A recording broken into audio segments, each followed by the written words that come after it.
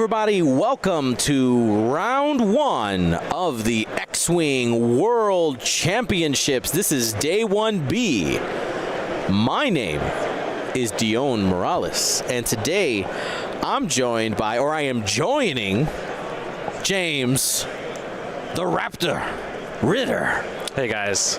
Yeah, I have a special guest, or the guest, the host. I don't know. At this point, it kind of goes back and forth, right?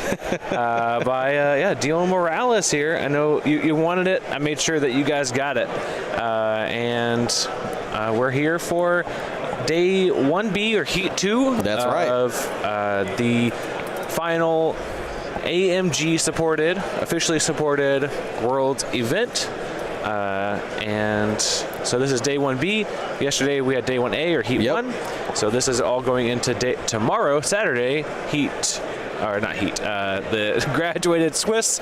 You need 10 tournament event points to make it into tomorrow, which is 3 wins and a tie or better. But let's not talk about tomorrow. Let's talk about today. Let's talk about right now. Let's talk about this game.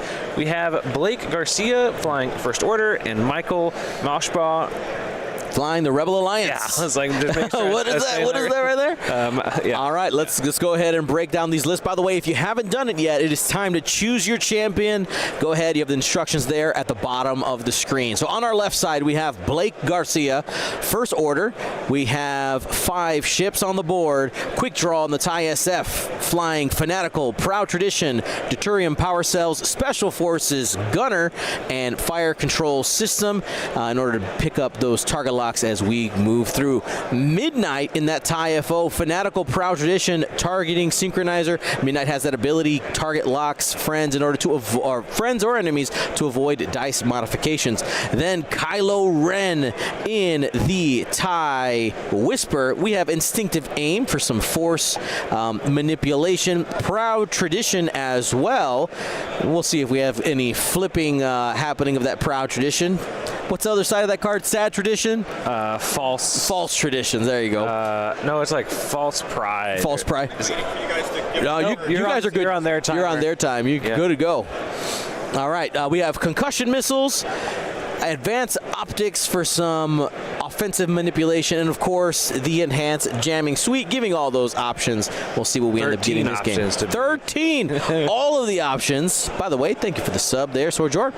And we have Commander Malris, Mag Pulse Warheads. At the start of the engagement phase, spend one of those charges to have old school glitter sim. If you've been around long enough in X-Wing to know what that is, you know that basically that's this ability. Yeah, that's the ability. Yeah. Yeah, and then Mag Pulse Warheads, we had mentioned that already. And then last but not least, Lieutenant LeHughes. While you perform an attack, you may spend another friendly ship's lock on the defender to re-roll any number of your results. Say, hey, thanks for that target lock. I appreciate it. I'm going to borrow that one and take it from you. What do we got on the other side, James? We have some Rebels with Michael. He is flying. Well, let's start at the top here. There's a lot of big ships in this squad. Saw Gerrera, allowing his friends to reroll dice as long as they are damaged. Remember, to be damaged, you have to have a damage card on you, not just have a shield lost. Yep. And that works at range 0 to 3. So a very good offensive output for the entire team. A big force multiplier, especially for these ships that have 9+ hull in his squad mates. We also have Elusive, allowing them to reroll some dice on defense and also get back some charges on performing red maneuvers, which those U-Wings love to stop and turn. I love the amount of chonk in this list. Oh man, thick boys. Yep. And we have Harrison Dula, allowing them to execute red maneuvers even while stressed. And when you do fully execute a red maneuver, if you have 3 or more stress tokens, remove a stress token and suffer a damage. To allow them to stop multiple times per round, which is pretty crazy, actually. I don't know if we've seen this combination at full use, but I'm excited to see if he actually does do some stop. I don't want to go anywhere. He says, like, stop, and then I'll stop, and then I'll stop. So we have the child. We'll see where those merciless pursuits get added out to, but giving them some force and can even recover some force when they take damage. By the way, we just had some commandos dropped. Commandos are a go. What? Commandos. He said, wait, I forgot to shake your hand. he's like, before I drop these commandos. Wow. Did he drop them with a 2? Mm-hmm. 2 hard. We'll have to see that. We have pivot wing as well. Let's quickly move down to Ezra. Or actually, where did those come out of? They came out of Kanan. Yep. All right, let's talk about it. Kanan Jarrus, while a friendly ship in your firing arc defends, you may spend a force to force the attacker to roll 1 fewer attack dice, and he does have a dorsal turret to widen that arc a little bit. Heightened perception to engage at initiative 7. Pretty good for a ship that's initiative 3 and has a 4-die attack. Pretty great. Fire control systems to reuse some of those reuse that lock over and over. We have the dorsal turret, and then we have the Clan Ren Commandos. During system phase, you may spend a charge to draft commando remote using the 1 straight template.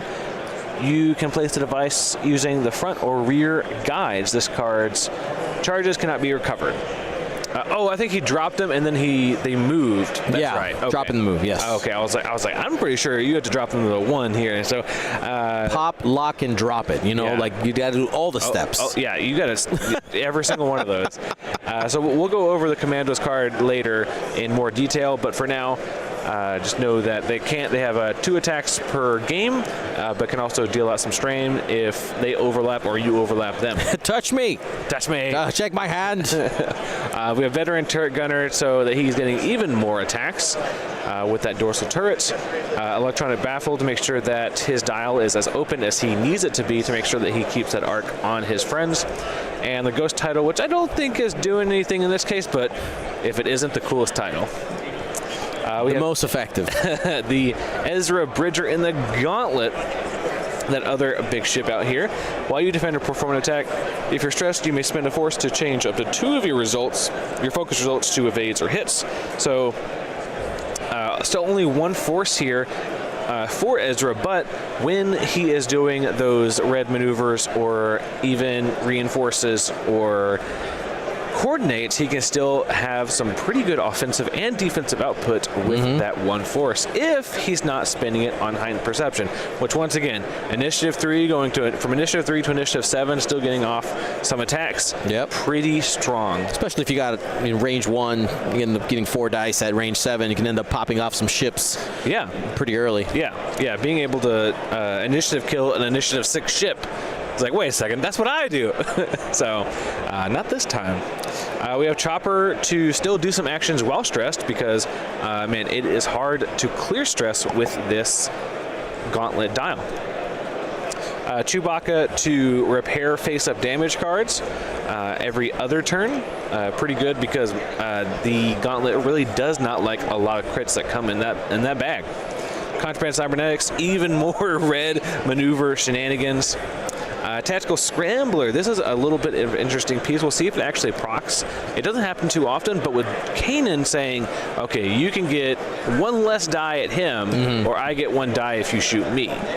So we'll see how that one works out, because it's kind of hard to proc, but with large bases, it's a little bit easier. We have the Night Brother title, allowing Ezra to get a focus or evade token when you reveal a non-blue maneuver and you're stressed. So if he wants to just keep stress for his ability, then he can still get focuses or evades, and also adds another crew slot to the thing.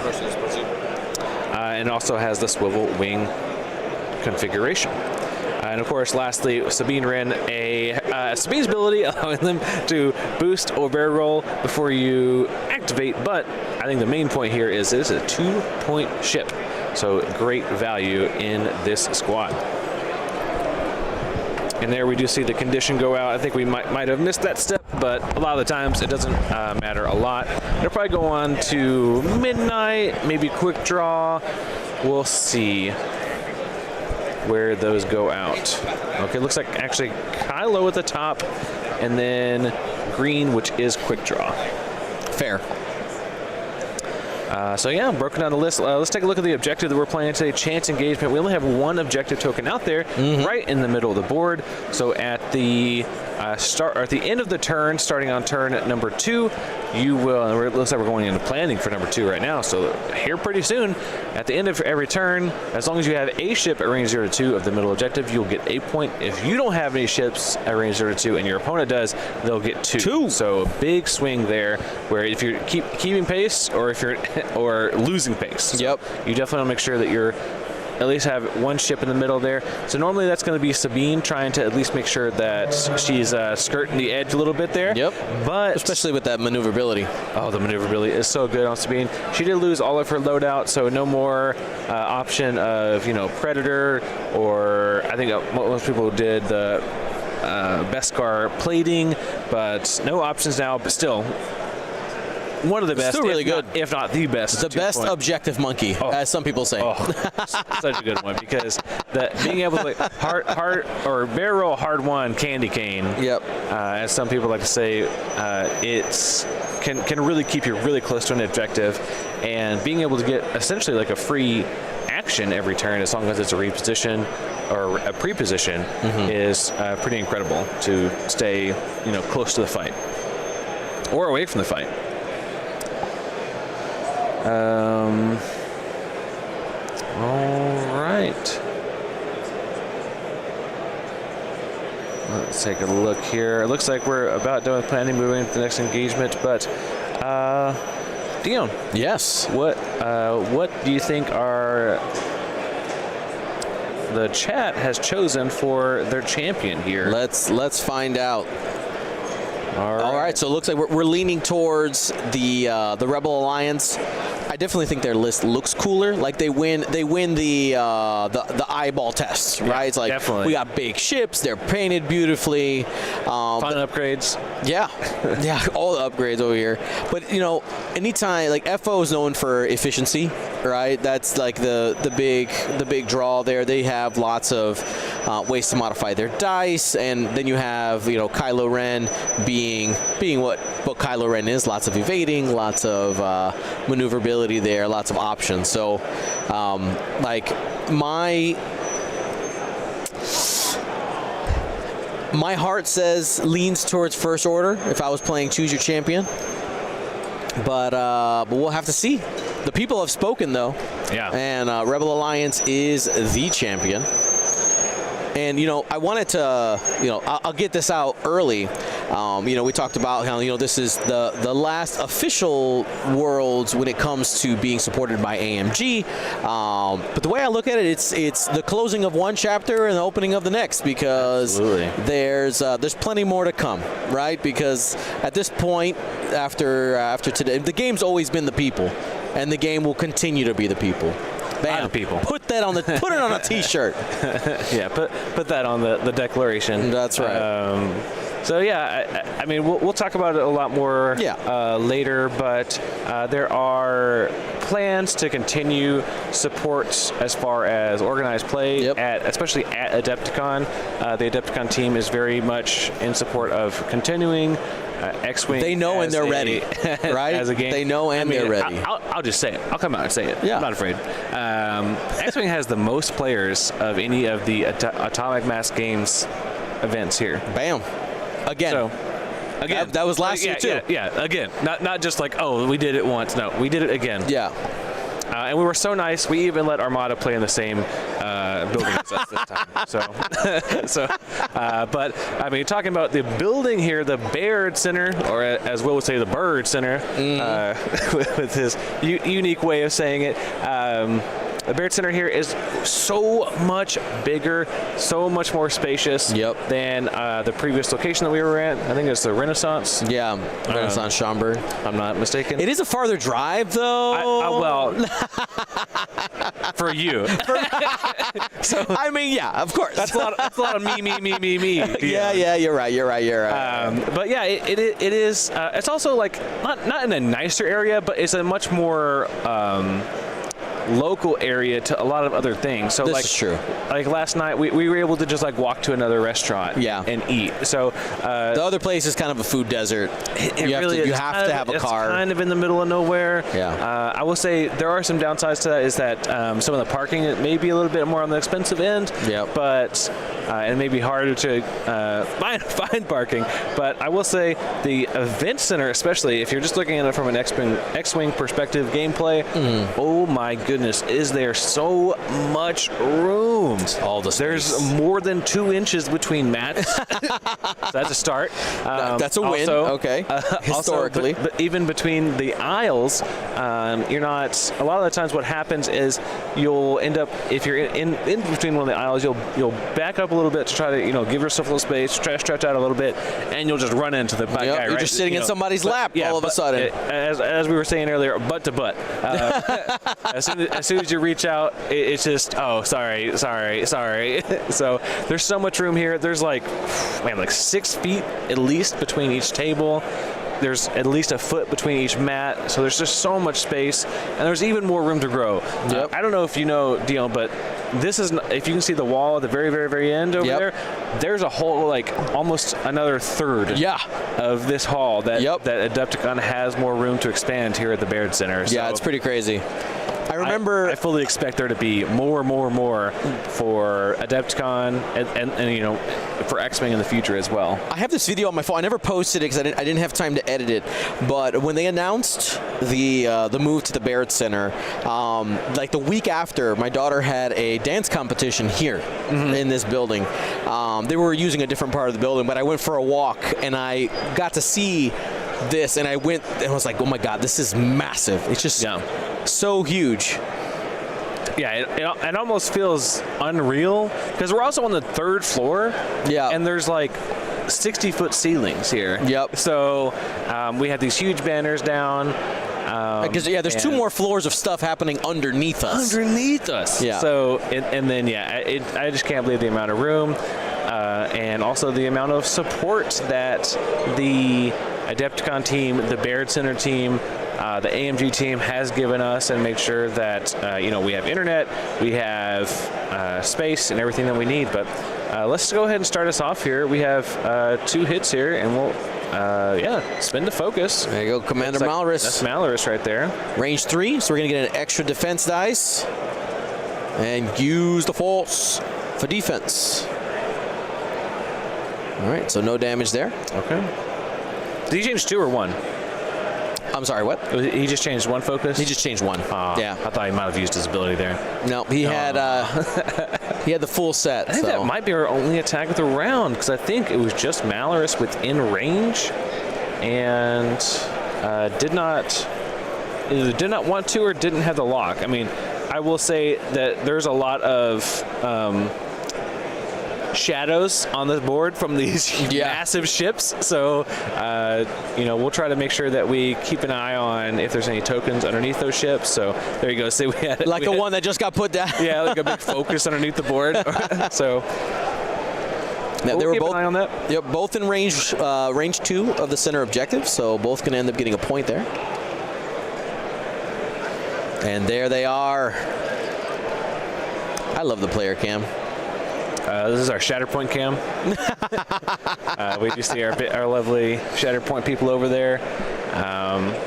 Our fledgling brothers over there. Yeah, I heard they came over and were asking questions and stuff like that.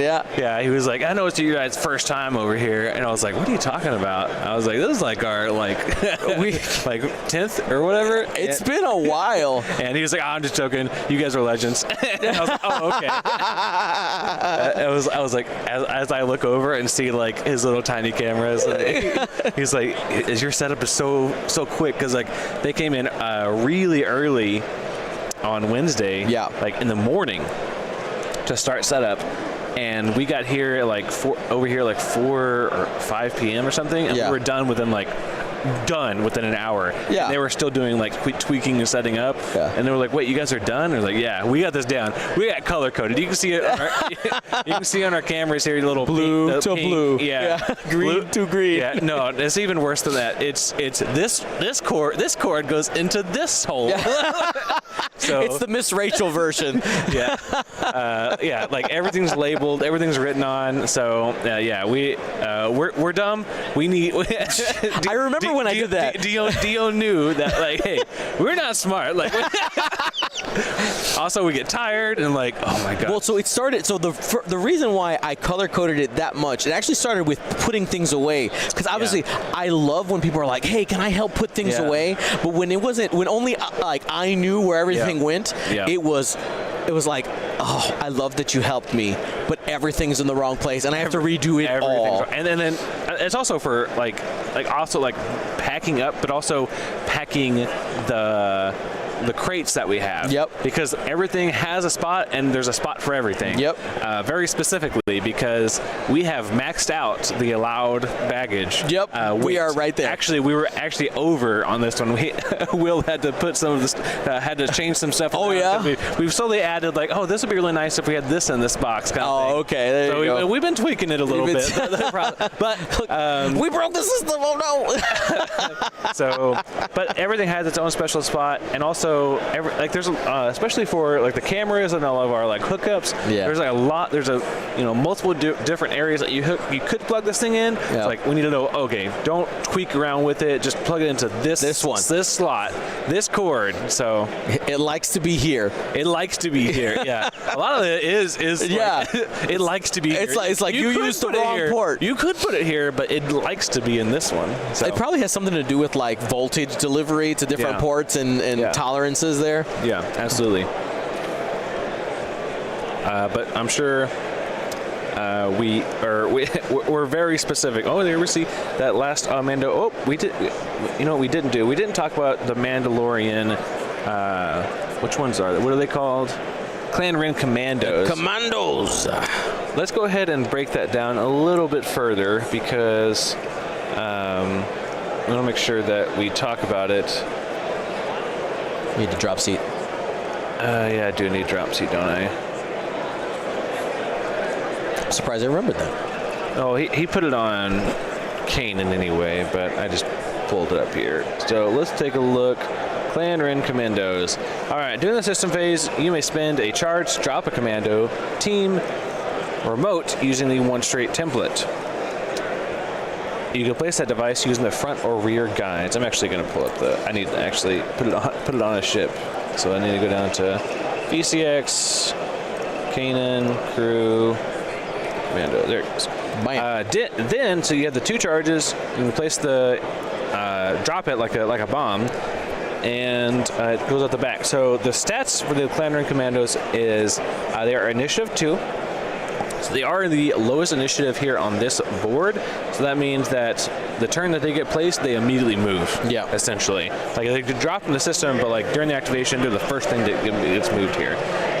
And they have a 2-die attack out of their front arc, range 1 to 2, with no range bonuses. So it's always 2, even if it's range 1 attack.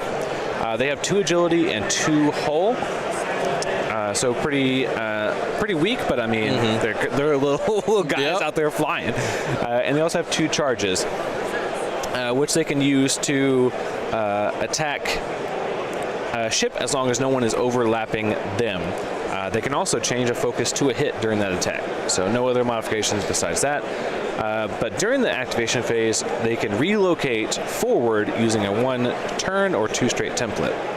Additionally, after an enemy ship overlaps you, or you overlap it, they gain a strain token. So pretty good ability there. We did see looks to be a 2-turn.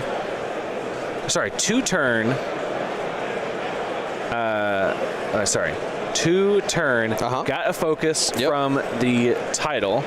Then, as an action using Chopper, uses the reinforce, and I think that means that now Chopper causes a damage, right? Yeah, I'm pretty sure we're gonna have to take a damage here. Let's just double check that.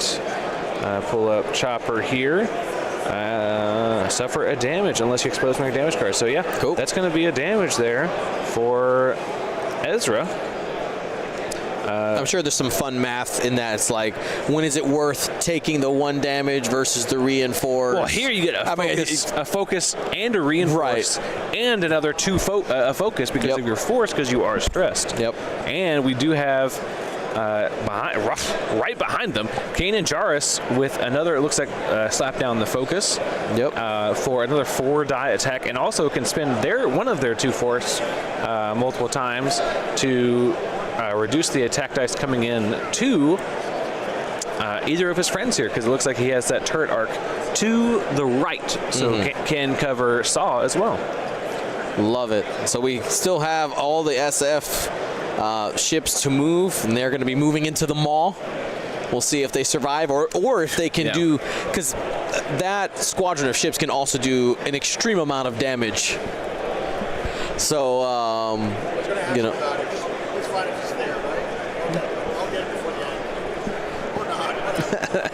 All right, so this is a clean move here. Ooh, wow. Could barrel roll out of the Ezra's arc if he wants to. Sure, but like, you're also going to be taking attacks. Very like true. Someone's going to get shot, whether it's you or someone behind you. I don't think they can all barrel roll out of it.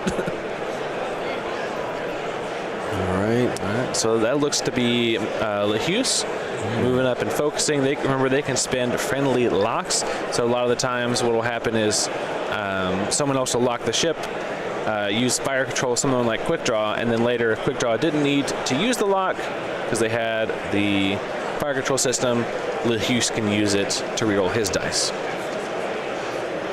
All right, and this is Kylo trying to decide what to do after turning into the fray. It looks like he should have range 3 to Ezra, but maybe not. Does he want to maybe slap down the focus to use the... Oh, he's going for boost. A boost. So he can That is boost, aggressive. He can boost Jam himself. In order to get the 3rd dice. To what? To get the extra third defense agility. Dice, right? Yeah. Because someone has to be. Oh, he's gonna try to jam. Oh my gosh!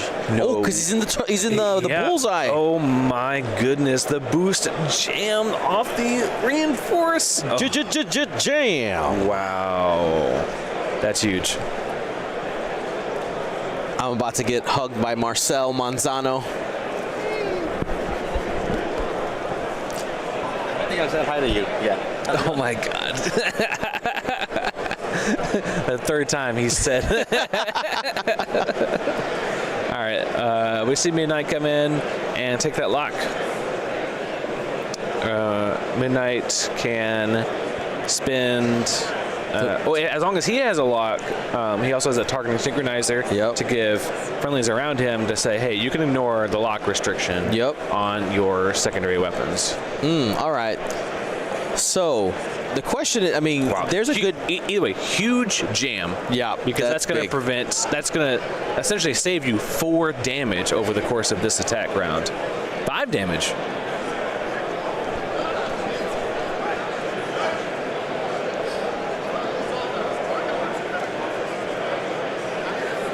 All right, we're going to see. It looks like we might have a judge call question here.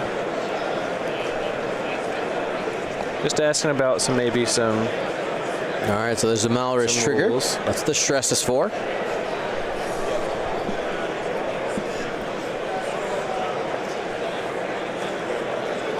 Yeah, Ezra could very realistically be gone this turn. I mean, it's still 10 health, but very realistically could be gone here. Yeah, the jam plus the self damage. Yeah, that feels bad. All they have is essentially 2 focuses, right? Yep. So that is good. It's a good amount of focuses, but man, it's not enough, I think. And half points are active in this one, so I think we're at least Blake is going to walk away with at least half points. Oh yeah, definitely walking away with 3 points, if not 6. Could heightened if they want to, but they're not. Yeah, okay, save that. Oh, nice opening roll. Hit, crit. It's probably from the quick draw. Very nice. Yeah, 2 evades. this is Only a quick shield draw on that the one. back. Midnight should be up next. Midnight's in blue. Is it range 1? Looks like it's close. I think so.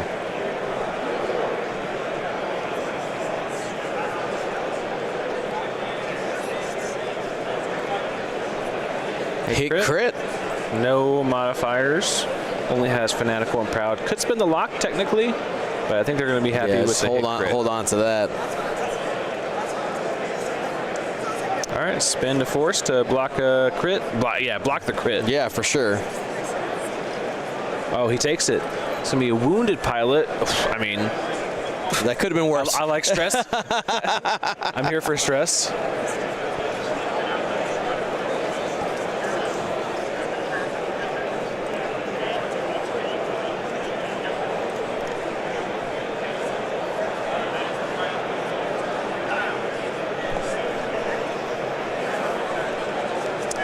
All right, I think that's going to be Malorus or Kylo up next.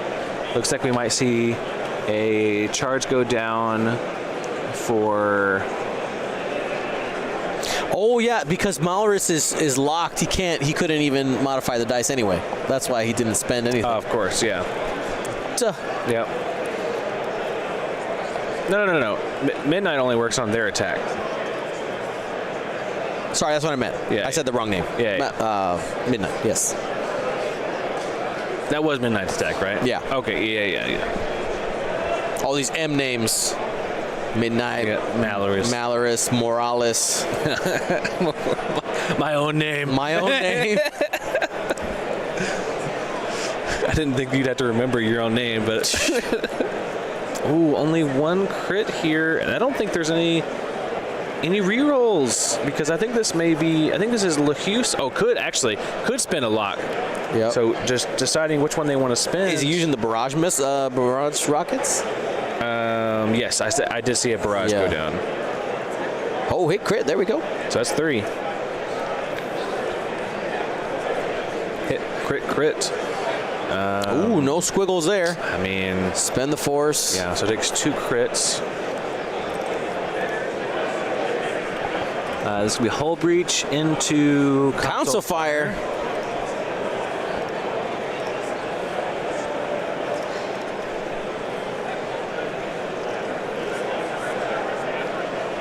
All of those hits. Yeah, why is he not using Kanan's ability here? Wow. Oh, I don't know. Maybe he's rattled after the reinforce. The rattled condition. Yeah, literally rattled. Yeah. Oh. That is true. Here we go. Okay. All right. Here we see it. 2. Oh, I mean, that was the best one to do it on. Yep. I think this is Kylo's attack. Oh, this is Malorus. Sorry. Got the one. Squiggle. Yep. Because he automatically converted it. That's definitely Malorus. And we have a range 2 bullseye here from Kylo. I don't think there's a need to use concussion missile unless he wants to maybe flip up one of their damage cards. I think they're technically 1 more health. Okay, so only 2 dice here from Kylo. Here we go. Hit crit. All right. No need to spend Kylo's ability because they are going to be all face up anyway. I'd say that focus. He's spending it. Oh, wow. So it's another critical damage coming in. Loose stabilizer. All right, well. That's an add for sure now. 1 forward. Here we come. Yeah. Maybe a 2 forward doesn't bump you somewhere. True. Got a back gun. What's the fastest forward that's not red? I mean, I'm pretty sure 3 or 4. He can do red. Oh no, that's Horizon Saw. Because this is Saw's attack, so he doesn't get his on reroll, but Ezra will get a reroll on their attack. I'm pretty sure their dial is a 4 straight white. There you go. But I mean, that's going to bump into Kylo. True. I guess, yeah, you get to move first. So Ezra lived. Half points was given up. Going into Malorus? Oh. I'd go into Kylo here. Yeah, Kylo is I think the correct call. Yeah, spins the focus. Because he has all 4 ships on Kylo. Oh, I don't know about this. Hey. I mean, does too into... Oh, has an evade token. Alrighty. I don't think this is the correct choice. Malorus is the least impactful ship on the opponent's side. Because it would have been three defense dice versus 2. Even though you got the force, I mean, Malorus has infinite force with more dice. I mean, and Kylo's a more expensive ship as well. Malorus is a trap most of the time. Yeah, it is. It's a huge trap, and they fell right for it. Especially on glitter stem turns. If you can maybe catch them on a not glitter stem turn. Sure, yeah. And they still have their charges.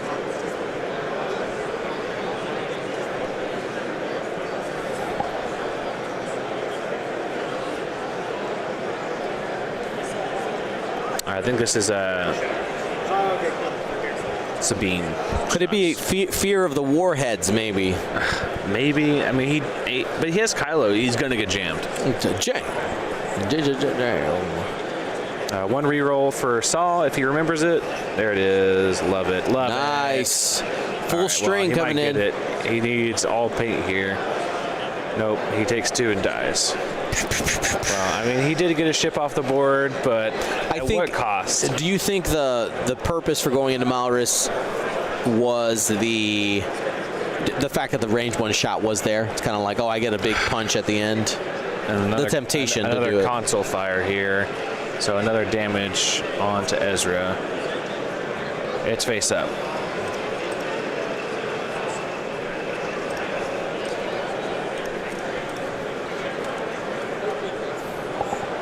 All right, Sabine from downtown. I think that's out. Is going to be just a bit out. Just a bit outside.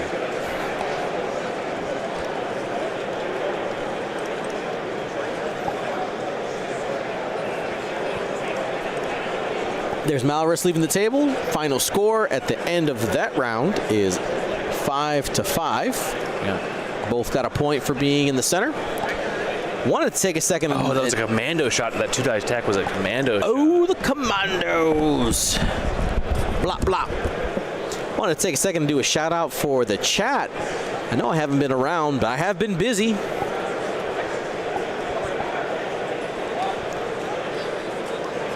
Lots of things. If you're one of my buddies on Facebook, you've been seeing that I've been busy with music. Oh, it was Veteran Turret Gunner. Got it. Thank you, Nighthound. Anyway, lots of things going on in my music world. Fun walk. You're funny. What's up? I feel bad for saying anything. So I walked over there and said, hey, that one's hull breached. You got to flip it up. It's a direct. He's like, okay, well, take one more. Pulls another card. He did. Direct it. Bam! And then a structural. So he takes a direct, and a structural. So he has 2 left.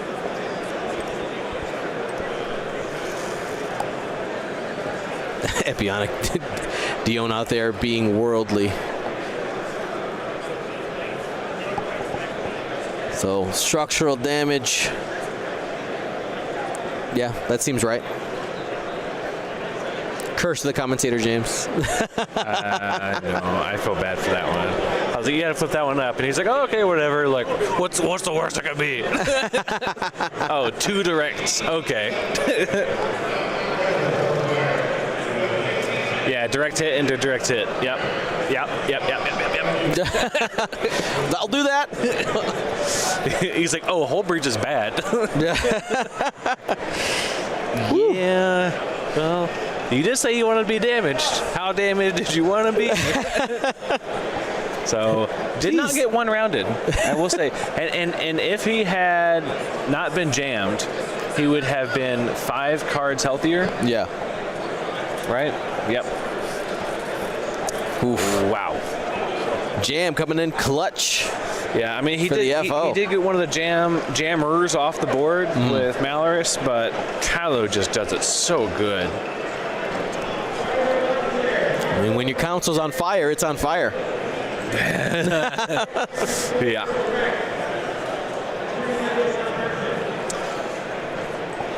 I think the combo that he's going for here is that he wants them to shoot Ezra. And with the reinforce and the ability. Yeah, the reinforce ability, focus. Yeah. And Could Kanan's evade. ability. He could have an evade as well. Yep. Could just and Kanan's ability. The numbers check out. He is correct that he should have had. He needs to have Ezra in front and Kanan in back. The problem is okay, they're both in Initiative 3. Okay. Yep. The problem is that he needs to not be jammed. Like that's not my only thing to think about. And I don't think, did we say he had Chewbacca? Ooh, he needs. There was a Chewbacca, yeah. He needs a Chewbacca one of those cards. So what is that has a number of charges on it, I believe? Yeah, so every other turn. So at the start of the engagement, start of engagement phase. So I hope he remembers because, like structural, I mean, he's only at 2 health. He's going to go down this turn. There's too many turret ships to not. Yep. Come on, Chewie. Yeah, please. I mean, like, which one do you get? You get rid of the whole breach? I mean, console fire maybe. I don't even know. I don't know. That's a real hard choice. I think.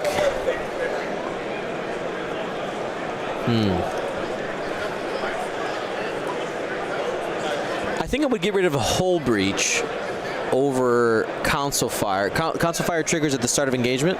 When you engage. When you engage. All right. So it could trigger, and you still get a shot. Yeah, you still engage. Right. Yeah. Versus whole breach, where you may end up getting more bad cards. Yeah. So. Yeah. Go out and still get a shot is kind of what I'm thinking, versus potentially just not surviving. The only thing I can think of that might be handy here is maybe. So that's true. Action. Nana Antonio has a good point. Use an action to fix the console fire and Chewie structural. That's a. Yeah. I don't know. I think at this point I'm going all in on trying to get some damage out.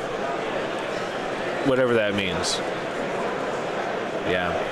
The problem is that he doesn't get any more Night Brother charges because he cannot execute a white maneuver. Fair. Because the only white maneuvers that he has available that would not bump you have to fully execute. That would not bump into another ship is like the 3-bank right or the 2-turn right. And right into Saw's face. Right. Well, right into Saw's face, but also has the loose stabilizer crit. Oh, which means that yes, he would get a focus or evade, but then he would damage. He would get 1 damage, and then he would need to chopper to get another action. Yeah. Which means he would need to expose one of his cards. Which, if you're all keeping track, he has 2 face down damage cards. And they're both direct hits. So I don't think he's doing that either. No, it seems like a bad idea. Yeah. Honestly, I think I just take like 2 straight and hope for the best.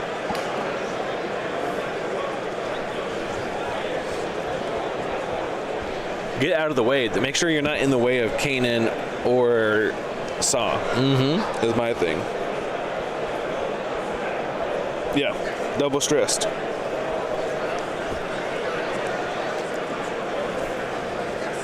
So what's our faction breakdown? today. He doesn't have contraband. I did forget about contraband. Dang. So many stress. Contraband. What's the what? You want to start talking about the faction breakdown? Yeah, Or do you want to save it? They're about to get started. Are we jumping in? I think this is Commandos moving.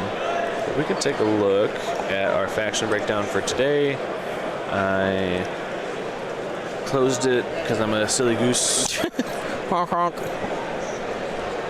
All right, so we have 40% rebels, 19 empire, 13% resistance, and 9% GAR, 7% scum, and 6% of FO and CIS. So rebel taking an even larger chunk out of the faction representation today versus yesterday. So I think it was like 30% yesterday. It's 40% today.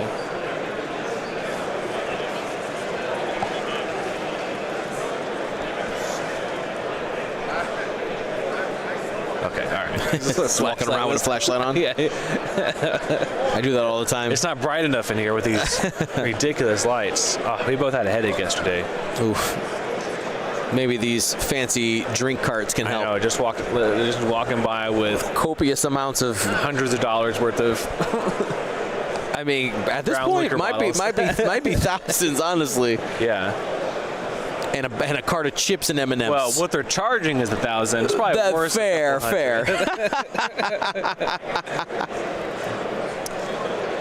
All right. He is going to do the Okay. 3-turn. Stabilizer's loose. Okay, so that's going to take a damage. So I assume that he pops contract. I'm just going to assume he pops contract. Yep. So I want to say the 3-turn is. Oh, it's going to be face up too, right? What's face up?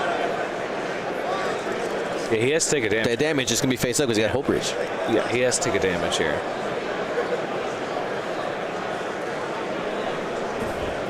Blinded pilot.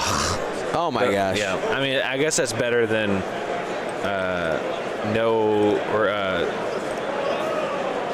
the weapons failure, but he does have force as well. He does have 2 force essentially. Yep. So I guess that's not that bad.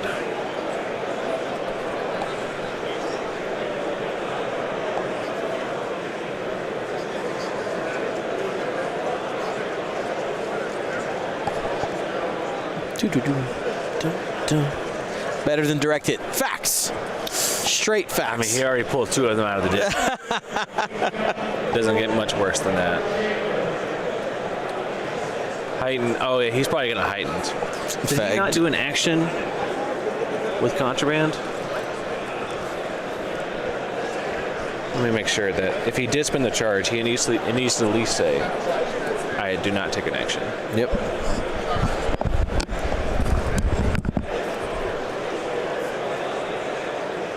We flip the crit. Okay. James is going to go check out what crit was flipped. Again, want to thank everybody for joining us here. Round 1 of Day 1B of the X-Wing World Championships from Adepticon. Big shout out to Adepticon for all of their support in the past and going forward in the future as we find out what comes next, the next chapter. What did you discover, Mr. James? He flipped Hull Breach, which is another crazy mistake. Because he's only on 1 health. Hull Breach doesn't do anything. So, fair. If anything, I would have just taken a lock or a lock. No, he's blinded. He's all blinded. All the things. Yeah, there's not a lot he can do. Like console fire, I guess, or fix the blinded, I guess. I don't know. It's all bad. Yep, that's all. Well, yeah, at least heightened perception is what you need to do. At least if he fixes the blinded, he gets a reroll with Saw. So I guess that's good. But we also did see Saw stop. Oh, Victor on YouTube said now use those concussions next to the gauntlet. 66 chance to pull a direct on that. Yeah. I don't think he's actually going to get a concussion here. I think he's just going to focus jam. Yeah. Oh, he actually bumped. Oh, Kylo bumped there, so he took the bump focus. And this is also going to be an overlap here.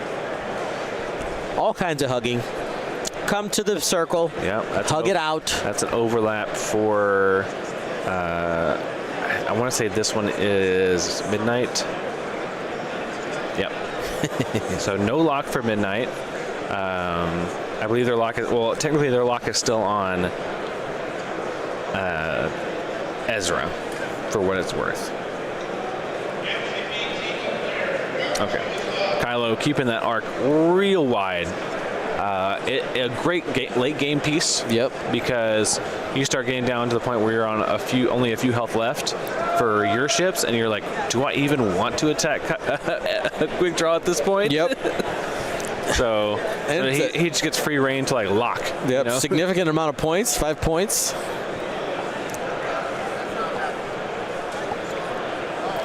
Yeah, it's definitely one of those catch-22s. So it looks like he fixed another. He may have fixed blinded there. I'm not sure. But that was Chewie.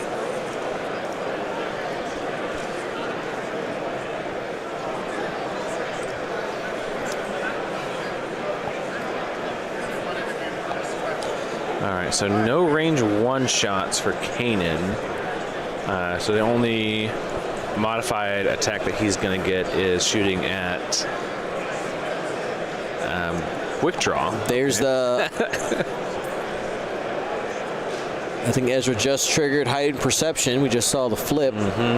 Yeah. I mean, you take a shot at Kylo. I mean, if you're saying that you're already going to go, oh, I mean, Lahus, okay. I'll probably say quick draw at this point. You have 4 modified shots into quick draw right now. Fair. Take it. Quick draw has the green collar there, top left side of your screen.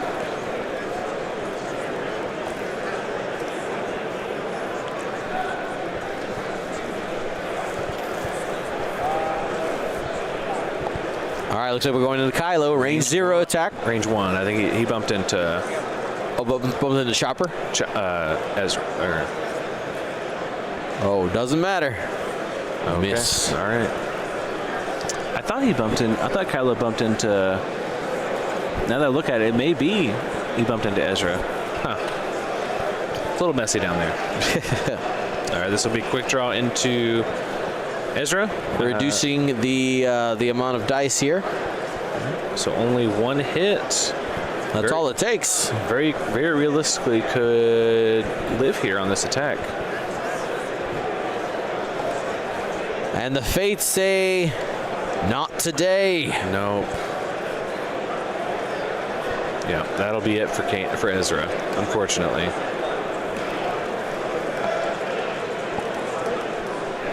Technically does stay out there for the rest of the initiative 6s, which is Midnight, which isn't going to be a big piece here. So just a range 0 on. Just 1 hit. This is going into Kanan. Shield. Remember, reinforced only stops. Range 1, right? No, it only stops to a minimum of 1 damage going through. Fair. And that'll be Ezra. Unfortunate, I think had a tough break with those extra direct hits that shouldn't have been there. But I mean, that's what you get. You get a hull breach. You got to expect the worst.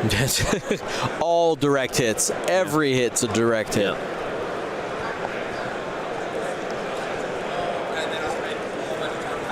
I mean, honestly, he risked another direct hit by doing that 3-turn.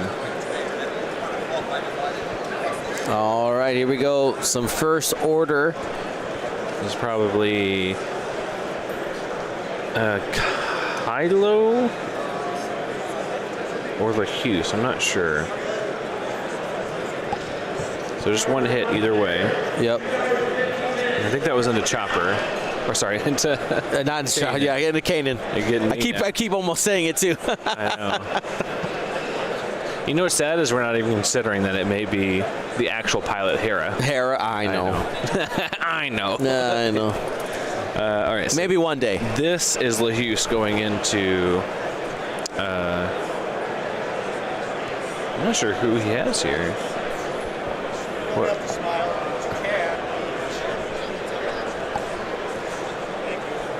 I'm not sure he has Arc on Kanan. It looked like they said yes. So Nice. Three dice, 3 hits.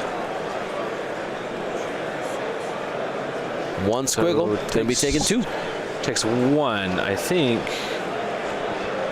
Oh no, that was into the commando. Commando. Okay. Command nose. Yeah, I see that. Yeah.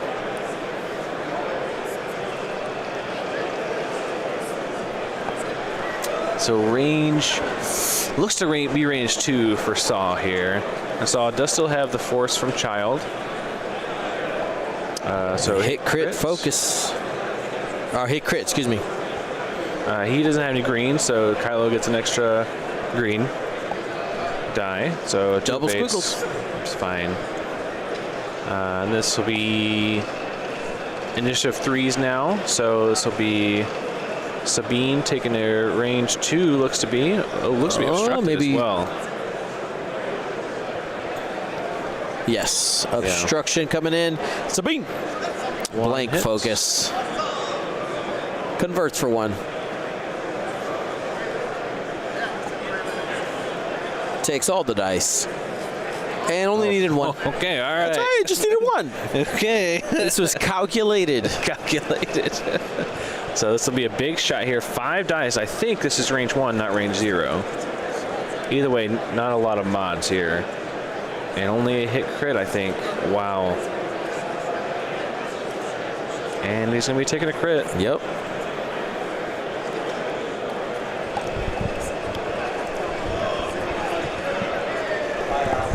Next shot. 1 for 1. I think that's a dorsal on the left.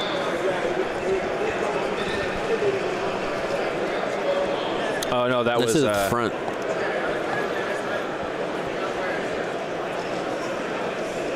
That might have been one of the commandos. Pew, pew. Like I said, a little messy here in the middle of the board with that big base.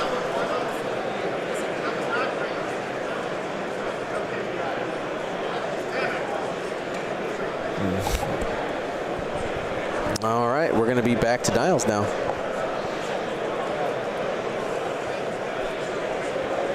So Ezra's gone. Rip Ezra. Yeah, it wasn't a big... He didn't give anything to the team, so yeah. The core of the team is still there, but yeah, losing that presence on the board, that attack, that consistent attack, is going to be a little of an uphill climb here for Michael. But I think he has the tools he needs to overcome with Saw and Chopper, Kanan, still at, I believe, only 2 shields down, if my math is correct. Oh, you know what? I think it might be some more down. But still, yeah, I think Kanan K-turn. Yeah, absolutely. Yep, flip it around. The best tool you got right now is that potential 5-dice gun at range 1 from the Ghost. Yeah. Just smack people around. I mean, honestly, maybe even just like a 1 straight bump focus, like keep your arc real wide. Yeah. And hope that you can maybe stack somebody up in a second, like a second row. Maybe cause some friendly bumps. Yeah, it would be cool if he was able to get a focus or a lock somewhere from Kanan. We could also see, I don't know, another stop from from Saw with Hera. Now, for everybody watching at home, and also for reminding me here, James, so our timer is unofficial. It's been unofficial for a while now as we've been doing count-ups, right? Yeah. So how is the clock working here at Adepticon for this event? Yes. It is a little bit ambiguous because it's really up to the judges on when that timer starts, but it is a 90-minute timer that starts when at some point after they have called the rounds and people have started to get to their tables and start setting up. So the players and us don't know when that timer started, and it's also a variable timer, so it's actually 87 to 93 minutes, somewhere in that range. So at some point, about an hour and a half, they'll call time. So you don't know when it starts and you don't know when it ends. Yeah, I know that it makes it more ambiguous, but I think that's the whole point, right? Yeah. That was the initial goal with those time changes. If no one knows, then it can't be gamed. Yeah. No one really knows. Yeah. Yeah, and I think yesterday we saw some big swings from almost 2 hours from the time they said your pairings are up to exactly an hour and a half. So you really don't know when and when the timer starts, so you can't really game it, which is a good thing because people in the past have been known to try to extract every ounce of competitive edge out of anything that you can. Absolutely. I mean, that's strategy, right? You use the information you have. And so they're taking that out of the equation. Yep. All right, we see Sabine do a pre-position boost here, maybe trying to get out of the way for Kanan to do the 4K and possibly a 4K of themselves. Nope, Yeehaw, four straight. That's real close, though.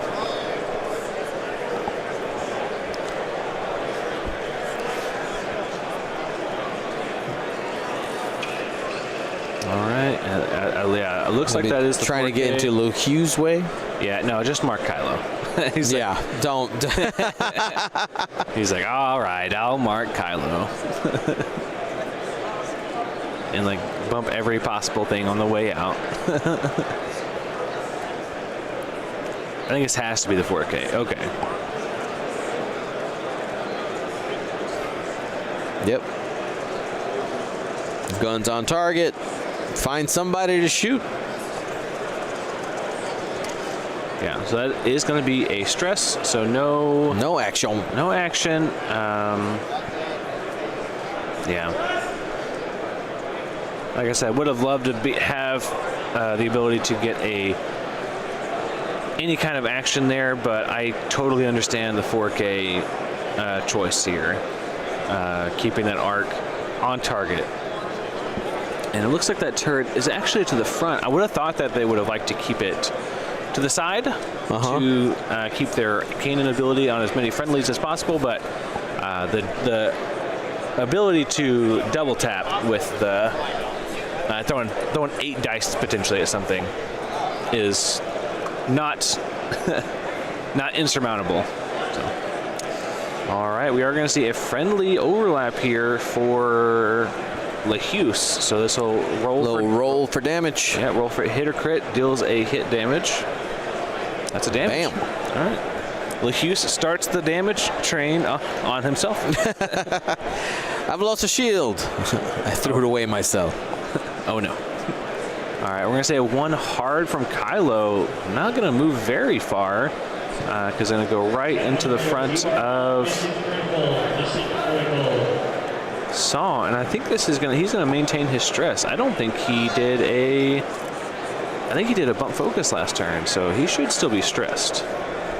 Okay, all right.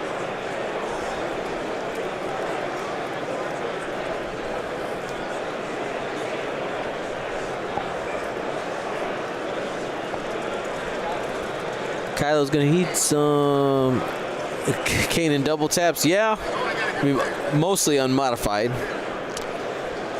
I guess he's got the force. He's got 2. I mean, at this point, LeHuse looks pretty spicy too. He's down a shield, only 2 agility, and no action, no force.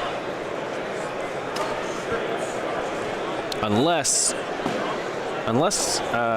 Quick Draw here somehow manages to put himself in arc of Kylo or in arc of Kanan, then I think you maybe pivot a little bit here. But I think looking at that, I think he's just out of the arc of Kanan. Yeah.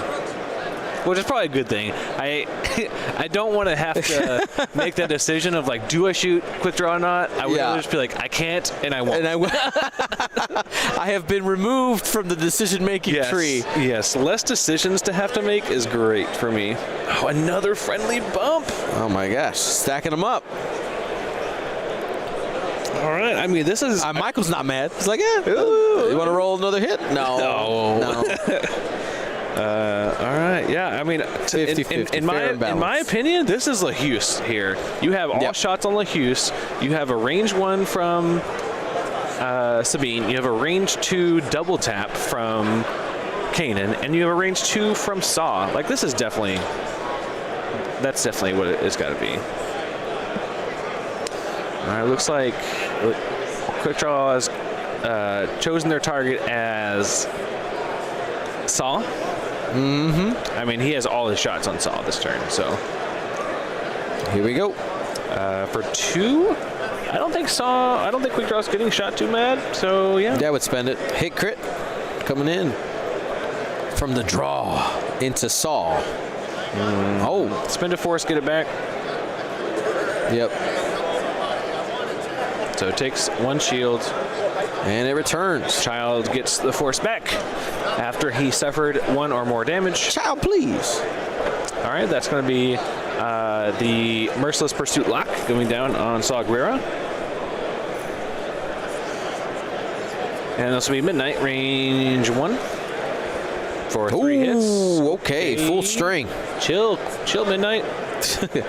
Nah, man. All right, takes 2. Force again. Shields down. He only needs 1 more damage to turn on his reroll ability.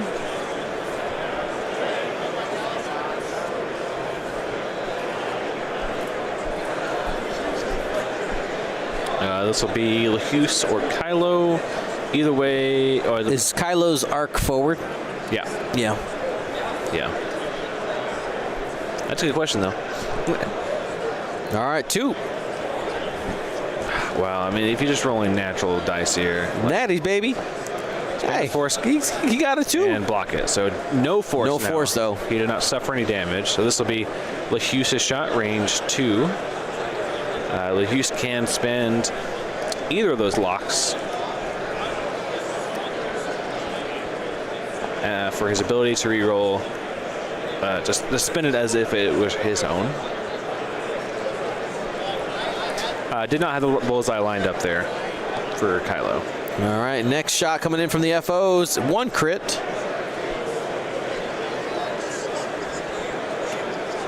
Spends the lock.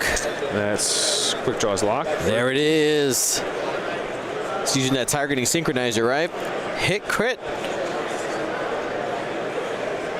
Yeah, that'll go through. And the critical damage is a damage sensor array. That's going to be half points, though, importantly.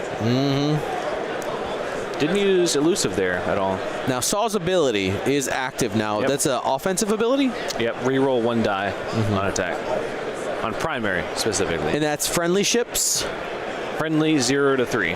Okay. Double check. Friendly 0 to 3. Cool. All right, here's Saw.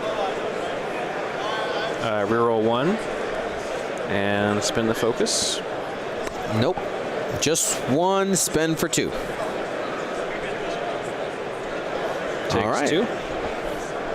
That's the last shield. Chipping away. LaHuse. That's a good start. Have a range. That's also half points.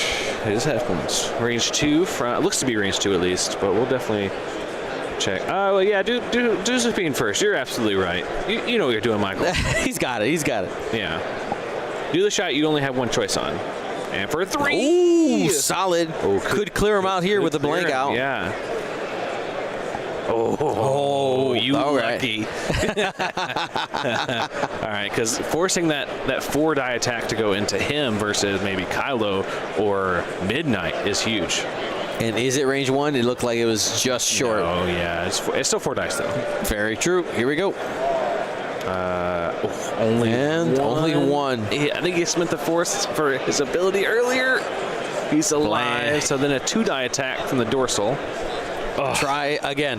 That's miserable. 1. Okay, maybe. There's a chance. No natties. That feels terrible. That would have been a tight game. 11 would have been 12-12 at the end of the turn.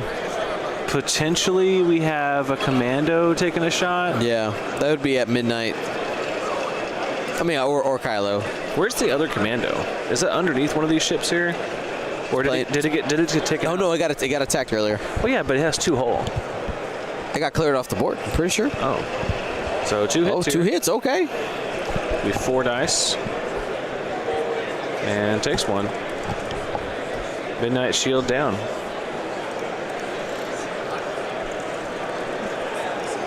Let me just do a quick check on those commandos.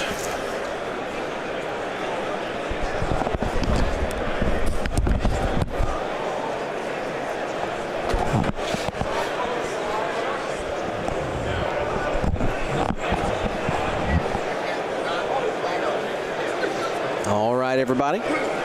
If you're just tuning in, this is round 1 of Day 1B World Championship X-Wing. I want to remind you that we are streaming live on Twitch and YouTube. So if you need to switch apps, you can. You know, some folks switch machines throughout the day, so you have those options with you. That does mean also that on YouTube you have access, and Twitch you have access to those VODs right away.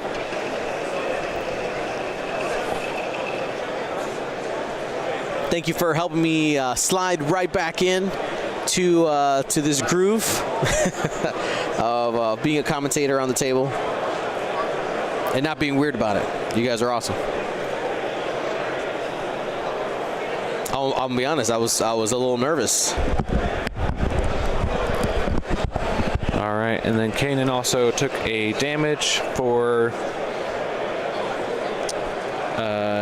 what's it called? Baffle. Electronic baffle. That is take a damage to remove a stress, right? And did that after the 4K? Yes. Yep.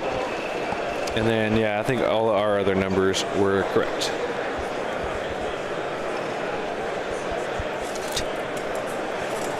Your point. My bag. Your bag. Yeah. This bag. Oh, no. Casually knocking down historical artifacts. Everything fell.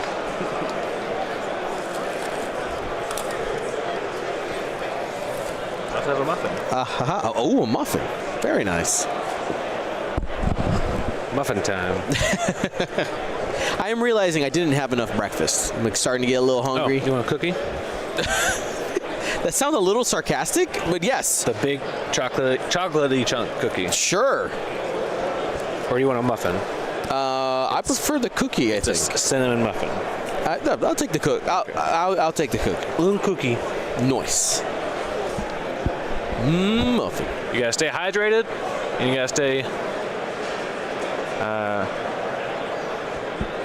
Oh, look at this. Is who's back here? Sai Cyrus is bloody brilliant to watch some X-Wing first time since COVID. Wow, you've been gone a while. You've been gone longer than I have. Wow, yeah. Yeah. That's when I started. Yep. Yeah. So this is James. Yeah. Will's playing. Since you've been gone, yeah. Yeah, Will be back tomorrow. Mm-hmm. I have to return to my family. I spent 7 years worth of wife points on X-Wing. I'm paying back my bills. And child points. And child points, yes. Yeah, Will Pagani over here.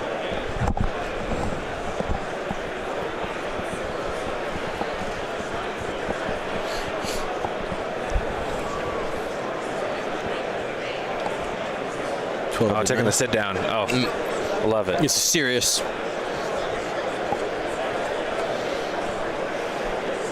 It's funny. I feel like I'm out of streaming shape, like sitting in this chair for so long. I was like, oh, this doesn't feel good. We got the foam butts. It's not a butt thing. It's like a hip thing. Or I'm just getting old. One of the two. It's definitely not the chair. I'll say that. Pretty comfy chairs. I've had worse in the past. This is true. I will say when we went to Golden State games last year, I think, they had us in like a couch. Oh wow. Yeah. There was another California game where I remember it was me and Andrew Knuckles. We were commentating from a store on a couch. That was fun.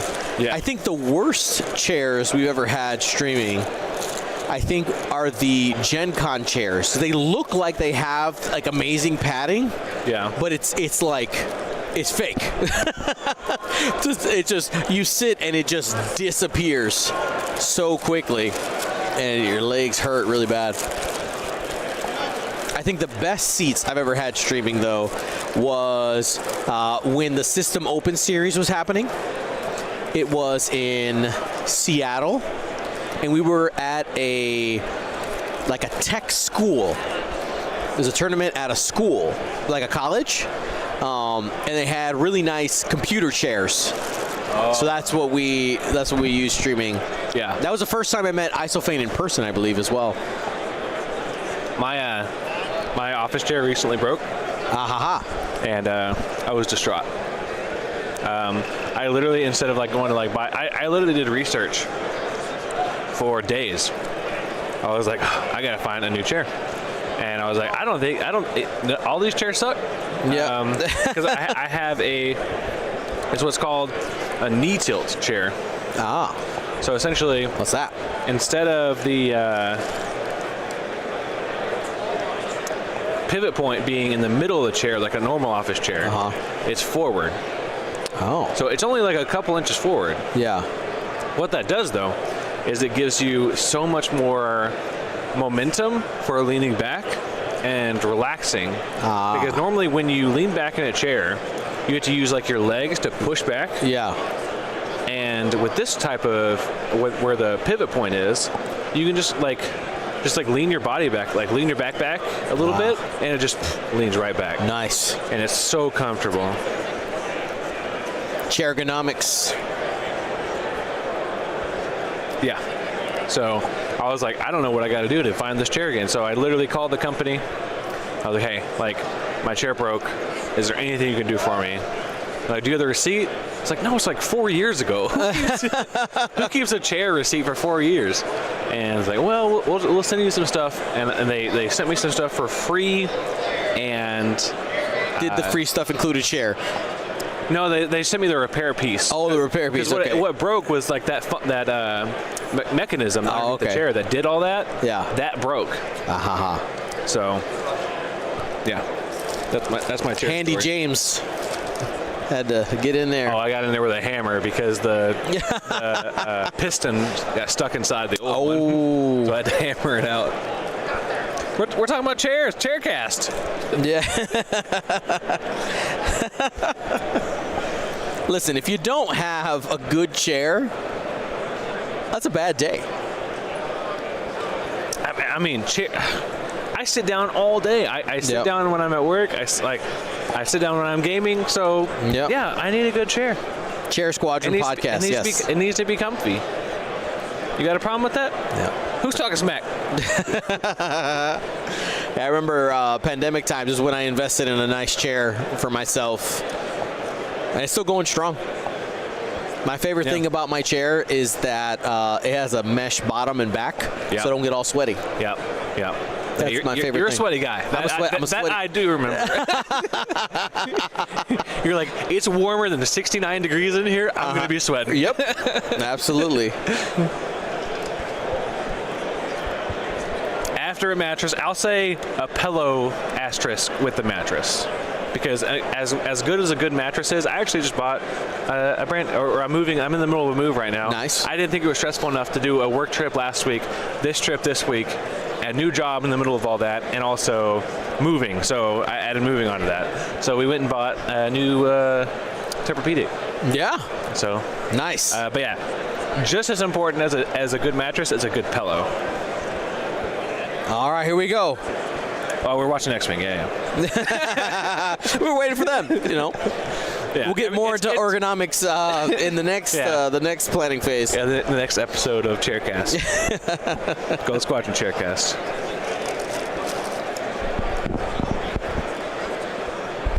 I will say, Herman Miller, we have some at work, and they are super comfy. I've never thought about paying more than like $400 or $500 for a chair, but I probably would for a Herman Miller. I don't know if they have some of those at where you work. No, we work at a public school, my dude. You get a chair. I bought my own chair and I brought it to fair. work. I would do that, yeah. Because the chair they provided me was like a wooden like some wooden chairs are nice. But anyway, we'll get back to chair casts later. Yeah, I mean that was a long planning phase, but I think there's a lot of decisions that need to be made here. It's a pivotal point right here. Yeah, we did see here at the bottom, or sorry, I guess more near the middle of the board here. We see the commando do the one hard. So just trying to get in the way. Is being gonna be able to fit this? Watch for that corner. Oh, easy. Easy. Yeah, you need to fix your eyes. I haven't. She had that for days. It's been a minute. I haven't played. No, I get it too, especially like in-person X-Wing. Yeah. So.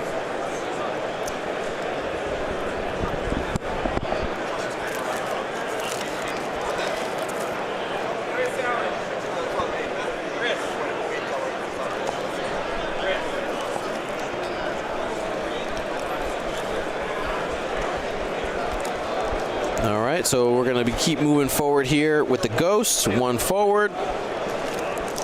Taking up space. Trying to do what you can here at the end.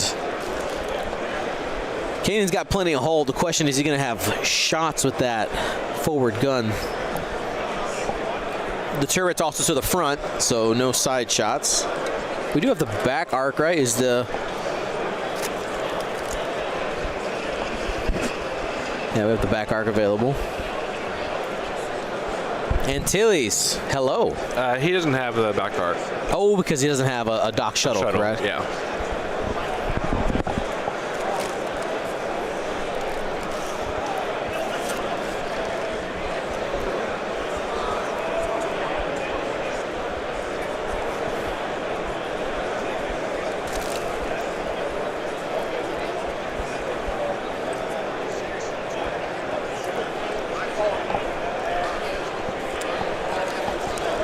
We're going to try to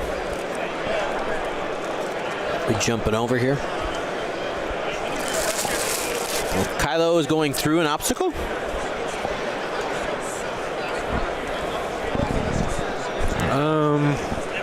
I think he missed Did I see that wrong? obstacle. Or maybe that's the commando. That's a commando. Yeah, Okay. he missed the obstacle, but landed on the commando, which gives him a strain. That also means that the commando cannot shoot. Very true. They're essentially spending their turn harassing Kylo. Yeah. Tickle, tickle, tickle. I'm not touching you. I'm not.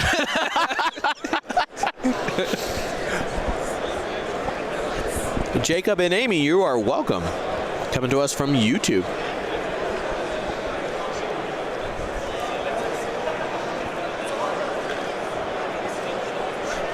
Dio flip. Looks like we're going into the left, into the fray.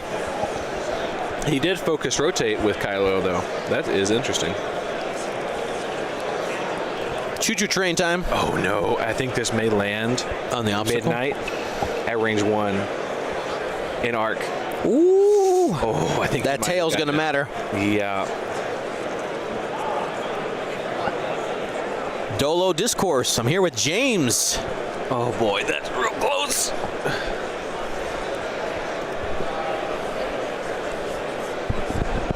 Hey, they may need an arc check in a little bit. Hey, what? They may need an arc check on this. It's real close. So. You want me to stick around? No, just They haven't called for it yet. keep an eye Just out. Yeah, it's probably coming. it's coming. I would call a judge immediately. Yep. I would not even touch anything. He's looking at it right now. Yeah. I want to say one of my favorite things about this judge crew is they're like, seriously, just call us. Yeah. Like, that's what we're here for. No, I call it's them. bored if I we call them my caddies. Move my ship.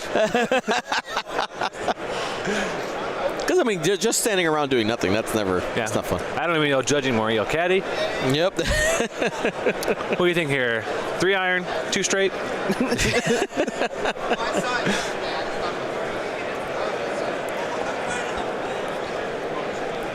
All right, I think that's everyone done moving. And just a bump train of stuff happening here. Mm-hmm.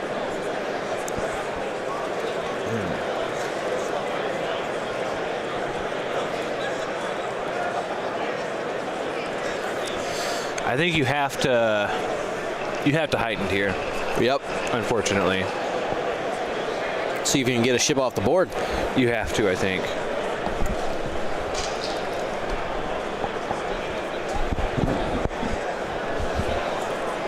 What was Kanan's action? Focus. Okay. Oh, we just can't see it. It's so big. Blotting out the sun. Yeah. We'll fight in the shade.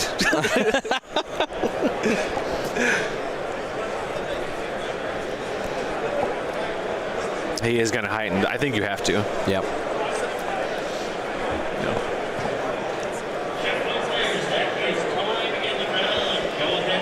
All right, here's the arc check. Look, he was Yep, in. they're going to call a judge. Judgy McJudge. I asked him to stick around for a second because I would immediately call a judge for that.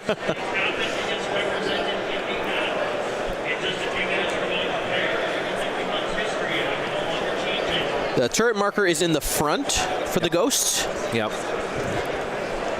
Who was asking that? That's the Bosho Pirate. Oh, no. He answered. That was Nutano.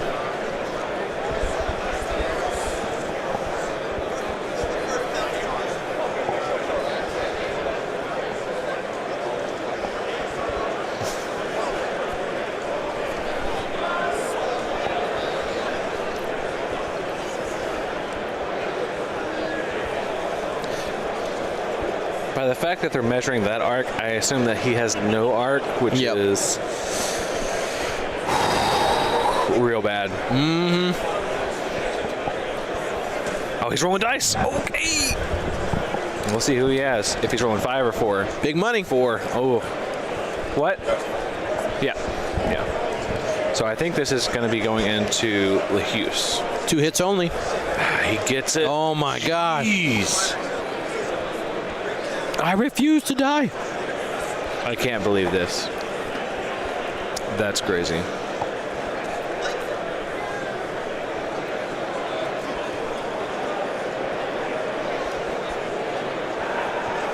Blackberry Jam Studios. Long time no talk, friend.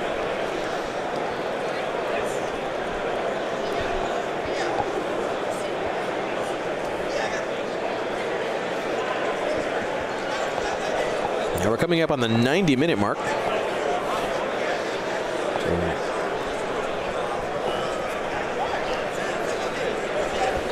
Wow, big swing here for not having being able to destroy either of these ships for Michael. Gets the evade though. I think that was the range 0 from Midnight. This will be a range 2 from Quick Draw on to Saul.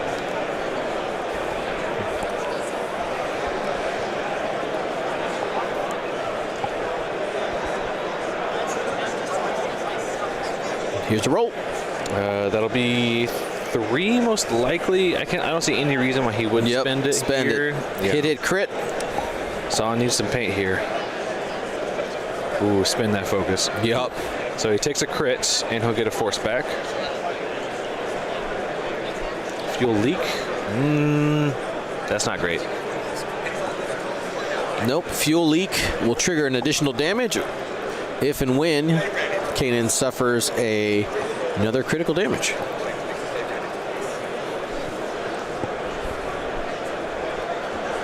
So this will be Lehuse into Saw. Here we go. Lehuse does have 2 locks to choose from. With a dying breath, question mark? Oh, so frustrating. Maybe? So frustrating. I can't believe he survived this. All right, no damage there. No, he has a lock. Has a lock? Oh, Yeah, yep. yeah, he can spend friendly locks. So he's just going to spend Kylo's. 1. He does have Trail mix. Force left. He's going to need to spend the Force. Yep. So he still has 1 remaining. But I think that is going to go. Oh, Kylo. Kylo has the last shot here. Yeah. He's got the last word. Ark's in the back. Yep, so 3 dice here.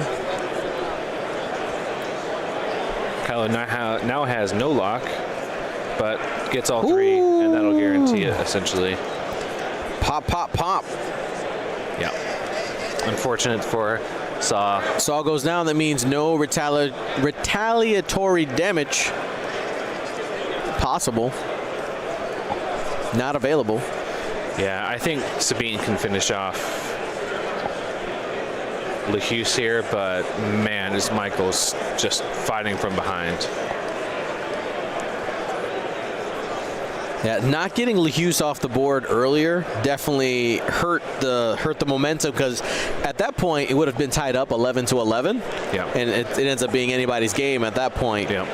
But having to spend the extra 2 rounds and a half trying to get rid of Lehuse, that really put Michael behind. All right, and he finally gets Lehuse. I did it. I did it. He should have had it a long time ago. But we're not talking about that, are we? Nope.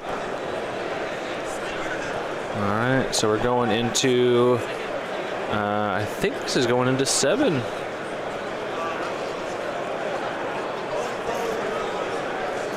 Yeah.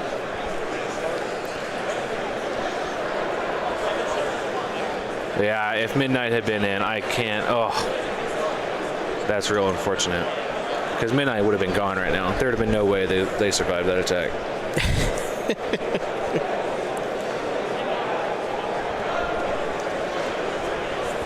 Yeah, time has not been called yet, so like I said, any minute now. It's that variable timer. Like we don't know. We put 93 on here because that's the maximum that they would have when they start the timer. Yeah. But we don't know when they start the timer. A number of minutes have elapsed. Yeah.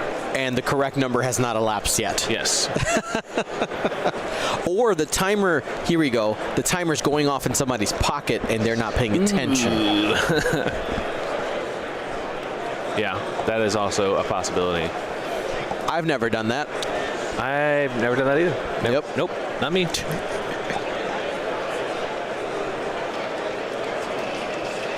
This time? No, I haven't heard it, so. Okay, all right.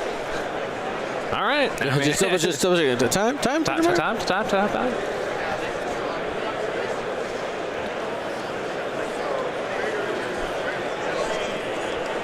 All right.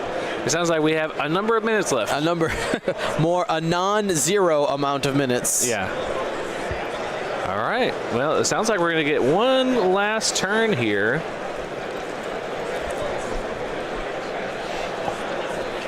Does Michael have the original GSP lock tokens out there? Is that the first set? Oh, no. I think those are official ones. Yeah, but so did you make some that we look made very some similar? Look exactly the same. Okay. In black with Gold, yellow. Yeah. That was like 1.0 GSP. Okay. Swag. So when they came out like as a swag prize, I was like, oh, that's funny. Oh, the difference, of course, is ours say like gold 1, gold 2. Oh. On them. Okay. Yeah. Yeah. I don't know. And then before that one, we tried a different manufacturer for locks that had like dual color acrylic that like it didn't work great. If people still have those, that's the actually oldest ones, but most of them that I've seen have gotten destroyed. Like they're not, they don't last anymore. So looking at just points here and the win condition for Michael, he's going to need 4 points to catch up to at least make it a draw here. And it looks like Sabine is going to at least keep the center for now. So that's good. So what he needs is 4 points, which that is going to be either half. No, he needs to half of Quick Draw and Kylo, or in 2 shots, or kill Mid in 2 shots. Well, he technically has 3, but I would think and effectively 2 shots. Yeah, I would think that Blake says no, thank you. I don't want to stand in front of. Yeah. Come here. Just stand in front of my gun. It's perfectly safe. I promise. Yeah, I don't think he's going to do that. So yeah, effectively 2 shots. So and I think Kylo's going to leave. Mm-hmm. Well, actually, Kylo's going to stay and get a little boosty boost. Yeah. I mean, get in the flank. Why not? Yeah. Maybe he gets half on. If he gets half on Kanan, it's over. It's over. It's all over. Yeah.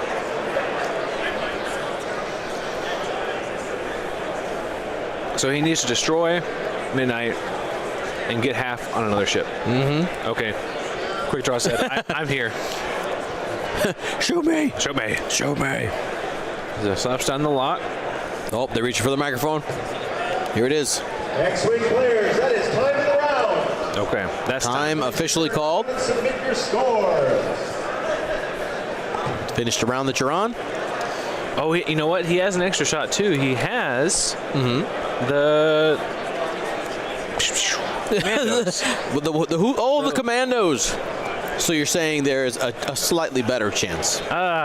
It's still real slim. Because what's half for these guys? They normally have 14, so 7. So he needs 1, 2, 3. He's only taken 3, so he needs 4 more damage to get to half for Kanan, which he's looking at a couple shots here. 3 hits coming in. Well, from the FO. That's 3 of them.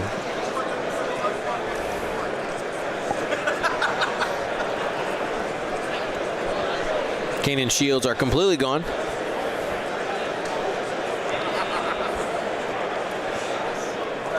This is probably going to be a concussion missile here. Yeah. And that's hit, crit. Spend the force. Yeah. So that'll be half. No agility on the Ghost. Half points scored. 19 to 12, and 20 will lock it up at the end. Yeah. Technically, we have a concussion missile to proc here, but we'll see if it has any effect before we interrupt the players.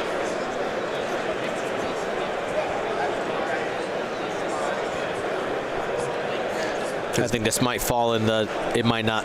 It doesn't matter. It doesn't matter. Yeah. Because even if he kills Quick Draw and kills Midnight. If he kills Quick Draw and kills Midnight, that would actually give him the game. And Blake doesn't have any other shots on anything. So.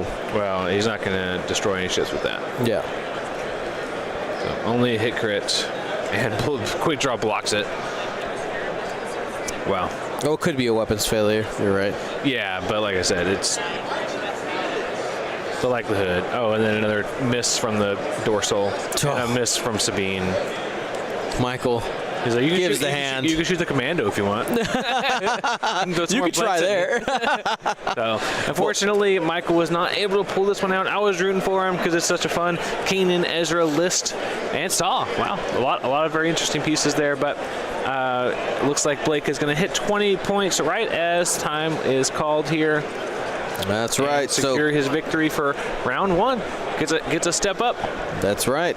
Congratulations, Blake Garcia. First Order wins round 1. All right. Hello there. Real bad angle. Let's sit down. Gonna look up our noses. All right. So round 1 done. Yep. We have 4 more rounds today. So like we said earlier, you need 10 tournament points, which is 3 wins and a draw or better. and we started to see draw IDs at round 4 yesterday. Yeah, that makes sense. Because people had 3 wins and said 3, 6, 9, 10, 11. Yeah. So they took their 1 point to get to 10. Yep. And then I don't know. Maybe they played their last one, but that's great. I think a lot of the judge staff were like, "That's not a good move." Yeah. Because your tournament points do carry over, and into the next that's day. the important part that people miss. I mean, I guess it depends on your confidence level, right? Do I feel like I have enough to even make it, to make it into day 2 with the current circumstances, or do I just guarantee myself a ticket to the dance? Yeah. Right? Yeah, well, I might be kicked out the door right away, but I got in, and we'll see what happens after that. A lot of people were saying, are you playing for Saturday or are you playing for Sunday? Ooh. Because if you're playing for cut on Sunday, that feels like a coach speech. You play all 5. It is a coach speech. Are you here to win today or the championship? Yeah. Something that reminds me of is, have you seen the show Shoresy? No. Not very PG-13, but fair. One of the things that happens in that one is they're very close to winning, like having a flawless season. It's like you want to win, you want to be the best this season or the best ever. So, right there, yeah. Right in the heart. But yeah, we'll take a short break here and come back for round 2. After that, we'll do a little bit of a longer lunch break. But we should be back shortly for round 2 of Day 1B, or Heat 2. Of the World Championships of X-Wing. Not the last one. No. The last AMG supported one. Yeah, we're staying away from that word, the L word, last. Correct. There is no... It's simply another chapter. A turning of the page. Yeah. Probably a new book. A new book. This is book number 2. There you go. I think I would consider it book 3. Book 4, maybe? So okay, yeah. Let's stay on this for a minute. Is all of 1.0 one book? Because I feel like there were chapters in that too. When they realized, I think it was when they realized, hey, we can't just release ships without testing them first. Because with Whisper, right, or the Phantoms, right? They're like, oh, I don't think we can do this anymore. So they're like, I think we need to play test a little bit more. Yeah. I still think that's one book. Okay. I think that's one book, and then that's a big one. All right, and then we have book 2 is when they switched over to 2.0. Yeah. Book 3 is we're closing book 3 now. Book 3 is the AMG years. Yeah. And it's beginning colloquially known as 2.5. Correct, 2.5, and then we're going to be moving into book 3. Book 3. Yeah. Or book 4. Book 4. Which counting. The community effort, which has already started, by the way. If you're not aware, it's already started, and Adepticon is aware, and I've made sure that things are connected. And Dion hasn't been around, but Dion's. It's been in the background. I've been doing some work. Trust me, I got you. When the head of Adepticon calls you up and says, so what's happening next year for X-Wing? I was like, well, guess what? I got some people for you to talk to. Right? So, and the judge staff has also a very good relationship with the Adepticon staff and the head of Adepticon as well. So, and I think, especially that, X-Wing is not going away. Yep. Especially for Adepticon. So. Sorry, I just somebody was saying because there's some people who play Legacy and things like that. So in fact, our book 3 is a choose your own adventure book, right? Because you can choose which way you want to go. Yeah. All right. Yeah, there's still people that what is it? Wildlands or Badlands. Yep. Wild Space. Yep. Yeah. So choose your own adventure is a great way to put it. Ooh. Yeah, that's fantastic. But it's going to be fun. I am excited to see what comes of it, and what fun adventures people are going to have, right? Yeah. I mean, I've always said X-Wing is the people, not the game. Yeah. There's simply the game is the vehicle. Yeah. But we'll see. I did overhear on the stream yesterday, you guys talking about how the stream setup has evolved. Yeah. And how we literally started. So, technically that was the second iteration on a TV tray table. Yeah. It's how it was the first. I still can't imagine that in my head. Like we were in a corner at the FFG Center with one laptop and just a laptop and a dream, but actually started the year before that, where I had my wife's DSLR camera that turned off every 29 minutes because of like legal import stuff where like a DSLR camera can't play for a certain, or maybe it's 59 minutes. Like it can't be a camcorder. It has to be classified as something different. Yeah. So I had the video coming out of that, but I had to crop it super tight to not get all the sensor like stuff. Like it was, because it didn't have a good output. It was just what you saw on the camera. Yeah. We came a long way. We were streaming off of Lyle Hayhurst's phone. Data, yeah. Yeah. He's like, I got you, Dion. Wi-Fi didn't exist back then. I was just going to record it. And he's like, oh, we could stream it. Yeah. Who is Twitch? This is true. Yeah, this is true. But anyway, we've got... All I know is YouTube. Yeah, so it's... I don't even know if YouTube had live streaming back then. It didn't. Yeah, definitely not. It did not. But yeah, we've come a long way. All right, boy. Will's got a dub. Yeah, let's see the box. Show us the box. I make fun of him every time I see it. That means Oh, you guys aren't in the thing? We are. You guys can see my tournament kit, see? Yeah. The beautiful models, they stand on their stands. Yeah, this is the core box, by the way. I got a million stickers all over it, holding it together. I got stickers on stickers on stickers on the front. It's decoration and reinforcement. It's all the stickers are literally duct taping the box together. Otherwise, it would fall apart. So. Yeah, I, for some reason, shot my alpha into a reinforced Afra. Okay. I didn't think that was very smart, but that's what I did.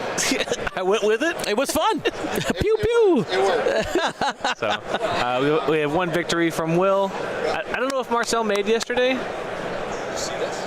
I'm sure he did. Did you want to show it on? Yes. Did you guys want to show it on stream? Those are signatures. You have to get Doug and ask him. I don't know what that is. I'm guessing they're on tables. You want to show it on stream? What's that? Let's show the artifact. Bring it around. He's like, I don't know what to do. What do I do with my hands? Yeah. No, over here. So no, right here. Oh, I don't do this. So this is an X-wing artifact right here. So this is the first. This is paper, by the way. This is paper. This is the first World Championship playmat, where Doug Kenny, who is here, won the very first X-wing World Championship, signed right there. Yeah, okay. By, We'll have to ask him who else. I don't know. I don't know. I'm sure somebody in the stream knows who his opponent was. But yeah. History doesn't remember the losers. But I mean, this is like pre-playmats, right? Like it's literally just printed Print to paper. Print to play. Print and play. Yeah. We've just come full circle. Right. So that's just were a just ahead of super their cool time. piece of history to have here at the X-wing World Championship 2025 edition. Yeah. How old is this? Is this? This is from the first world. Yeah. What is? It was 2012, right? 2012, 2013. Yeah. So what is that? 13 years? Yeah, 13 years. That thing's older than your kid. Yes. Yep. Let's guys get back to it. Of course. Thanks for showing that off. Thanks, man. All right. Play with it later, you sure can. I'll leave it here all day. Well, like I said, we'll be back shortly for round 2. Oh, we should. We should. Like, No, that's South. but I mean, it's kind of like bookends. I don't know. Yeah, they're talking about playing Like, the final on that. What do you think? At home, put your opinions in the chat. I'd love to know. But, like, I feel like there's a beauty in it. It's Something. something. It's paper. Or maybe like a picture or something like that. Like putting it down, put the ships down, shake hands. Kind of like a symbolic, kind of like a first pitch kind of idea. Yeah. Yeah, do a neutral edge joust. Yeah. GSP joust zone. Yeah. Old school style. We'll toilet bowl. We'll toilet bowl for 45 minutes and then have one engagement, and then there you go. That's 1.0 classic. History. We'll put the 1.0 mat out, the finals mat out, and then just put Loop and Chewy on top of it, because that's how we determined. That was a story. What is it? Ties back then. Yep. So. That's great. All right. Initiative on it. That's There you go. actually Will. That's actually a good idea. Maybe not necessarily the whole game, but like put it out as like for like the initiative roll or something like that. Just like a first pitch type of feel. I like that. Yeah, I Okay. think that's pretty cool. I think that's a Give it a first player roll off on. yeah. It'll just throw up. It's like, what is this road? Yeah. the mat itself. What are you doing? The sacrilege. Love it. All right. Well, let's go ahead. Let's take that break, and we'll be back with round 2 of the World Championships here from Adepticon very soon.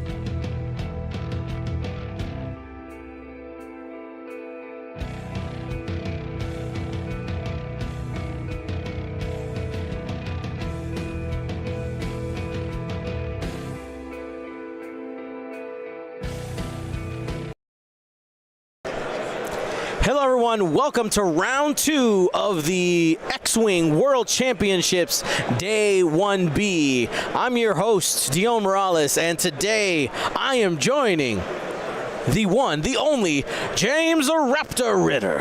Hey, guys. We got a great game lined up for you between Chuck Stocky and John Gardner. Empire versus Republic. The past self versus my future self. What have I become? What have I become? I'm the monster I swore to destroy. Yeah, very, very different list here. Chuck bringing a Aces-focused list here with Jendon, Vader, Scourge, and Farroff, and John bringing just as many ships as he could possibly think of. No repeats here. I like Republic. Give me all of them. I heard you like salad, so I put a bunch of salad in this list with 6 different ships. We have a Naboo, an Ark, a V-Wing, a Y-Wing, a Z95, and a Torrent. So we'll break down a little bit more, but let's take a look at our objective and start that Choose Your Champion betting. So let us know, who do you think is going to win in this matchup? Our objective is assault at the satellite arrays, 5 objective tokens out there. If you end a turn within range 1 or 0 of an objective, you get a point at the end of the turn. Well, it determines who's in control of it. Yes. Yeah. And then if you are in control, yeah, so you get a point. Yeah. The big factor here, though, in this one will be those medium-based ships, the Captain Farroff and that TIE Reaper and Oddball in the Arc 170. Those medium bases count as 2 ships when determining who has control. So with John bringing essentially 7 ships worth of control on the board versus Chuck's essentially 5. Yep. John does have the upper hand here, but man, do those ships not put out as much power as Chuck's do? Yep. I did notice in setup that Chuck set Colonel Jendon in like not quite 45 degrees. So do you know why he's trying to do that? He's doing that for the proton cannon, getting that minuscule, those millimeters extra. But hey, this game is a game of millimeters. And math, I guess. Fact. Fact. The math does check out that if you're focusing on bullseye-based weapons like Jendon is with this proton cannon, if you do turn your base just a little bit to where you're not perpendicular or essentially parallel with your opponent's ships, technically you have a better chance of hitting that bullseye if you're not coming straight on. Yeah. So, go straight at each other. You're like, So if you're not jousting, then technically it's on a diamond, not a square situation. Yeah, but the little bit of extra turn actually increases your possible hitting percentage on that proton cannon. Love it. But which is such a big part of Jendon. That proton cannon really blows his attack out of blows the map way out. Well, you know what? We started talking about the ships. Let's go ahead and break down the list. Yeah. So we'll start with Chuck Stocky on the left side with Colonel Jendon, who we were just explaining. We got that standard loadout, no escape, push to limit, proton cannon, computer-assisted handling, and of course that Chiss engineering ship ability as well. After you fully execute a speed 3 to 5 maneuver, you may target lock. Yeah, it's full throttle lock. Got it. Yeah. Love it. Additionally, there's a second bit to that. It says when attacking, if you're not stressed, you can spend a shield to apply the range 1 bonus. Very nice. So be aggressive. Be aggressive. So normally, range 1 bonus is normally for primary attacks, but if we take a look at the proton cannon here, there's no missile icon here, which means that even though this cannon is a range 2 to 3 only weapon, you could technically apply the range 1 bonus and get the 5-die proton cannon with a automatically convert 1 focus to a crit. Dirty. Which means that you most likely have a lock and a focus modifier there. Woo. So just a disgusting amount of power So it looks like we did actually already see the computer-assisted handling. It's essentially after you perform a fully exceeded maneuver, you can spin the charge to perform a barrel or boost. And so he has boosted, and then he's going to Barrel roll? I saw the template almost get put down.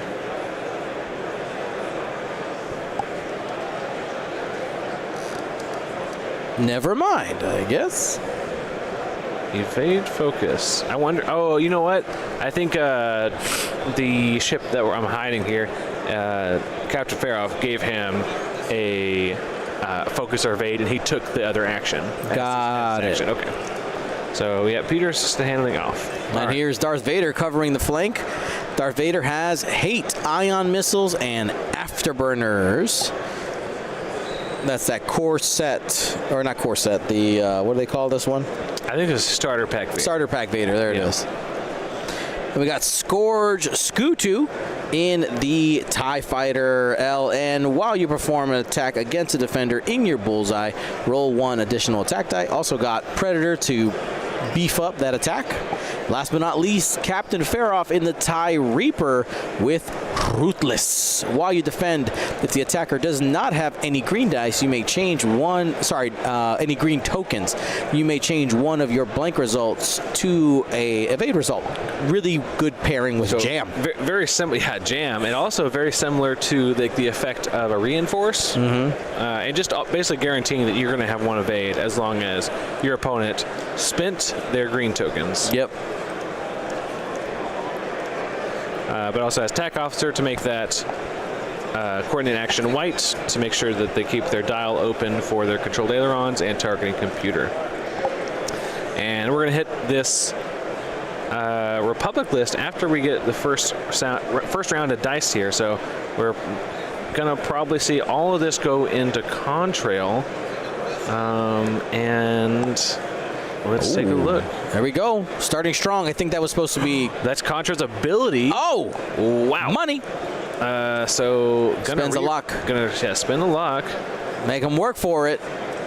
Focus, and gonna spin Jenna's focus. So, yeah, Contrail working there, and gets... Couple squiggles. Going to be taking 1 shield. 1 shield. Yeah, I'm not sure what the action was there. Maybe Contrail has an ability. Let the Wookiee win. Yeah, no kidding. We'll talk about that here in a second. Next attack coming in. Hit crit from Vader. Vader. This may be an ion. Nope, no ion. Oof. You have a lone wolf. I might as well use it. Structural damage. I would not have risked that one. Taking a damage. Maybe saving it for offense? Maybe, yeah. But Chuck has done a great job so far of singling out Contrail here. I mean, when you have ships that can 5 straight boost barrel roll, they may find you. So you may want to go a little bit slow. Rule of 11 is kind of out the window with ships that can 5 straight boost barrel roll. All right, here we go. Here's the TIE Fighter. Did he even measure bullseye? He didn't, but it would not have mattered. Well, I mean, he could have gotten an extra die. I don't know. Fair. He rolled too many, but he still got the evade that he needed. Because remember, he is structural damaged. All right, so... It looks like actually he just measured the range 2 for Lone Wolf. Oh, I think they were too close. Yeah. I didn't even think about that. The Z95. All right. A hit here and an evade. Plenty. And I think that's going to be the last attacks for the round. Oh, actually, Stubb may have an attack on Jindin here. Reach. Stretch that range 3 tool. All right. He always got it. And remember, Stubb looks to have done a even speed, so he gets more agility. Oh. Well, has an evade there. Has an evade. Not quite getting through there, but yeah. A little scary. That's always a little scary when you have that many green dice and you don't get any evades. All right. Well, this is still turn number 1? Question mark. We're having shots already. They're engaging out here. So no objectives here for this turn. So let's take a look at John's list. We have Rick Ali with in that Naboo Royal N1 Starfighter, Rick, as long as he went faster, can roll an extra die on his defense and primary attacks. Has Daredevil, Crackshot, and R2C4 to spin the evade as a calculate. So even if he needs to reposition to get some extra attacks, because he needs to go so fast, it can kind of be a little bit unwieldy to do that attack. But as long as he gets his full throttle, he can still spin the evade as a calculate. I have customizable oddball here, getting a lock as long as after they perform a red action or red maneuver, they have someone in their bullseye. Veteran Tail Gunner, such a great piece with these ARC 170s, and R4RP Astromech, the best Astromech in the game. Pound for game. Yes. Pound for pound? Pound for pound. Yeah. Panel for panel. We have Contrail here. We may not have Contrail for much longer. For now. For now. So no bombs for this Contrail. Has Lone Wolf and Shield Upgrade. We already saw the effect of that ability we saw earlier. When you defend or perform an attack, if the bearing of your revealed maneuver is the same as the enemy ship's, you may change one of the enemy ship's focus to a blank. So we did see that actually work. Jinden ended up having to spend the lock to get the focus back, essentially. Yep. Which was pretty unfortunate for Jinden because he had to spend a lock and a focus to change what was already going to be a good shot. Yeah. Has Lone Wolf and a shield upgrade to give him a little bit more defensive staying power, and that shield upgrade did keep him on the board for at least one more round. We have Matchstick in the Republic Y-Wing. When he, for each red token on him, when he performs a primary or turret attack, he can reroll one attack die.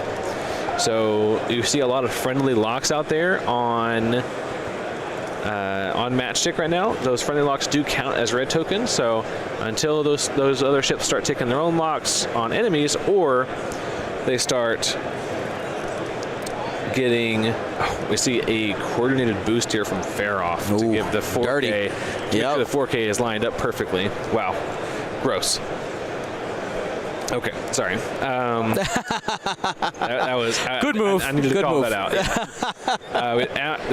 Matchstick is bringing that ion cannon turret. Seismic charges, which he can use delayed fuses on. We have Stub here, which we briefly touched on earlier. When he does a even maneuver, he rolls an additional attack die or additional defense, and when he performs an odd, he rolls an additional attack. So okay, we'll be trying to keep track of what he did. I already missed it. I already missed what he did. So it was a 2 bank. No, he went straight for sure. I'm not sure what Stub is planning to do. It's a 2. It's a 2 something.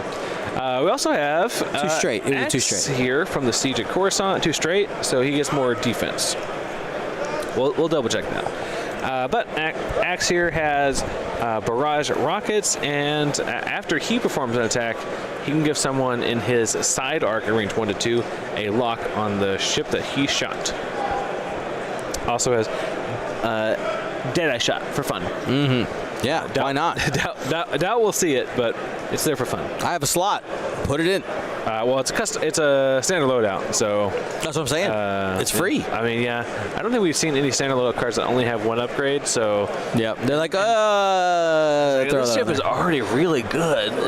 Like, do a Deadeye Shot. Suck. So, not too bad of a list here for John. A lot of different pieces on the board. And speaking from experience flying this type of like solid list for Republic, it can get a little bit draining on the mind when you're trying to remember how all those different abilities work. Yep. So we do see the Rick Ali here do a 5 straight. Definitely went faster than the Reaper, because the Reaper doesn't even have a 4 straight on their dial, and grabs a evade from full throttle and a lock on Faroff. And we see Oddball move up and just grab a focus to hopefully, I think he has some range on Faroff. Faroff might be the target here. Yep. Ailerons are optional. All right.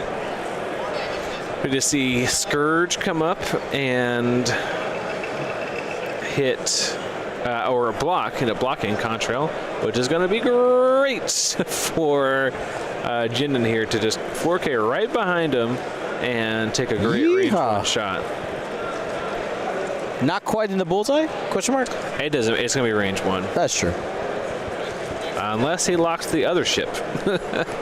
Fair. I mean, you're probably going to take care of Contrail here, so like you might as well start getting. That's probably Vader. If Vader's banking in. And he is. So yeah. Like so Vader takes care of Contrail. Yeah. And Jinden's on the He next has a one. great 3 talent setup to follow out Stub and the rest of the list. So I could see that. All right, so just looking at actions here for Vader, what he wants to do. I think he's just going to focus because he already grabbed the lock. He had the lock from last turn. He rolled 3 hits, so it didn't end up getting that lock. Remember, this is action Vader, starter pack Vader. So after he performs an action, he can spend a force to perform an additional action. Bonus actions. Wait, that's not a thing anymore, right? What? Bonus action? Bonus action was 1.0, wasn't it? Big shot here from Sorry, Vader. I got distracted by my own pontification. This is 2 hits, 2 crits. He dead. You go. Especially with structural damage, I think that is going to be the Slap. end of Contrail. There's going to be an initiative killed here, so not going to be able to get another attack off. And that is going to send Chuck with an early lead. Taking out a ship. Not a ship a turn quite, but... They were called free actions in 1.0. What are free actions? You know how you just like, oh, you can get an action to do a thing by triggering this. They used to be called free actions. The rules were worded just a little bit different. Oh, okay. That was chapter 1. Chapter 1. Yeah, that was in book 1. Book 1. Book 1. Yeah. All right, here's going to be Jinden. Going to need that lock there. And he has the focus because he got the lock for free. Ooh, one slips through. Not if I have an evade. Ooh, I think we measured earlier. Yeah, that's an evade there. So no damage from the Born for this ability on X. Nice. Such a great piece there. Born for what? This. Nice. Oh, okay. Got it. Born for slinging evades. What is my purpose? You keep me alive. Okay. I got you. All right. Here's a 2 here from Scourge, and he'll spend it. Not facing too much heat here. And Stub, no heroic. Not very heroic at all. Actually, takes 2 damage from that attack. Very unexpected. I would not have expected him to take 2 damage with a 4 dice focus. This will be a range 3 from Oddball here for 2. And on the natties, let's get them. I mean, I'm not saying that was expected, but that one is starting to be a little bit of uphill. Oh, there we go. There we go. The Republic strikes back. And he has a green token. Oh, he rolled the evade. So 2 shields here. He was like, he had a green token this time. Yeah. So 2 shields off Faroff. And I think that's going to be the first damage into Chuck's list. Just a bit short, question mark. This might be a judge call, or they're going to say it's out. It might just be out of range. It didn't look that close. You're not that close. Come here. Come here. All right, this is Faroff, no mods. Gets 1. It's fair and just. 1 evade, fair and just. Perfectly balanced. All right, I think this is Axe into Faroff. Most likely unobstructed, but didn't matter. And this is stub into fair off Pew, pew. for hit crit. There we go. Gonna be Takes one. a crit. What's it gonna be? Drum roll. What's in the box? Put it in the What's box. in the box?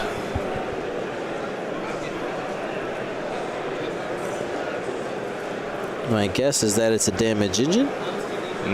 It is pretty short. Is that what you're going with? That's your gut feeling? What about you, chat? What's your bet here? I'm pressing the button. Wow, you just Locking it in. Locking it in. Wow. I'll go check.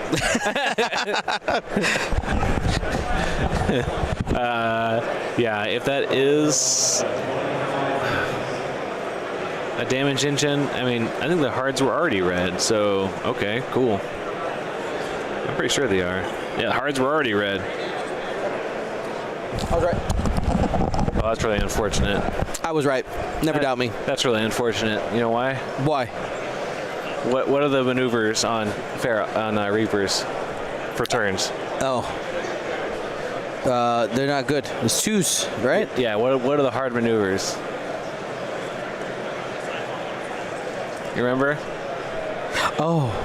They're already red. They're already. So it's a blank card? Literally, like, I cannot think of a blanker card. I cannot think of a blanker crit for a Reaper. Sorry, I was a little slow on the uptake there. No, you're good. Like, you normally don't see Reapers turning, which is why. Yeah, I was like, which is why you're like, does this do they hurt even me? have turns? Wouldn't it be great, the opposite, like just complete panic? Oh no. Oh no. Yeah. All right. I'm not sure on the points here. We got distracted by talking about a bunch of crits. So it looks like it was 2-3. Wow, Republic. I said it earlier. Keeping it close. Even though they lost a ship in that round 2 here, they were still able to bring it back a little bit. Yeah. With their quantity of ships getting 3 points. I love it. So we're here at Adepticon, new location at the Baird Center in Milwaukee, Wisconsin. How do you say Wisconsin? Wisconsin? Okay. Versus what? Oh, Will. I mean, Like between Will and Marcel, it's just Marcel just making up words as he goes along. Fair. And Will pronouncing any word that he wants, so any way he wants. Wisconsin? I think he was saying Wisconsin. Yeah, Wisconsin. Wisconsin. I can see some people going More like "Whoa." Wisconsin, you know? Wisconsin. Wisconsin. That's a lot of S's there, Dom. Wisconsin. Wisconsin.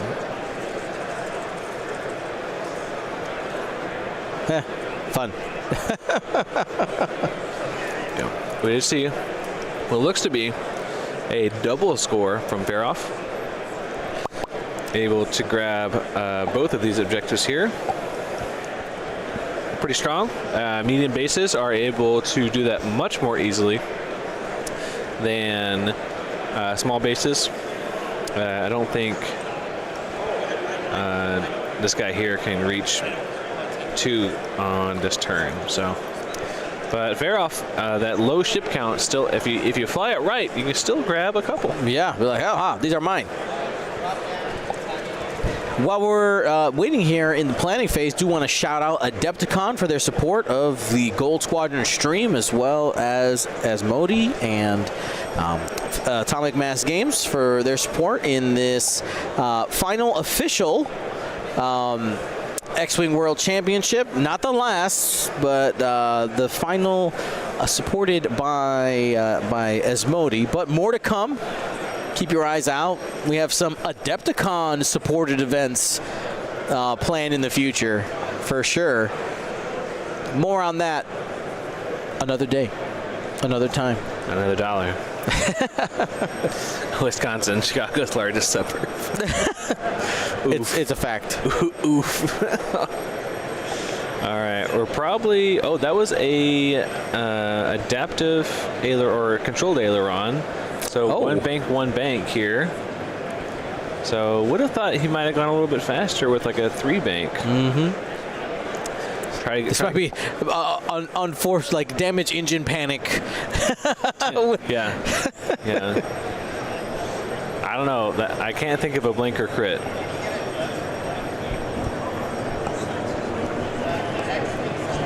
Maybe like blind pilot on BB-8, because like BB-8 wasn't even planning to do damage anyway. Fair.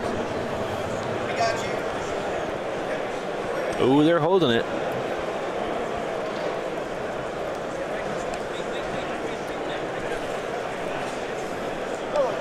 Looks like we have a... Yeah, they called for a judgment and they couldn't remove their hand. Help! We're stuck. Help!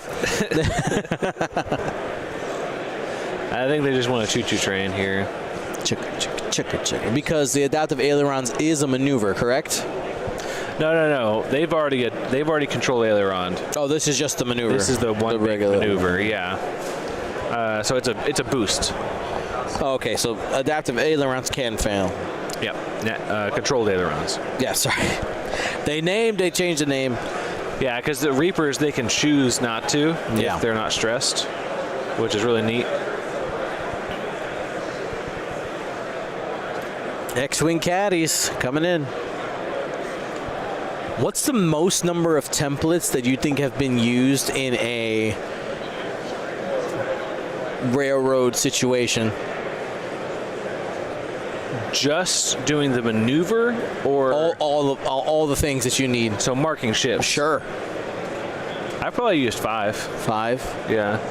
I had to use 3 for the railroad, and then it was like a 1 hard, and it was like gonna meet right in the middle of it, so I needed 1 on each side, and then I had to mark like 2 ships to do it. Like we have 5 in this one. Yeah. We have under, front, side, under, back. What is happening here? Amanda in the YouTube chat says, "Funny, my husband is watching Shatterpoint. I'm watching X-Wing." Here's the other extra funny part: is the Shatterpoint stream. Like I could just take this. I could take my phone and just throw it at them and hit them in the head. They're right there. I can throw some dice at them. Yeah. Or just like trade. Go. Trade. Don't do it. Just go like put the X-Wing dice like in their camera view. No, we're just being silly. That's no move. You remembered your glasses this time. It's these. Yeah. They're clear. It's like, where the heck are they? I could probably hit him. I mean, yeah, you can. Don't do it. Don't. We don't want to start a war. Don't start a war. I want to start a war. Even a Star War. No, even a Star Even War. a Star War.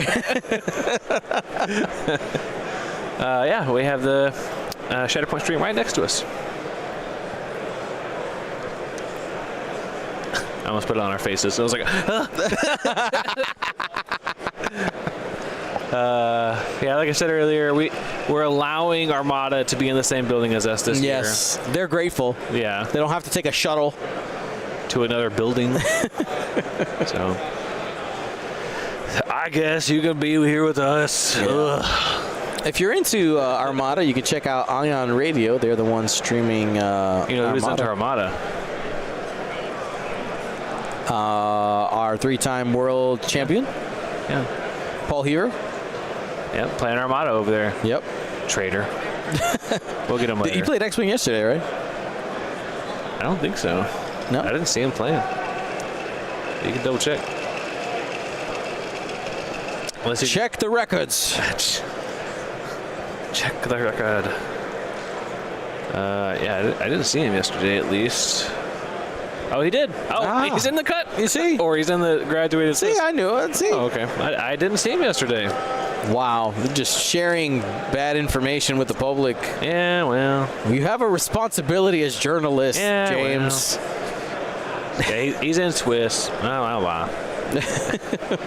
He did not draw. What a guy. What makes the cut and just leaves like I'm done. I mean, it depends. He looks like he's in the middle of the Armada tables right now. So if he makes cut for day 2 for Armada, I mean, if anyone could do it, it would be him to play 2 at once, right? Fair. I think there was one year where he won the X-Wing World Championship. He also won the Imperial Assault World Championship as well. Yeah. Interesting maneuver here. Daredevil. Okay. Ha. Yeah. Daredevil on Rick. Yeah. And then the I booster was like, I fighter. don't know what he is doing here. Like, How the what? come on, man. Like, you're going to go away. Oh, he just turned a hard one. Okay, gotcha.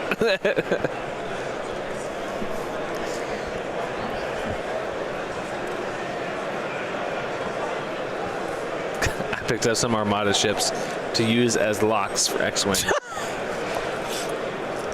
Yeah, that's funny. What have you done? I'm just throwing stuff. Well, if you're going to throw stuff, at least throw it at them. Fair. I do like the Armada, the Star Destroyers as just like display pieces. Oh, yeah. The fact that the ships also come pre-painted, big fan. Big fan. See just a one bank here from Jindin. Because of the different chassis ability here, they actually don't need to go fast all the time if they already have a lock. Fair. So if he already has a lock, he can just go slow and grab a focus. He's already lined up his shot. Hasn't even used Proton Cannon yet. I would say Armada is such a good competitive game. There's so many different... I like the tournament point format. I think we talked about it before. Yeah, this is tickling a part of my brain. Yeah, where it depends on how your margin of victory determines how many tournament points you get. Oh. So like if you like table somebody, you get 10 points. Okay. And they get 1. So there's always 11 points up for grabs. Ah. So if you barely beat somebody, you would get 6 and they would get 5. Oh. Okay. So you can. Okay. Like we did a 4-round. So it's better to have. So a close win is barely better than a close loss. Yeah, barely. Yeah. Huh. Interesting. So yeah, it's like what, I can't remember the word I'm looking for. There's variable degrees of success. Yeah. It's not just a win or a loss, which is actually interesting. We had a 4-round event a couple of weeks ago in preparation for Adepticon for Worlds at my local, and it was 4 rounds. I won all 4 games. Ooh, nice. And did not get first. I was the only person with undefeated and did not win first place in that event. Because someone else had like a big win, a big one, a small loss, a big win. Ah. And I had like 4 like medium wins. So that's crazy to me. Is this gonna be a self bump? Nah. How many templates does it take to get into the right spot?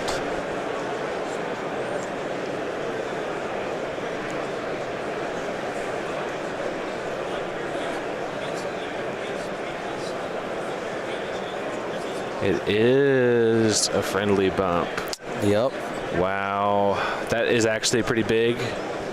It looks like Stubb has also did another even maneuver, so it's not going to get any extra attack dice here. That could be pretty big for Vader not taking a huge hit here. Self bump confirmed. Yeah.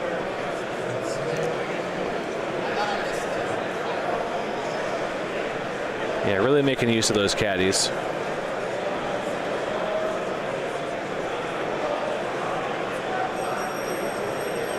So see, we have some players say, I got into X-Wing 3 months before it was announced. They would not be supported anymore. Well, we have some friends in the chat talking about some things that are for you. We can't talk about them right now, but at a future time, we can talk about it. Very possibly. It's the final contract. Doo-doo-doo-doo. No consequences for Vader besides his lost action, which is pretty impactful because he doesn't have an action. Also, doesn't have a shot this turn. Yep.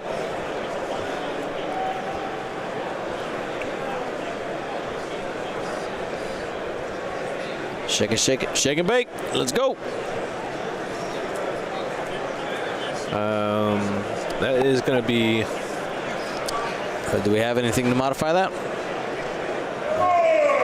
Oh, Okay, I was like, where spend is extra that dice? focus. 3 hits and a crit. Yeah. I was like, I don't understand what's happening. Well, that's another hit crit into Stub. Oh, evade.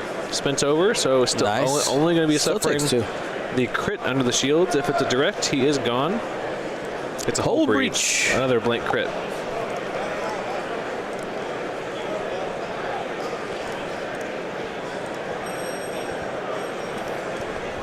Speaking of hit crit, did you ever listen to that podcast? That was a OG podcast. They kind of showed up and left, but it had a fun name. They were from South Africa. No. No? Random X-Wing history for you. What was the name? Hit crit. Oh. They were the hit crit podcast. Oh, that is a pretty good name. Yeah. All right, we have an attack here from Rick. It looks like going into, I would go into Fair Off, but that's just me. So just one, though. And it's into Vader, so to spend a force. A little bit under there on the attack there. To go range 2 ion cannon from Matchstick. That has 3 rerolls on this ion cannon. Did we... Oh, no. For a second, I thought they threw the dice. Like, did we lose the dice cam?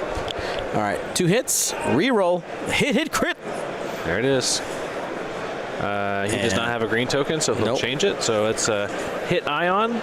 Not ionized, because Faroff is a medium-based ship, and it needs 2 ion tokens to ionize them. So, Oh, a water trolley. not nearly as cool as the beer bike. Fair. Oh, he's got beer on the other side.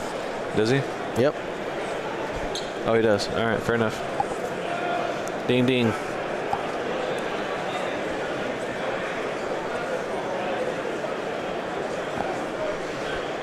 Is Ryan not playing? Ryan Farmer? Staniszewski? I don't. Did he play yesterday? I have lost all sense of Haven't seen him today. Another 2 hits from Stub, and another force on Vader. Trying to go, looks to be trying to go for a little bit all in on Vader. He played yesterday. Man, I am just out of it, I guess. Both Ryans played yesterday. I did see Farmer yesterday. Did Stanny make it? I see Marcel made it. Drum roll. Ooh, Stanny did not make it. No, look what they did to my boy.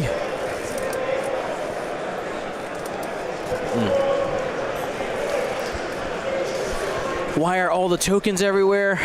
That's just the nature of tokens at times, is that they are everywhere.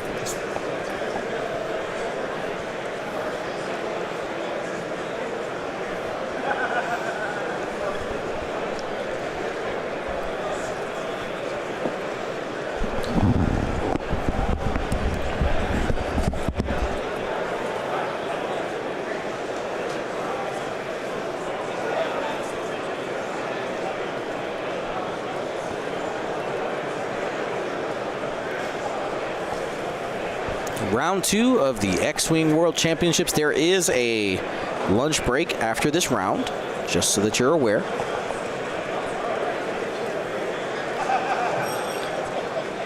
Once we have the start time from the judges, which I think they said was going to be 3 o'clock time local, I could be wrong about that. We'll confirm that with you guys for the next round.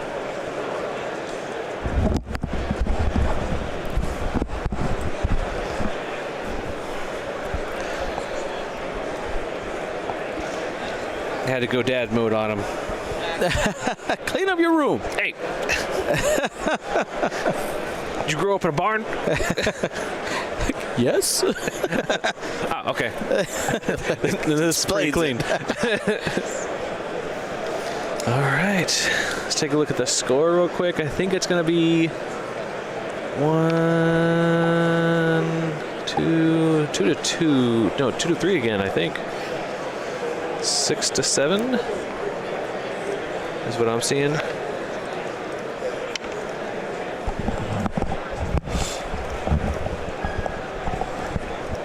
Wow. Hey, you know what's something I haven't looked up, and I don't see what's the prize situation this year? There's some cool stuff. Any cool stuff? Not a lot. All right. There is some dice, which are pretty cheap. Only 5 tickets per die. What do they look like? I want to say there's some pictures. I'm sure there's some people that already have some. I don't think I've seen them. What's the casual description of them? All of the dice have a nickname. What were the ones last year? Barely dice. Yeah, That's what this is. This is. I know. Right. This is that barely. It was a hint of smoke. A hint of smoke. Like the hint of lemon. Black, red, white, and green. Okay. Are they cool looking, Nick? Milky, but more milky with gold painted. Okay. So a mix between outer rim and some of those ones we've had in the past, like milky outer rim. They're certainly they are dice. Yep. I'm gonna have to get my hands on some of those. They're also the standard loadouts for the Phantom and gunboats that they did a print play release for. Check the Discord. I just reinstalled Discord on my phone for this weekend.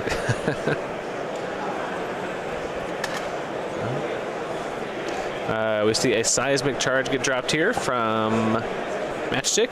I doubt that they're going to fuse it. I wouldn't see any reason to fuse it. You might as well. He's going to hit a possible 3 different. Oh, that's cool.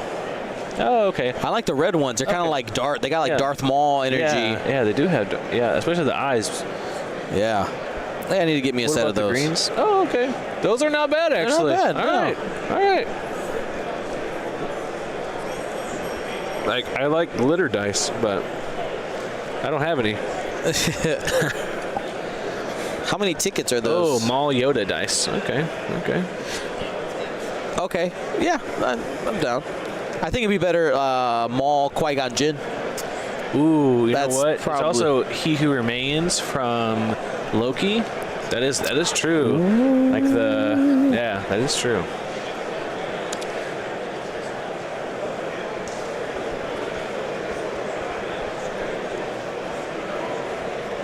No. Yoda would body Maul. Yoda would straight up body Maul. It would not even be a fight.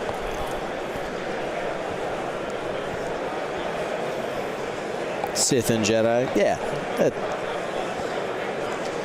So Axe doing their best to just throw evades and be an objective monkey here.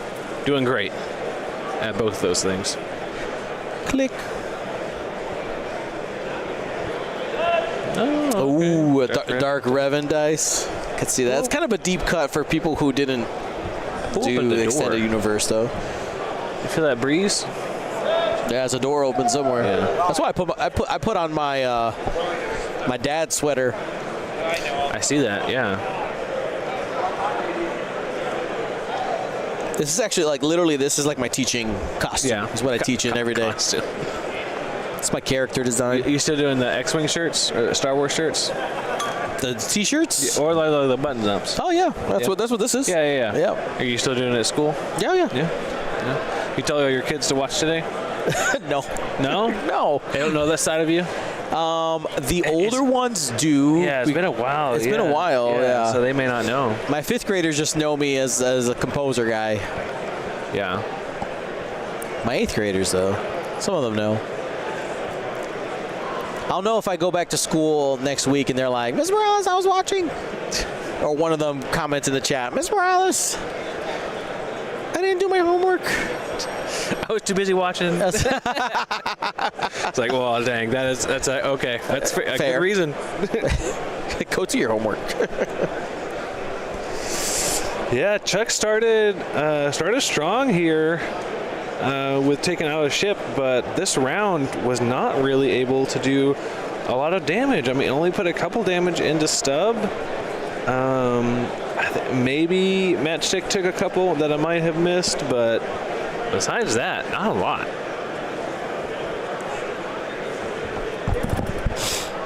Oh my goodness. Just do a 3 bank. Why would you do it 2 and do all this? He's like, I want my green dice. Yep. We have Stephen Kim near the booth. Head of Crystallized Games. That's right. That's right. That's right. That's right. Yeah. That's right. But I'm really just here as the XWA representative. I don't know what that is right now because I'm under contract. It's a game from the late 90s. Oh, okay. Yeah. Oh, that one. With spaceship. Oh, with spaceship games. Yeah. I love that. Very good. Very good. How have you been? Good. Oh yeah, we're on camera. Little corner. Hello. I don't know if you saw the standings from yesterday. I did not. Oh, you did not. I somehow did not crash out and made day 2. So. Oops. Well, congratulations. Accidentally stumbled into success. You know what? Sometimes that's how it happens. Sometimes you unintended consequences happen. Yes. Yeah. All the time. Is the game going good? Oh yeah, we're having a good game. Tight score, 6-7. Oh. I'll stop getting in everyone's way. All right. Good to see you, my friend.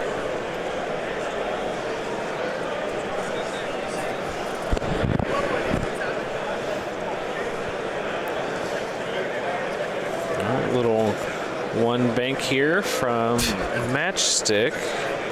Probably out of range that ion cannon nowadays, but did drop that bomb. That's probably going to hit at least fair off. Maybe even Scourge. Skatoo. Scourge, Skadoot.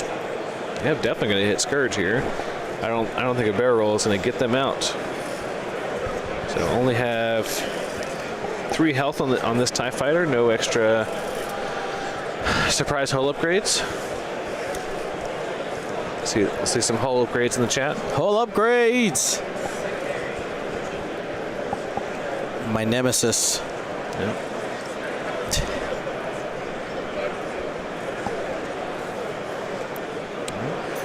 3 straight from Rick.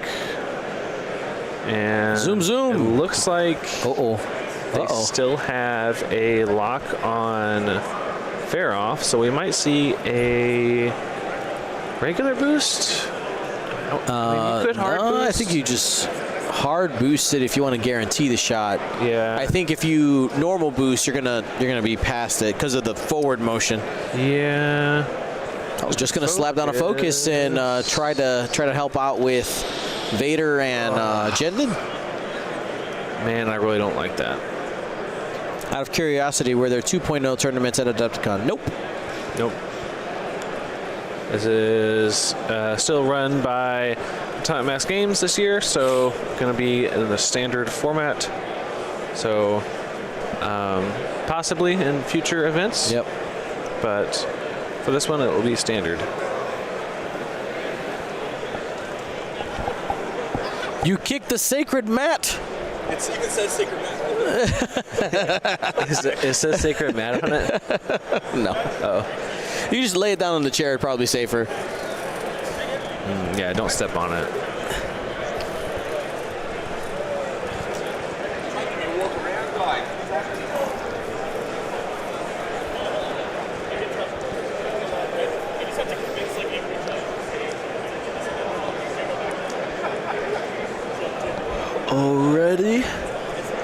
like how people just coming out with violence over here. My hot take is that KOTOR 1 isn't that good. The story is good. The mechanics of 2 are better. Oh boy, right? Yeah, the mechanics of 1 is real tough. Yeah. Real rough. I get that, but the story is great. Yeah, I will agree the story's better. I would love to see a KOTOR 1 remake more than a KOTOR 2. Facts. Because I feel like I would rather have a good story and fix the gameplay. Mechanics, yeah. But you know the twist already. Still good.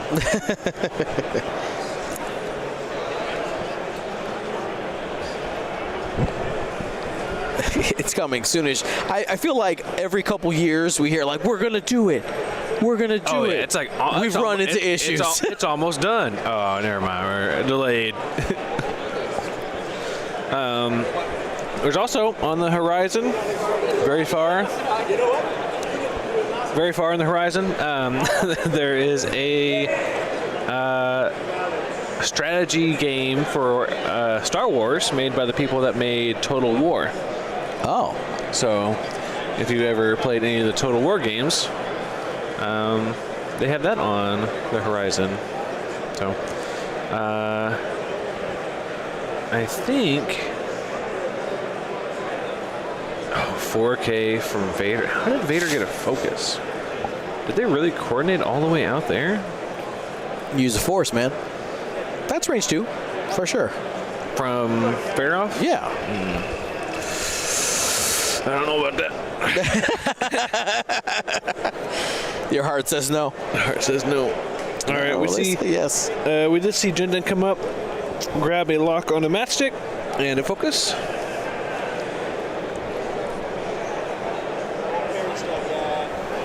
Still playing Empire at War? Oof. Move on, buddy. That game was so old. It's giving value. That's what he's saying. Oh, yeah. So much value. Best $40 I ever spent. No, there are some really good mods for it. So I have seen a couple that I'm just like, oh, man, maybe I should go play that game.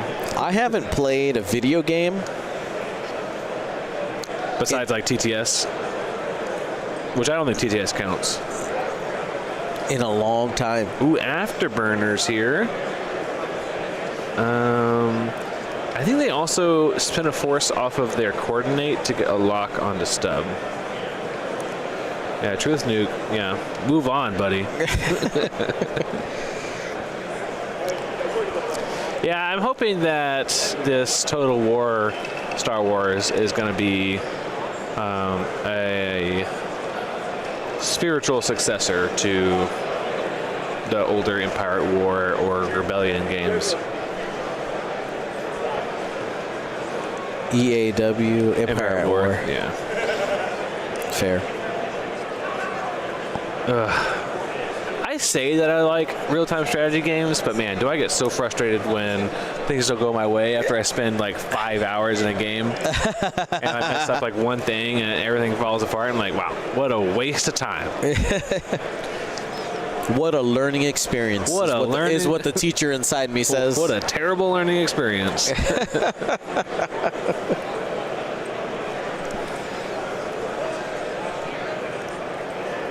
Score is 6-7. John Gardner with the lead currently. All right, that bomb did explode, hit Jinden and Faroff. This is the shot from Vader, most likely. Yep, here's the spin to lock for hit, crit. Or sorry, hit, crit.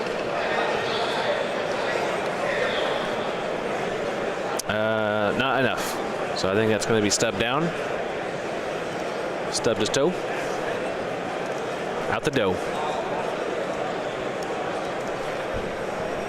You didn't like that? I'm sorry. Oh man, I missed it. You just zoned out completely, didn't you? I was reading this post here. It says I play civilization and mess up one thing, and my entire civilization goes kaput. Yep. Yeah. So nuclear war it is. Diplomacy didn't work. Bombs. I see you've chosen the path of violence. All right, we got 2 hits going in here. Yeah, I think this is from Jinden to Matchstick. So I'm not sure what the damage situation is on Matchstick. I'm trying to see. I can't quite see. Open your eyes, James. Open your eyes. I'm sure they would like to hit fair off here, but I think it's going to be Jinden. Oh, wait, who's even... Why are we measuring that? We should be measuring the digit 5s. Yeah, that's Scourge, right? Scourge. Oh, Scourge is Right. shot. Sorry. Yes. They're measuring for bullseye, which I think is just out, unfortunately. 2 hits. And 1 will get through. It's going to be on that BTLB Y wing. Yeah, I think he's just shields down at this point. I didn't see any cards pulled. Oh, actually gonna spin the evade. It's like, well, Born for this. I guess I'll use it now. Yeah. All right, so now we should be moving on to John's initiative 5s for the Republic. So we have Rick, range 3, on to Vader.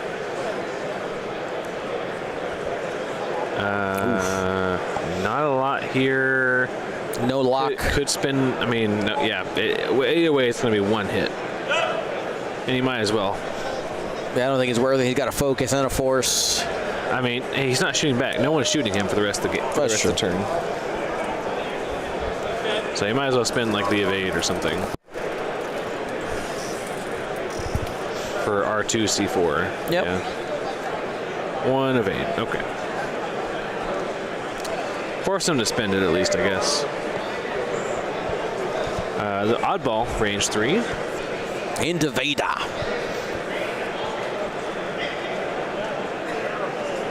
Spend the force for 2, or focus for 2. Gets 2. Man, I'm gonna hate seeing Vader leave here, or fair off leave, because Support's going to be gone. I mean, yeah, you're not gonna have any follow up on fair off. You're letting him fly away with 3 whole left. health left. Yeah. We might get a little bit of action here from the dorsal turret. Ion. Yeah. Ion turret, excuse me. Yeah, so you might be able to ionize him. Oh, you Ooh, will. okay. Okay. All right, look at you. All right. I mean, he's I see you. ionized. All right. Just a little scoot. All right. I mean, that'll keep him in range at least. Maybe a 3 hard from Rick. Okay. All right. I doubted. I was worried. I was really worried that that Faroff was just gonna fly into the sunset and with all those points. So I'm glad that they're doing something about it.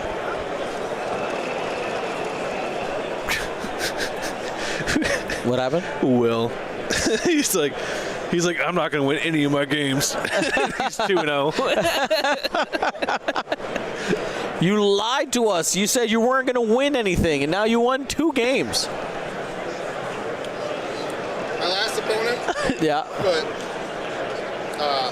4 X-Wings and a Y-Wing in the center of the board, and I did not want to chase that. You just picked it apart from the outside. Well, I was like, all right, everybody to the outside. Yeah. do not go down the center lane. Joust me, you coward. Let's take a look how those points are shaking out. Looks like 2 for John. Still saying close for objectives, but I think it's going to put up to 10 or more for Chuck.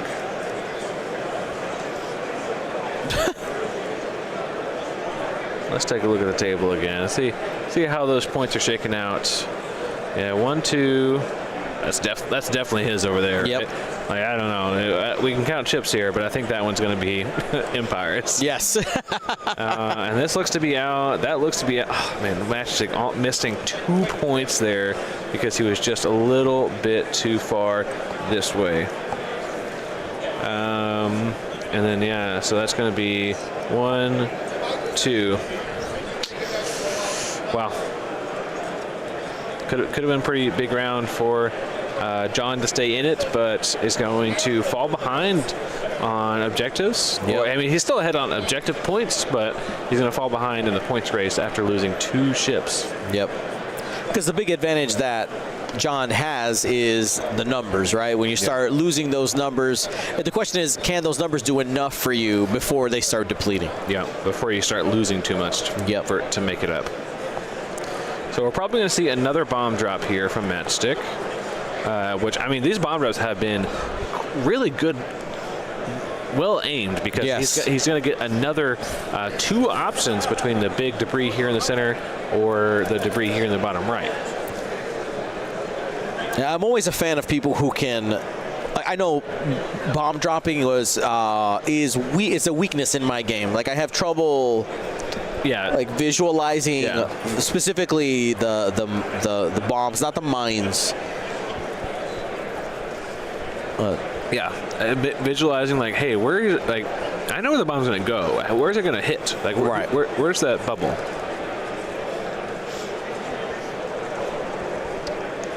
So I know when I was playing more actively, people would get me with them all the time, and I'm just like, how did I not see that again? Yeah, I want to make sure. I think there is a stress behind Vader here. You think so? It looks like. I just want to check. And check the damage.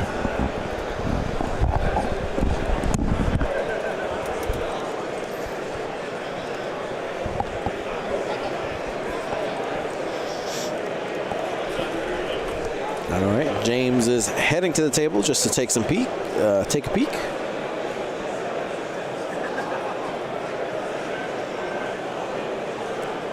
Ooh, Lord of Britannia. No, what is that? Is that Britannia? Yeah. Fair-off will survive, I think, unless Oddball goes through the obstacle. Well, we'll see.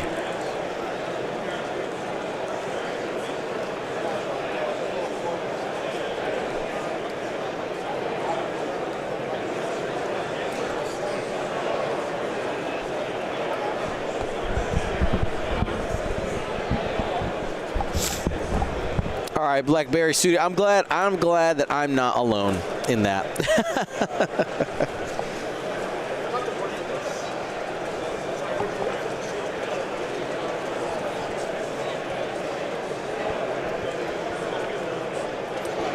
Well, Fair-off is ionized, so only the one forward coming here.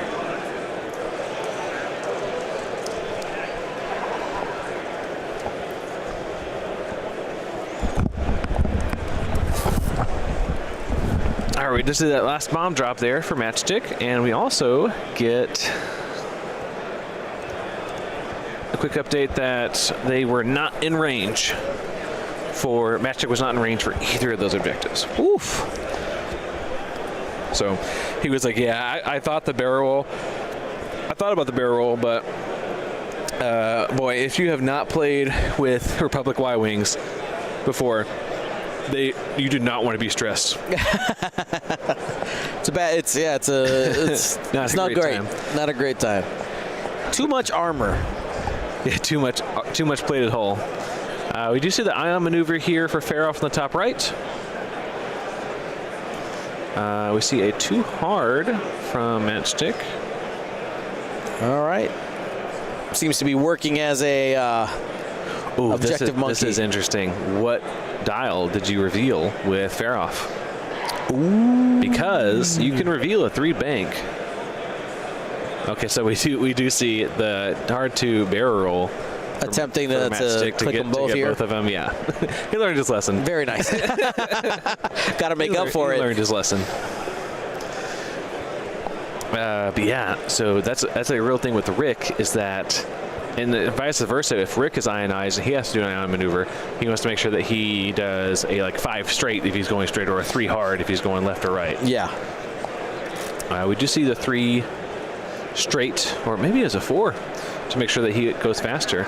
And then the Daredevil boost.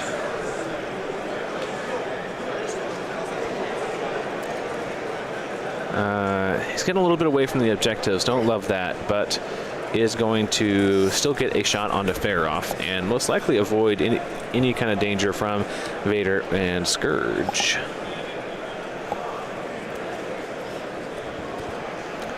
Little 1 bank from Oddball was a little bit scared of that debris. Keeps his arc real wide for maybe getting a shot on Vader.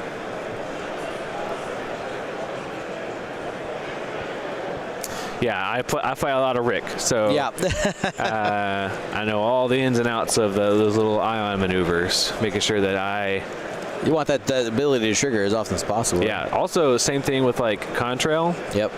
If I'm ionized, I'm gonna try to even if I'm going right, I'm gonna try to make sure that I do the right bank or right hard to guess which objective that or what maneuver that my opponent's gonna do. Just mark the ship, dude. Just mark the ship.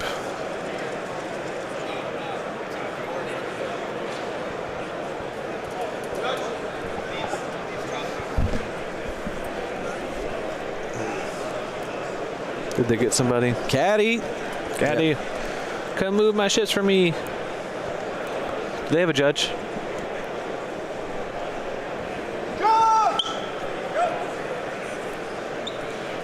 Thank you. Will coming in to save the day. Caddy! He said, They sorry. said to call them. They said, sorry, we're super needy. Please hold me.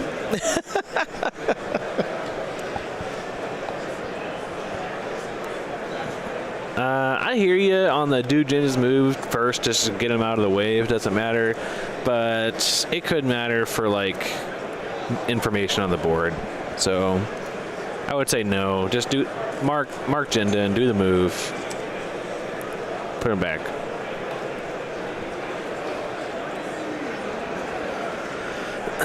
All right, so 3 hard here from Scourge.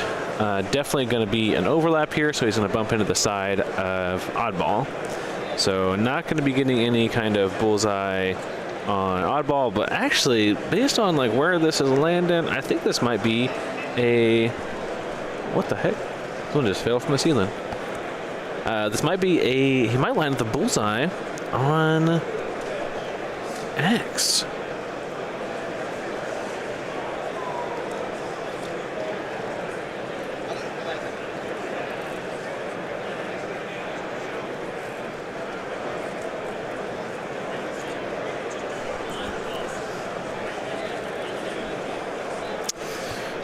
Jinden matters always. Every time. All Jindens matter. You just need one moment, right? To come and just punch something in the face and like, all right, we have flipped the switch. Yeah, you really do. I mean, he still has 3 shields up for Jinden, so I mean that's 3 extra attack dice that he could possibly be getting here. Yep. So huge. He's gonna have to watch out because Oddball does have that veteran tail gunner. So if Oddball manages to get a front shot, then he also gets a back shot. Just making sure that we put all these ships back.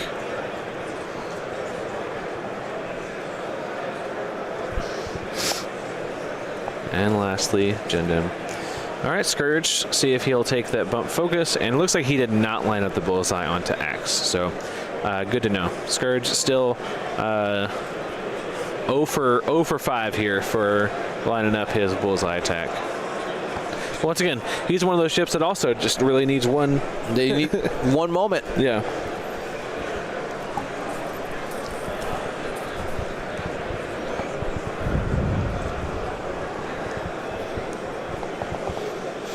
All right. Jinden.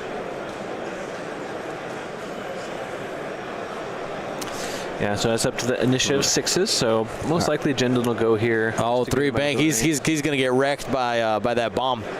I mean, for sure. I mean, he's got plenty of health. Shield, yeah. Here's the question. I think you hit the bomb that's in the middle of the board and take I mean, I'll eat a damage on the arc. On the arc to take a damage on the TIE fighter and the. I like that. Jinden. So yeah, I like that. I agree. Let's lock it in. He'll reacquire a lock on Matchstick and take a focus. We have Vader here. This looks to be a bump as well. His hand is shaking. You can see. Yeah, that's going to be a bump. So they're just going to slide him along. Oh, and Vader might be in range of that as well. I don't think they have 3 straight blues, do they? They do. Okay, all right. I couldn't tell if those are 3 or 4, but sounds like a 3 if he's picking up the stress. Yep. Okay. Is Vader within range 1 of that rock too? No. It's just right. I mean, that's how I'm feeling right now. I was like, no, wait. That's a medium base. So he's not taking the bump focus. So they are going to try to measure to Vader. I think he's in. They already have a judge there. I think he's got it. I really do. He said, "Hey!" So it sounds like he did. He's going to get a force back for hate. So nice. He definitely was. Hey!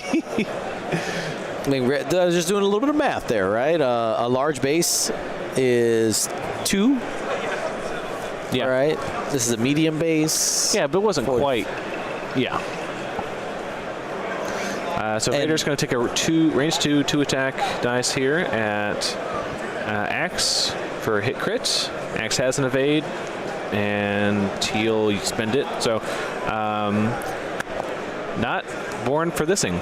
So I don't think he's going to need born for this round anyway. So this is a big attack from Jinden. So plated hole is going to turn down one of the crits before. So this is during the opponent modify step. All right. And now he's going to reroll with the lock. Nice. Full string. Full string. Gets an evade. Best you can do there. That's a matchstick. Yep. So hit crit going in. And so now that he's critically damaged with a fuel leak, he will not get that plated hole effect anymore. So, real unfortunate because Vader says, "I do crits." Yeah, I'm gonna eat you up. Yeah. And Vader's right there. Pretty much a 1 or a 2 bank. I do crits. Oh, he was in range for that one. Did he bumped it? Yeah, he was in range for it though. No. He was 100% in range for it.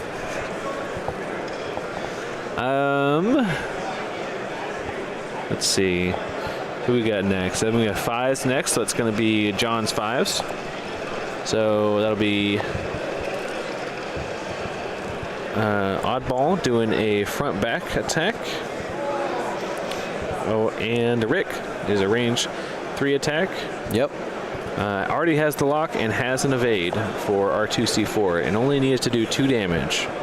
Here we go. Big roll here. Oh. Yeah. He has to spend. Yep. He's got him. Got him. That's huge. The double blank is massive. That is huge. Yep, because he has an evade focus. Essentially, he has an evade focus. Yeah, exactly. So, you needed that. So Faroff goes down. That's a 4-point swing there. John now ahead 10-13. Wow, that's massive. The double blank there for Faroff was panic. So unfortunate for Chuck. Yeah, I would agree that when you blow up in a ship, you probably panic. Yeah. Oh no. Oh boy.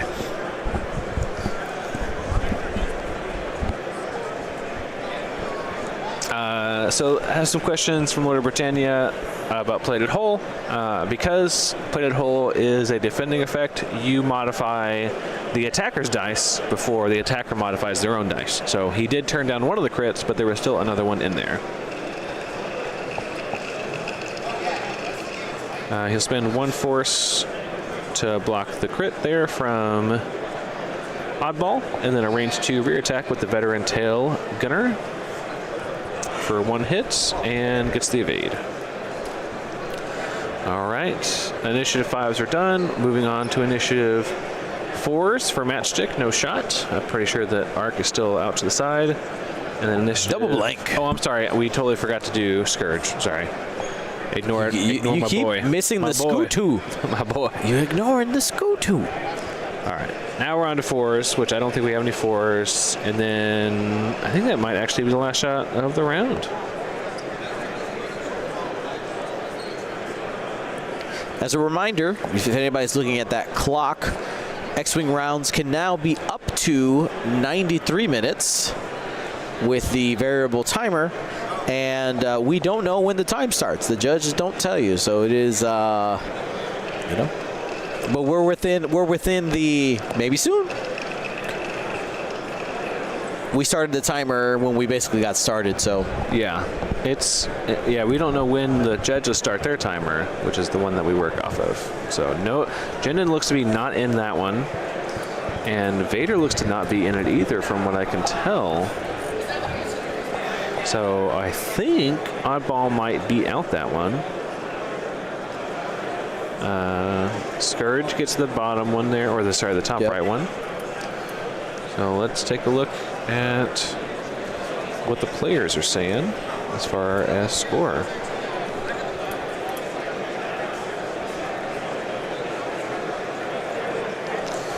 So he's saying that he got 3 points. oof, 16 to 11. Round 6. Wow, huge swing here. Like, the Empire definitely still has a chance, but John, he's not out of it. as long as John doesn't step off the gas. Yeah. I mean, you just do like a 2 straight here with Jendon, and you put down maybe a 3 straight. Maybe you can take Matchstick's spot and score both of those down there.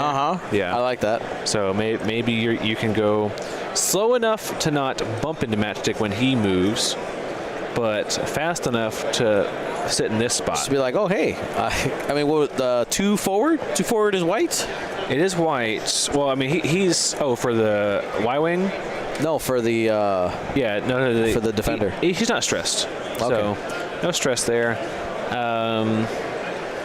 Vader.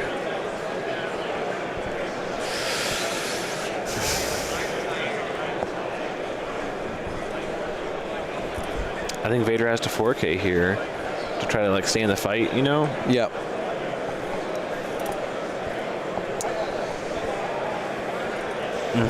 Man. Real tough decisions here. I mean, like I said, Chuck's not out of this fight, but he's got some work to do. He's got a little work to do. Matchstick is the one that's probably the easiest to kill, but only has Jendon behind him. Yeah, I mean, Vader could definitely do a 3 hard, and even afterburners, Yeah. to get a shot here. He already has a lock still, so that's definitely an out for him. And yeah, maybe Jendon, instead of going towards Matchstick, goes towards this way. Yep. Because I mean, with the time coming to a close sometime soon, you got to get aggressive. We're in the late game. about 10 minutes out. I think is our guesstimate. Yes. But as a reminder for not this game, but the next one, we're going to have a lunch after this and returning at 3 p.m. Central, so about an hour and a half from now. All right. I mean, you called it there, Alan. He did the ship. Matchstick did the 2 hard left and living on a prayer.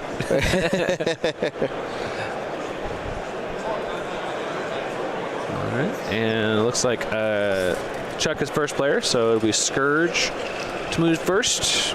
Gonna have to mark all these ships again. Marked.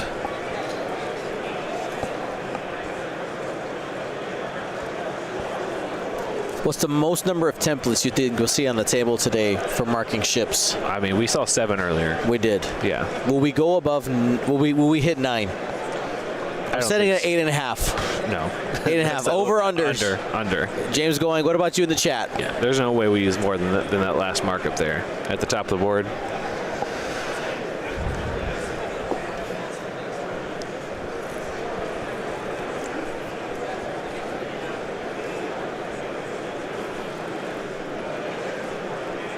Got our first under. Big doubt. Big doubt. Any overs? Anybody willing to take the over?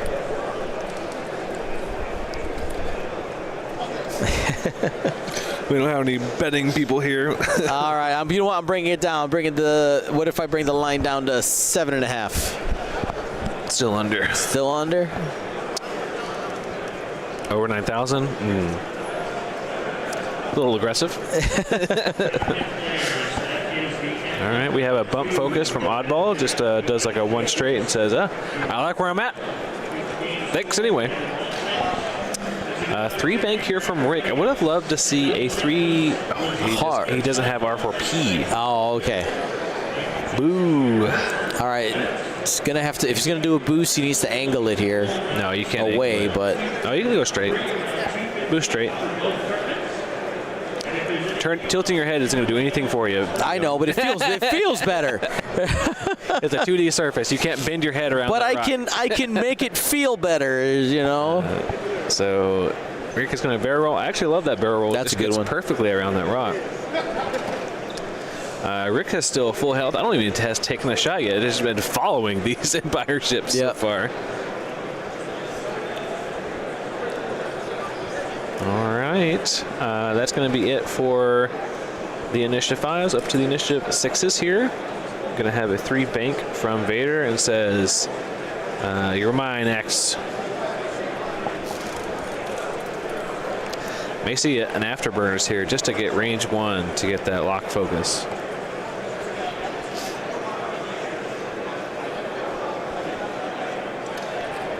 Yep, they laughed.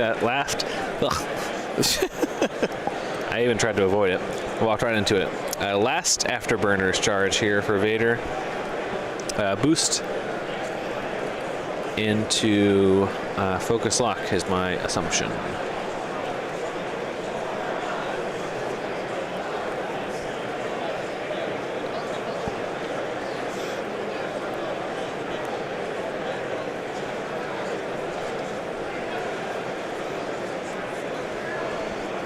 And Jindin, yeah, the 2 straight I think was the safest move here for Jindin. Unfortunately, I think where he lands, he may not have a shot on to the Y-wing, which would mean that he may need to bear roll to get a shot, which means he's not getting both objectives. Just one. Yeah, I think so. Wow. I mean, someone called there earlier in the chat that too hard from the Y-wing looks great. I doubted, but it was the perfect maneuver. Perfection. It would be even better if the turret was the other way at some point, but agile gunner is a friend of many. And here's the roll from Jindin. I don't think Jindin. Oh, Jindin does still have a lock out there. Refuses to use that proton cannon. It's a crutch. I don't want to use it. Nah. 4 dice is for nerds. I do range 1 only. All right, we're going to see this big attack here. 4 dice. It says roll it. All right. It's got the lock. He rolled 2. He got the average. And oof, bumps it up. Hit, crit, and that'll be doesn't matter. It. And it does not matter what you roll there, Matchstick. Even though you did roll the evade, pretty consistent with those Matchstick rolls. But not going to matter here. That will put him back in the fight here. Yep. 14-16. If we get time called here pretty quickly, we could potentially have a problem on our hands. All right. Here's the problem. He wants a crit in that roll. Yep. So he's gonna spin the focus first. Nice. Oh, he actually doesn't spin the lock at all. All right. Well, I mean, hit crit going into Axe. Hit. Direct. Oh. All right. So Axe down to 2. Scourge also has a shot, but pretty unmodified, maybe even obstructed.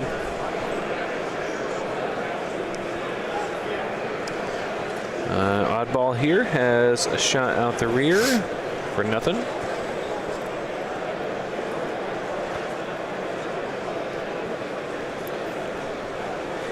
think that's going to about. Are we going to get a score of 16 to 18 here in a second?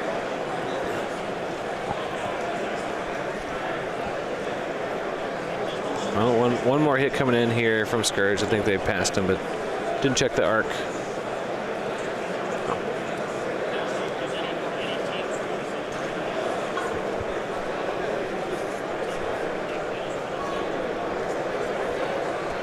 Oh, I'm sorry. That's actually Axe into Scourge. Oh, okay. Yeah, so that's going to be 1 for Republic, tie, 1 for Republic, and then 1 for Empire. All right.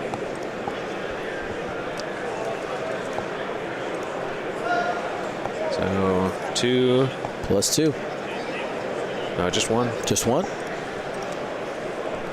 Let's double check here. Right, he's got 1, 2. That's tied up there. Oh no, it's not tied. No, it's not tied. I mean, let's double check. I don't know. Go to there. If they measured range. Oh, player.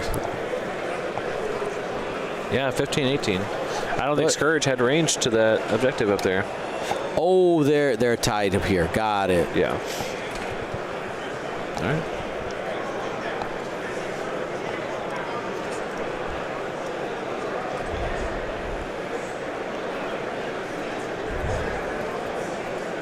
I want to double check that actually. Yeah. It looks real close. Yes. I think it's worth pointing out.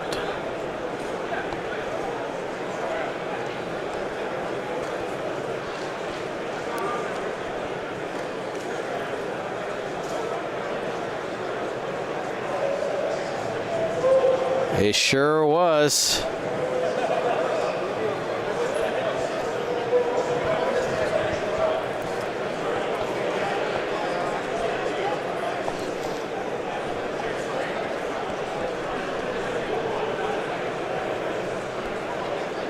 So that means it's going to be 16.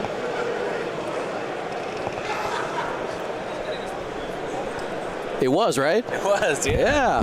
So 16 to 18 is going to be our new score there. The longer I looked at it, the more I was like, you know what? I'm pretty sure. I think he's actually in.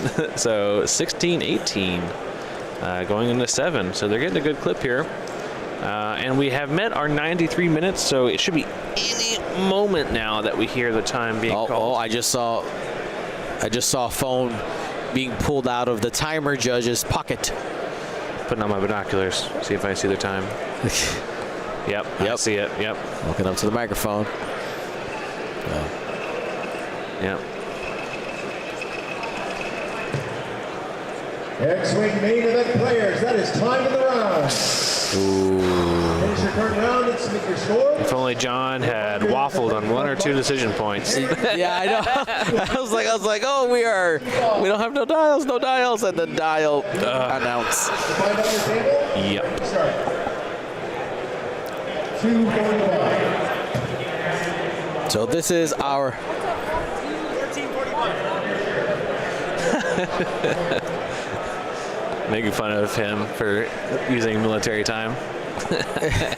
What's 14? I'll see that on the clock face. Yeah, so for Chuck, the win con, as someone else mentioned already, is to destroy Axe, and it's not going to be too easy, not going to be too hard. Like he's pretty low. He's low on health, but he's got. So I think a roll evade here to behind the obstacle could potentially get him some extra protection from Vader. Vader's out of afterburners, so no repositions after that 4K. Or 3 Talon, potentially. 3 Talon through the rock. I'll be behind the rock. Or behind the rock. Yeah, they call it time, dude. do what you want, man. Yeah. All right, well, here's Scourge here. Gonna be a 2 bank. Just trying to stay close to that objective. Make sure that he can tie it, if not win it back. If Vader does do the 3 Talon and manages to go forward and stay in. I guess one of the other. Could that happen? Oh, wow. All right. That's aggressive. yeah. It's like, you shoot my brother, How about that? I shoot you back. I just stay stressed. So, just once. R4P. What barrel? R4P. He's going after Scourge. This is a. Oh, he's going after objectives. Fair. That would be 20. Yeah. And then Rick just does like a 1 bank here, and then keeps that top right objective, and that'll be enough points. Right onto the rock. I mean, Hug it. I mean, why not? Maybe, right? Maybe not do that. Maybe because he'll get him 3 points, 21, and he'll be at. Whoa. I mean, he can do that rock. He can do that objective too. Fun. Fun is winning, and winning is fun. Boost. No, it's don't boost out of the objective. I don't think. I mean, you're going to boost into the next objective. Yeah. You could end up tying that one. Oh, he gets hard boost. Okay. Every time I think I nail down what's going to happen with this Rick, he does a hard boost and throws me all. Got him. Oh, Oddball does have the middle. You're right. That's why I was thinking to boost down for that corner one. Yeah, tie it. I would have just turned onto the rock and just been happy. It's like, this is my objective. I'm a little on fire, but this is mine. All right, we do see the 4K from Vader. It still has the lock from previous round. Did not choose not to spend it. Ended up working out really well because he actually drew a crit on that, or a direct hit on the crit. So was actually perfect because he ended up getting exactly what he wanted. And I do agree. I think the bank boost would have gotten you that bottom right objective. So too hard here. I think this is going to be red. But he can gain a strain instead using push to the limit. Push to the limit. Barrel roll all the way back for a shot? Question mark. Now you got a barrel. Oh, you put that template. Oh, down. Chuck, you put it down, bud. Yeah. He's like, I put it down. Yeah, you got to go forward to make sure you get both objectives here. Fair. And if you do that, I think you still lose. I think old school barrel rolls, you probably could have gotten a shot.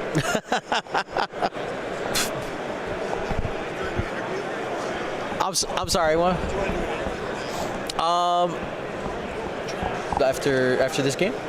Sure. Yeah, a quick one. Yeah. Yeah. We got maybe like 2 minutes left in this game.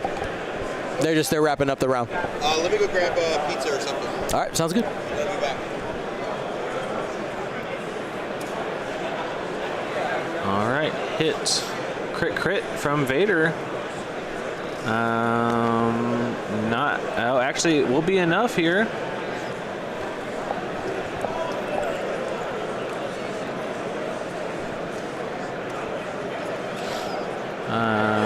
So only one crit being drawn.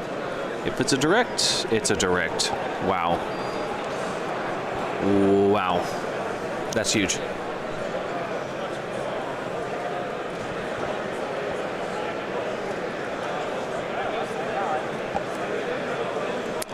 So that's going to put down Axe here. Bam. And going to keep Chuck in the fight. We'll see if it actually gives him a condition here to win. An out.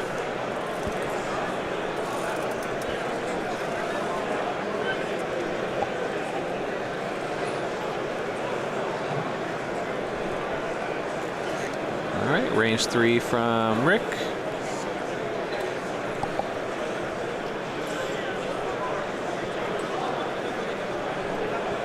Bam. 2 hits and a focus. Spend for 3. He's okay. Takes 1.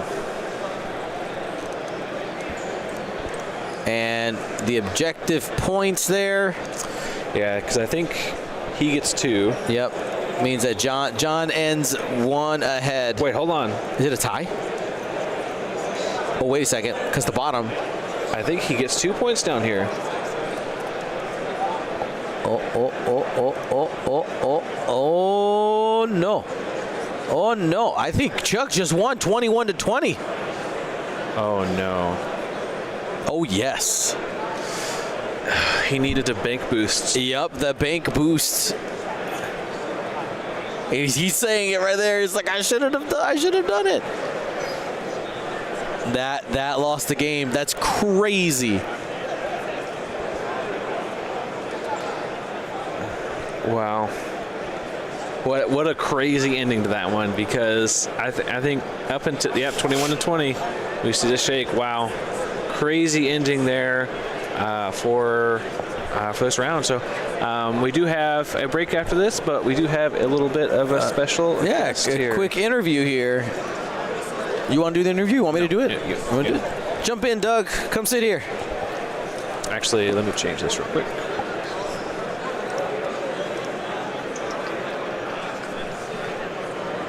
Give us one moment. Yep. Please hold for studio identification.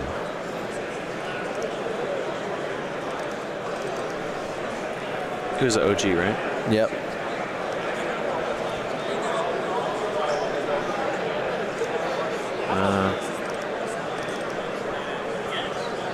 Just put first champ.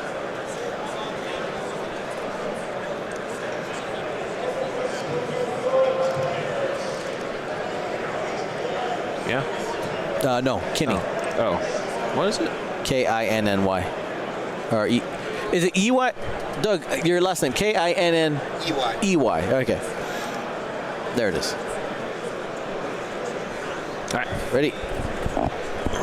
Come take a seat, my friend. Thanks, sir.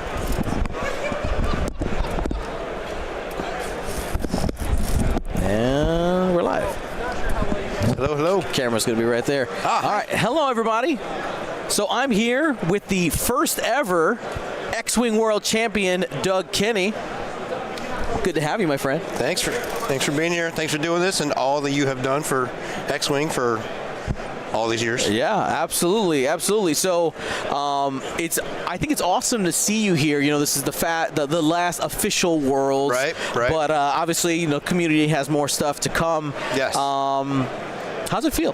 Kind of being at this bookend. It's interesting coming back because, as most of you know, or maybe you don't know, which is fine. I've been gone for a while, it's fun being back and seeing everybody and playing again in tournament setting, and yeah, it's fun.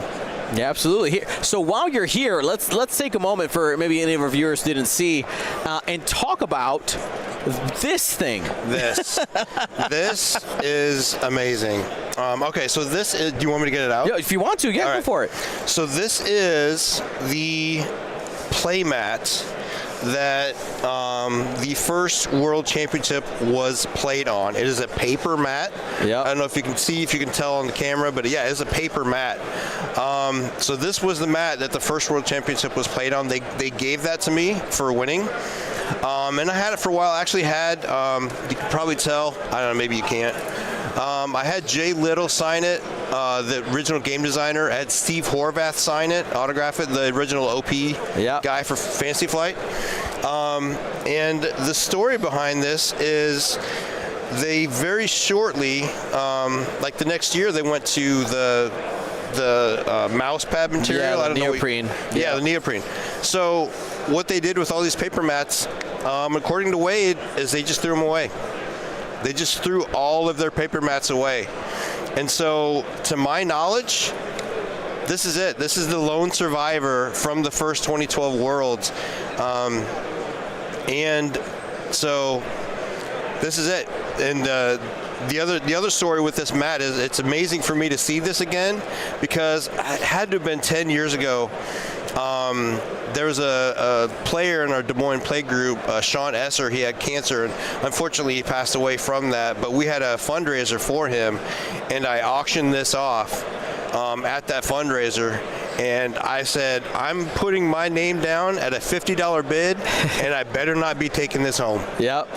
So it raised a lot of money, and Jared apparently got it, and he still has it, and he brought it here, and it's just amazing for me to see this again, because I haven't seen this in 10 years. Yep, it's crazy. And the plan is, and we have the green light, is for the final, we're going to have it out there for the road roll.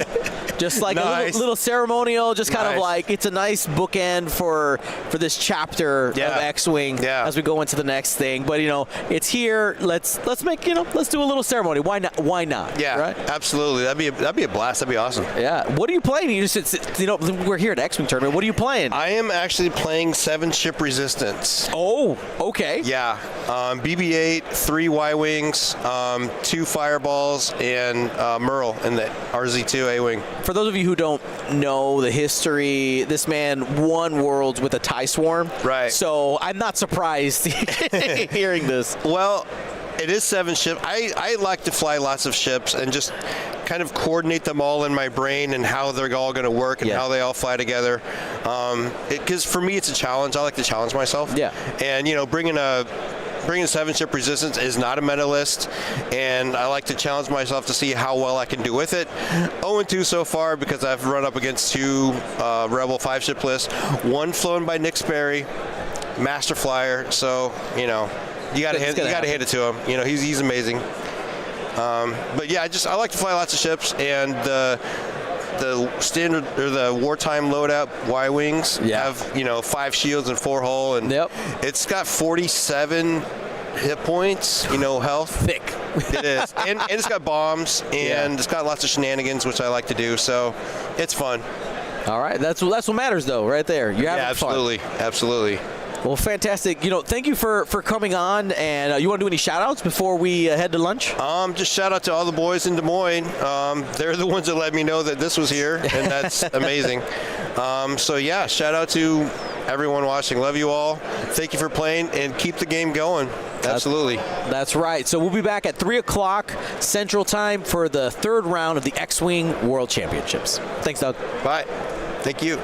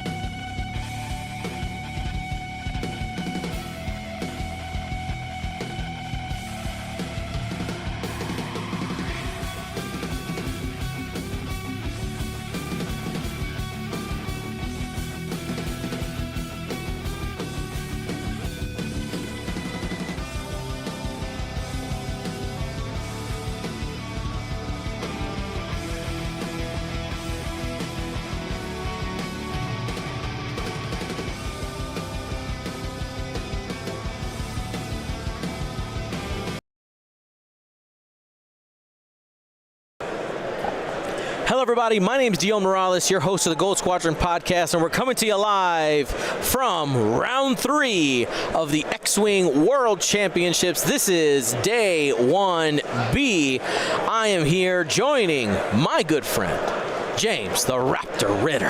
Hey guys. Do you hunt in a pack? No, I'm a solo hunter. A solo hunter. That's not. Jurassic Park told me. Indoraptor. Oh. Jurassic World. I see. You've evolved. I evolved way past hunting in packs. Are you? So you're like a machine robot dinosaur. Yeah. Sweet. Well, let's move on from that. Today we have Andrew Knappel versus Doug Howe. We have some Resistance versus the Separatist Alliance. Good to be here, by the way. You miss me, Mr. NFL Insider Leroy. I miss you guys. Hello. It's good to be here. You know what time it is, though, James? You know what time it is? Game time. Choose your champion time? Oh, that game. You got me on that one. You led me right to it, and I missed the turn. It's all right. So we got that up on your screen there. So if you want to choose your champion, it'll bet 1 all or bet 2 all with the exclamation point in front. And we'll start breaking down these lists right after we take a look at the scenario. We have 5 objective tokens out there for salvage mission. Click the button.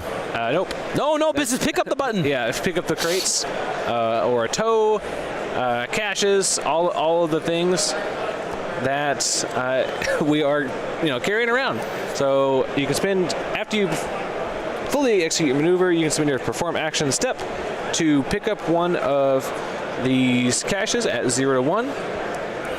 If you do so, you are no longer allowed to do any kind of reposition action. So any boost, barrel roll, slam, or have a cloak token. Yep. Additionally, if you suffer a critical damage, you will drop your crate, and you remember your opponent always places the crate that came off your ship.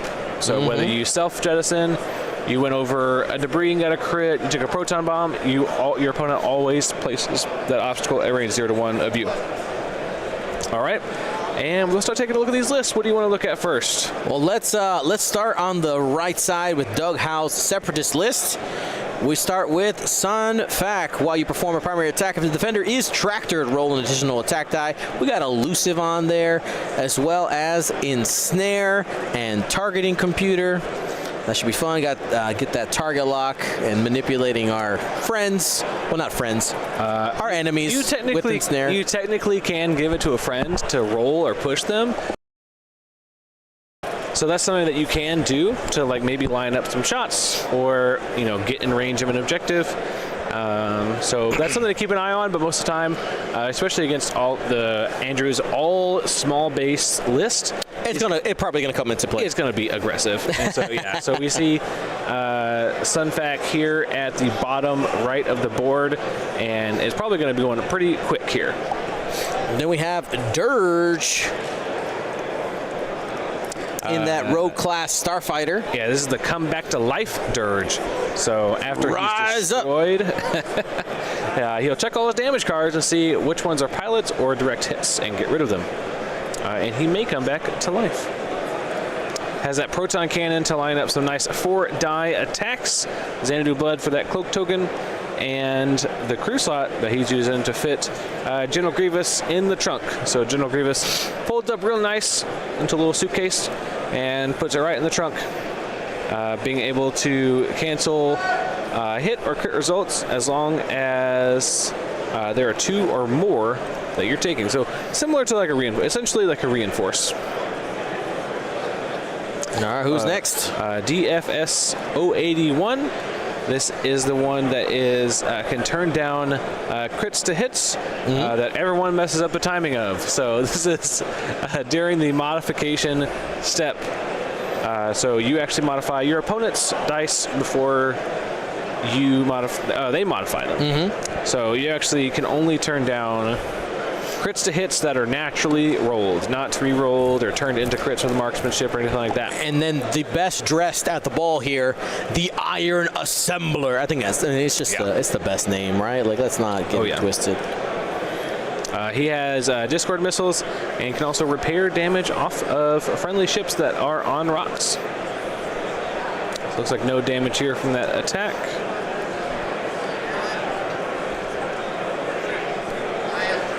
And we're most likely gonna get an attack back here. Nothing there, nothing there, nothing there. I think it's just gonna be Iron Assembler. Yep. He's like, well, nothing else is in, so. Iron Assembler, range 3, obstructed. Not by his rock, by another rock. There you go. 2.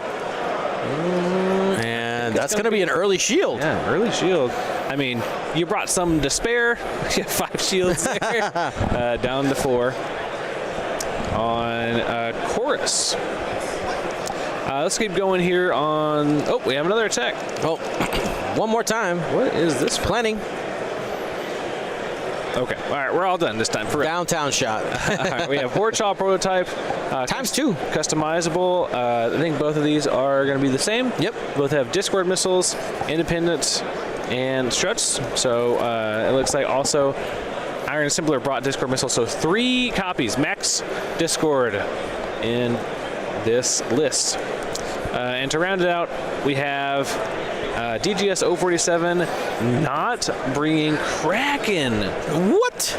That is crazy, actually. I thought for sure you would have brought a Kraken carrier with all these droids. We have Hondo Naka. Yeah, Hondo. So that is interesting, though, with DGS, you can... and these independent, well, we'll talk about DGS ability. After they perform an attack, you can get a lock on a ship if it was in your front arc, and then even if it was in your bullseye, you can deal it a strain. So Hondo, because all these ships are doing independent calculations, they're getting 2 calculates every time they calculate, or as long as they're not repositioning with it. Right. And they don't mind getting 1 jammed off if maybe it's giving Sunfac, a lock. Yeah, that's true. So that could be pretty interesting to see, and there's plenty of people to give. And also, they took, you can see some locks out here on those obstacles, some protection locks to even jam off locks instead of their calculates. I like it. So pretty interesting list. I would have expected to see Kraken. That's the easy choice, right? Right, yeah. But maybe Doug Howe, he is a little spicy. There you go. He's always had he has a history of taking things that are just like this is good. Now this is my twist, and if he could be better, right? But if he's able to leverage it, he can surprise you, right? So I'm excited to see how he puts it to play. I mean, Doug Howe, terrible player, right? Hasn't won anything in his whole life. Nothing. Not even one. No, that's a joke. Doug, don't come at me. Doug is a great player, has won many events, and come down to final tables at even more. So, great player. But Andrew Pineapple, as you may know him as, is also a great player. Bring in some resistance beef here. How much health is this here? So that's 18, and then what is that? 21. 7, 7, 7, 21. 9? Yes. 39 health, almost 40 health over here between these 5 ships. So we have 9 num with Marg Sable Closure, because that's fun. No tail side though, so not both. But Marg Sable Closure throwing off some strain if they go over an obstacle. 9 has the ability to get rid of stress as long as there is a ship at range 0 to 1.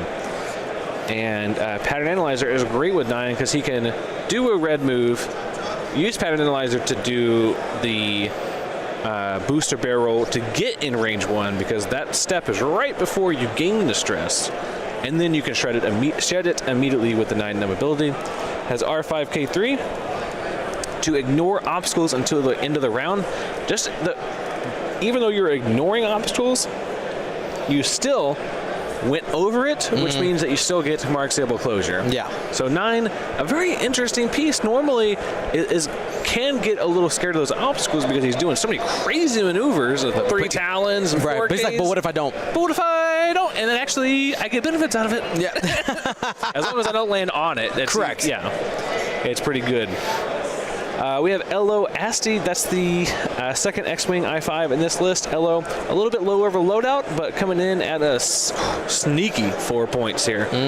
What a great value. Talon rolled this, Talon rolled that. I got no stress to do what I want. Yeah, well, you can even have stress. That's true. I don't have enough stress. As long as you have 2 or fewer stress, you can treat your Talons as white instead of red. Brings marksmanship and predator, just kind of leaning into a little bit of bullseye mechanics here. I mean, if you're lining up those bullseyes, why not? We see Elo down here in the bottom left, maybe trying to spook off Sunfac. You can't let Sunfac do what they want. Nope. You just can't. So bully. You got to go bully. I mean, you have to at least say, like, hey, I'm not just going to give it to you for free. You got to work for it. You got to work for it a little bit. Come on. The last one here, this is customizable Wexley Snap. After you fully execute a maneuver that was speed 2 to 4, you may perform a boost action. So this is Afterburners speed 2 to 4, but you can't be stressed because it is an action.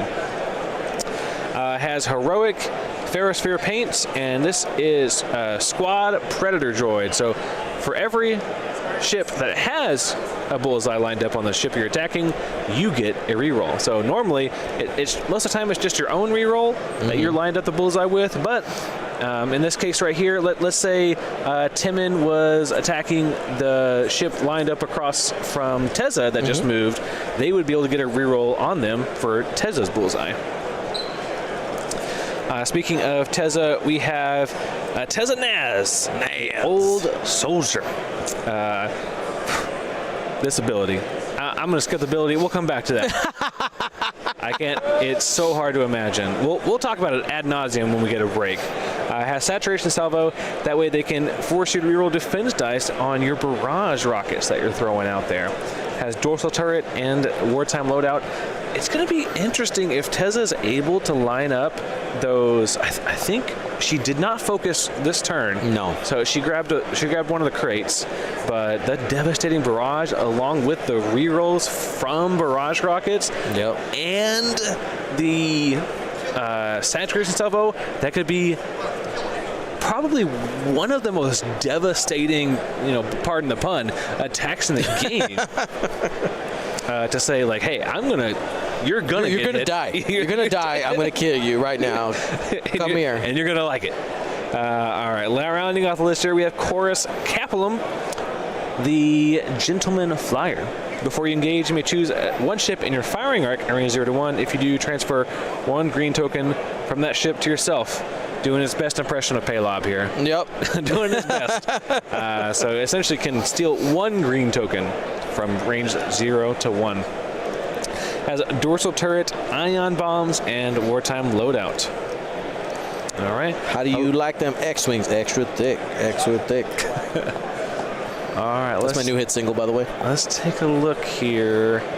I don't think we've seen... Oh, they're Y-Wings, sorry. Yeah, we're still in Initiative 5, so we haven't seen Sunvac move just yet.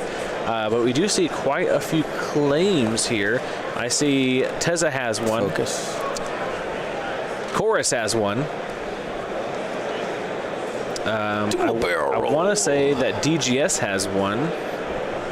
And I don't think Dirge has moved yet. So I think I still see one. Yellow, yellow, blue. Oh, and at the bottom, Elo grabbed one. Wow. So right now it is 3-1 in favor of the pineapple. Yeah. I will say a ship that can be surprisingly good at salvage is Sunfac. Yeah. Because you know how maneuverable Sunfac can be with that pinpoint tractor array. Tell me about it. Tell me about it. It can be very maneuverable because even with the tractor, because the crate that he's carrying now, because his pinpoint tractor array ability allows him to give himself a tractor, which allows him to move himself. That's not a barrel roll or a boost action, so he can still do basically. He is not limited whatsoever by that tractor. We have a Discord missile shot. Bam. Oh boy. And I saw he gave it. He goes poof to the left, to the left, to the left. Oh, Everybody man. take a step. I feel like Doug is straight up just cheating right now because he brought every tool in the box to deal with salvage. Yep. So I heard you had some salvage. I heard I just saw some salvage. I would like it, please. Gimme. Oh, wow. Another one. Blop, blop. Oh my gosh. That's gonna reach.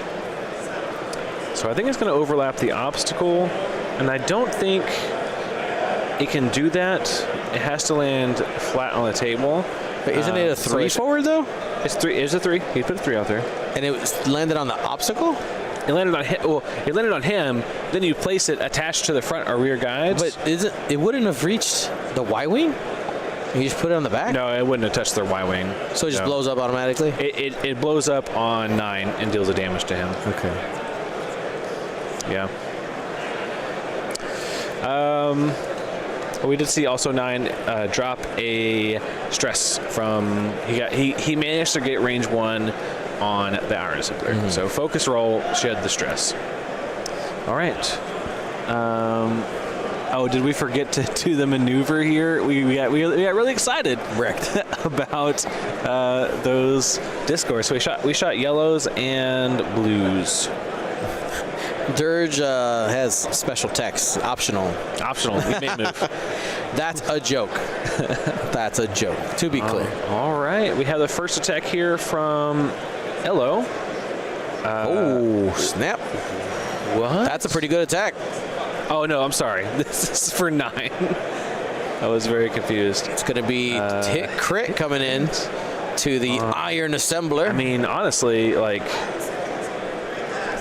he can deal with this. I mean, if any ship on this team can deal with a crit, it's going to be Iron Assembler, right? Right. Here we go. What do we got? You guys cut it out. You get cut in the deck.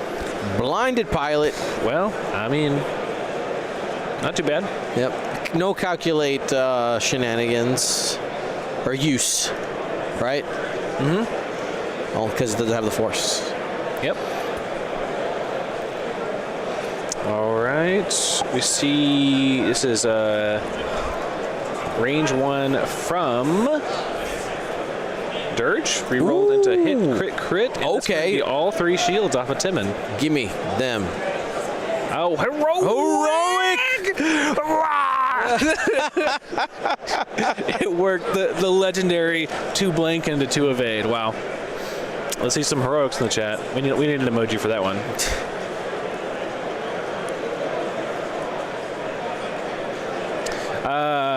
We have a question in the chat here. Yep. Someone's saying he did a 1 bank right, speaking about Sun Fact, and then rotated but didn't boost or roll for the tractor. You don't need to boost or roll, like actually move. The movement is to get the rotate, but you do need to take the tractor to rotate. Yep.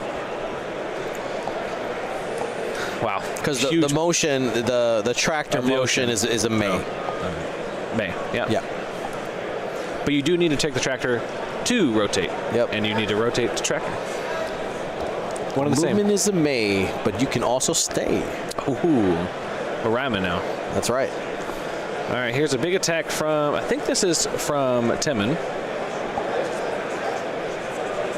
That was into DFS 081. Yep. Okay, all right. Turns it down to hits. 3 hits. That's enough to pop a droid, though. No, he has 2. Yeah. Oh, it's just 2. Oh, jeez. Still alive. Just 2 from one of the Y-Wings. Got an evade? Yep.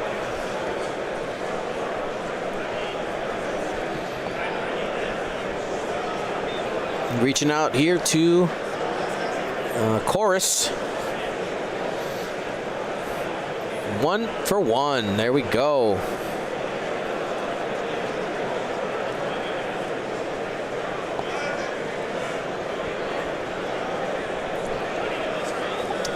right, here's another 2-die attack. This looks to be going into red Horchal. Yeah.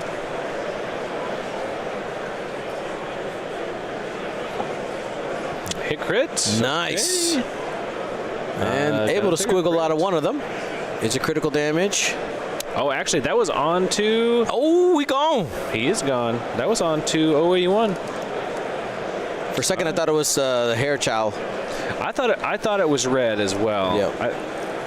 I think he was just measuring just that general area, but he said the other one.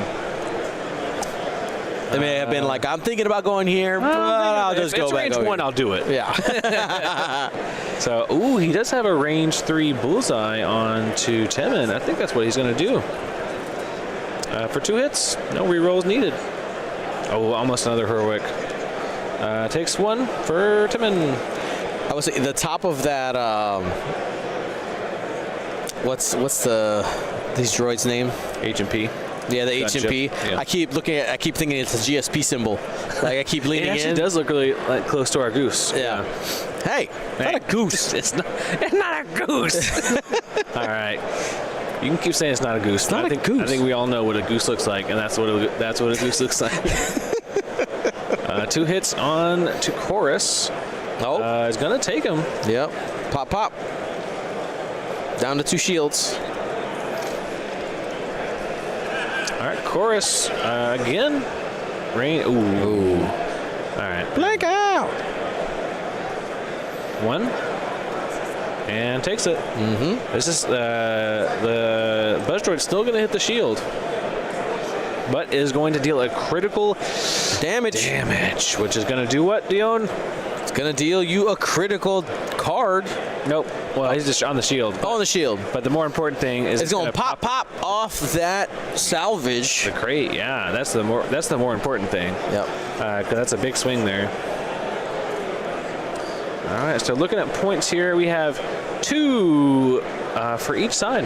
1 on Tezza and 1 on Elo, and then another on Sunfac and H&P. Yep. As we've talked about before, right? The biggest thing with these objectives is you want to try not to lose because of the objective, right? You don't want it to run away from you.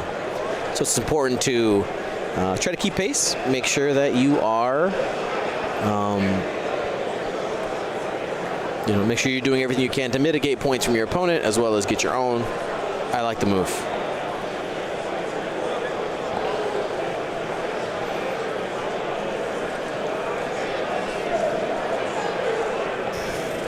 Now, Inlimity asked a question, which of those lists would cost more points if you built in a different system?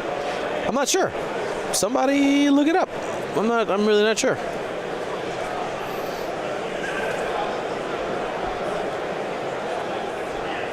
I'm not sure if they're public yet.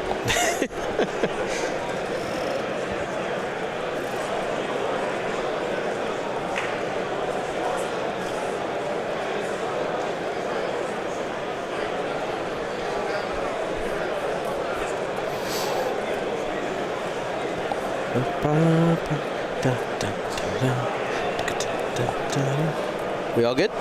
Yep.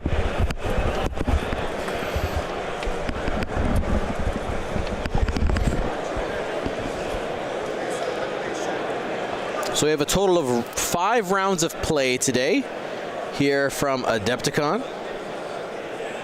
Looking forward to commentating some great games. We've had some great moments already today.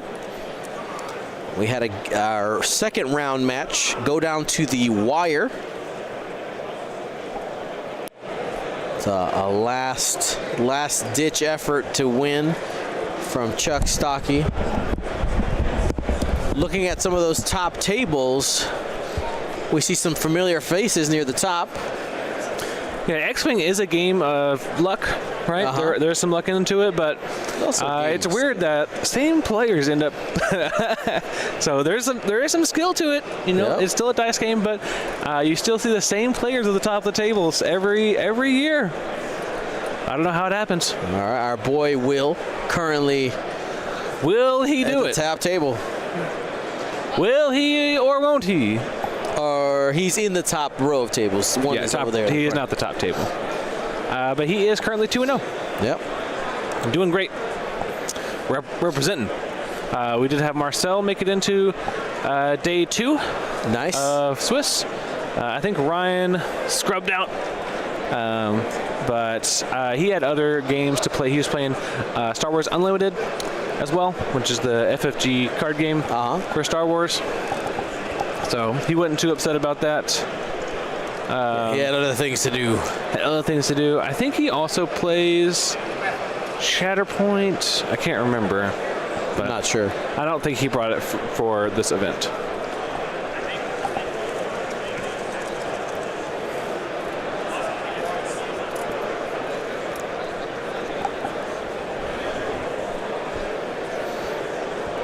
All right, Tesla's going to have a little bit of an interesting choice here Yep. about where they want to go.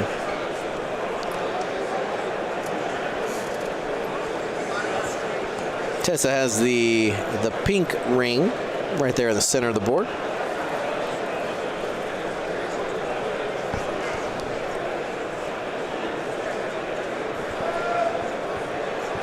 I'm trying to measure out can 9 4K over that droid.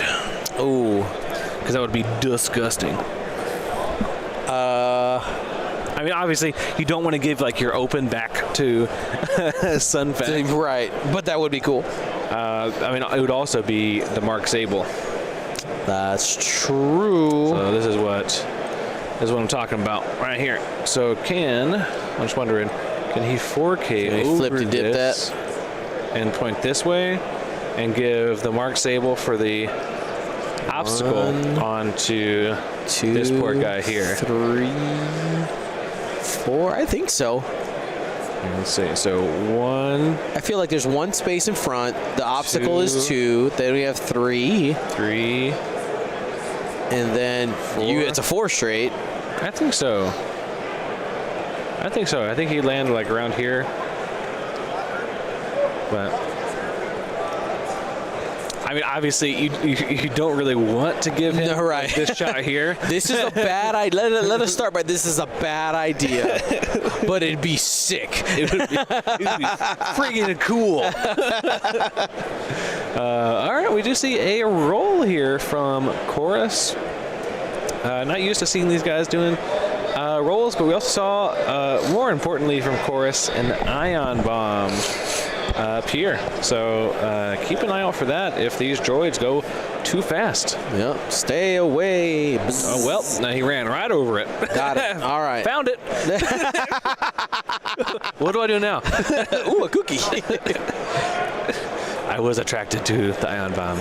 Oh, he did pick up the crate, though, that he knocked off of Chorus. So, I mean, sure, like ionized, that's not damage. That's not crit. Yep. Who cares? We do see probably a too hard here. Yeah. From this is Horchal. He still has his Activate Discord. the struts. He still has his No, this is he's sitting on top of a Discord here. Oh, that's a Discord, not not an obstacle. Sorry, little glare there. No effect for that one. Because it's his own robots. Oh wait, hold on. That Discord should have moved with him. With who? Oh no, it went to the back and then he rolled off of it. Oh, fancy. Okay. Fancy dancy. All right, we see the GGS 047 take a 3-turn side slip, huge arc there, and move his lock over to the. I thought he already had a lock. Oh, he coordinated. Ooh, okay. Interesting. I see you. I see you. Iron Assembler repairs one of their damage cards and does a rotate with their struts. Mm-hmm. Takes a stress and focus. I'll take a little. Or double calculates, excuse me. Yeah, clears the stress. Actually, it's when you activate. So heals the damage, clears the stress, rotates and takes double calc.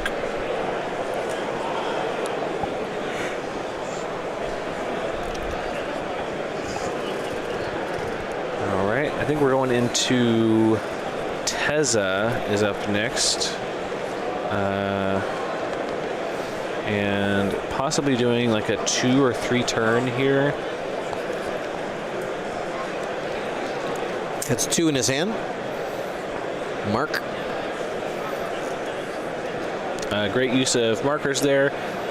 Marks where he removed the other ship front, where he marked the other ship to remind himself, hey, I didn't mark it in the middle, I marked it on the front. Yes, let us all know this together.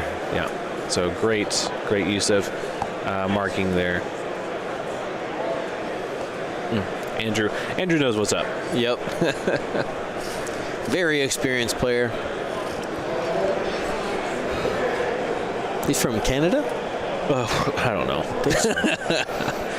I don't know where I'm from. What year is it?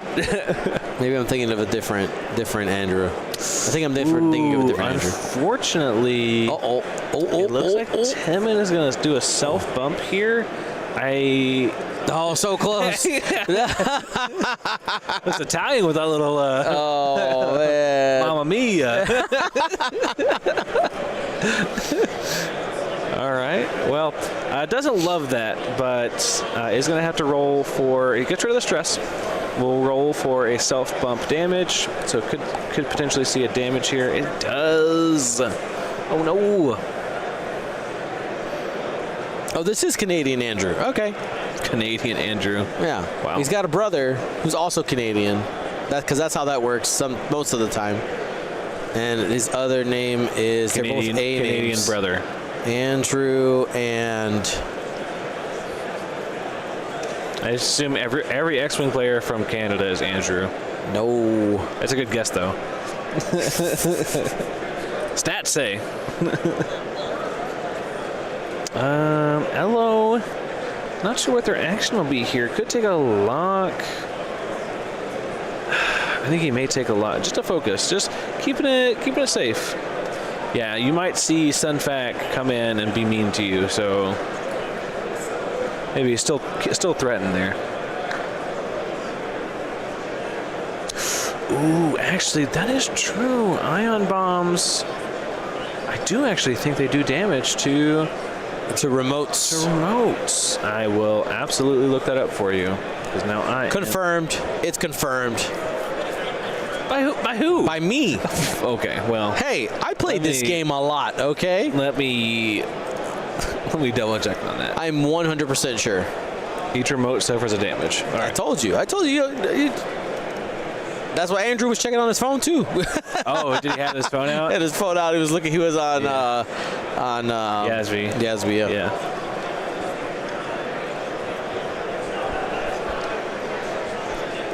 All right.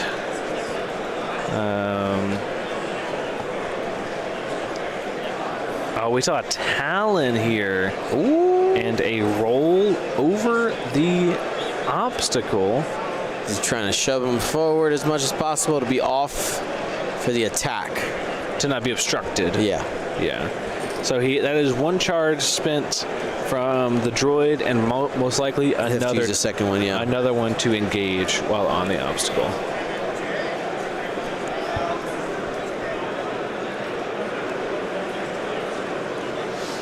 I might need to read that again. Yeah. So Mark Sable says after you execute a maneuver, if you move through an obstacle, structure, or huge ship.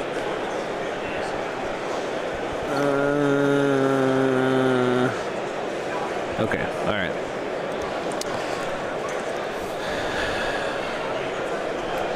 Wondering if maybe he could game the system there a little bit, but I don't think so. I don't think so. All right, I want to see a focus roll over here from Dirge.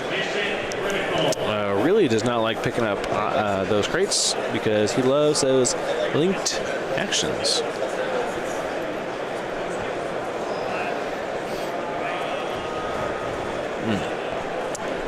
Might.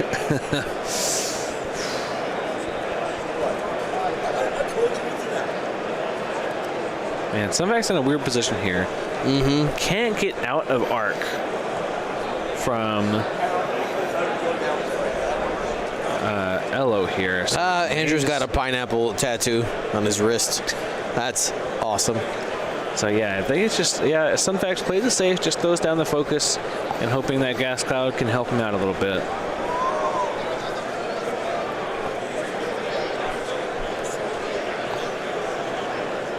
But yeah, just a clarification there because I see the question popping up. Yeah, you would need to, for R5X3, activate the second charge when you'd want to attack. I don't know what he just flashed at me. Oh, Discords. So red is going to drop their Discord missile at the start of engagement. I think he misses though. That looks like a miss to me. Or looks. I was just gonna make a joke. It looks like a misdemeanor to me. If it's gonna be Nubs. No, it's out. Ooh, wow. He's like, stop, bomb. So let's mark the ship and make sure we measure range 1 to red, and also maybe even pink there. I don't think he gets pink, but he definitely gets red, and kills the remote. And boy, do vultures hate ionization. All right, so does manage to hit. Okay, he gave a strain. I don't know if that's how that works. What do you want me to check?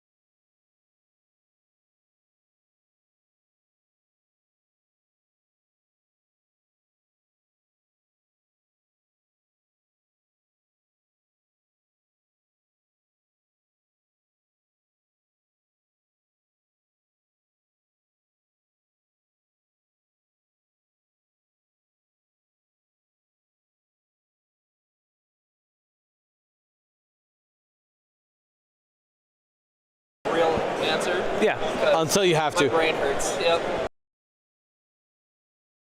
All right, so I think there's going to ruling or a measurement check here for 9, because I'm not sure that he has an obstruction to any of those ships.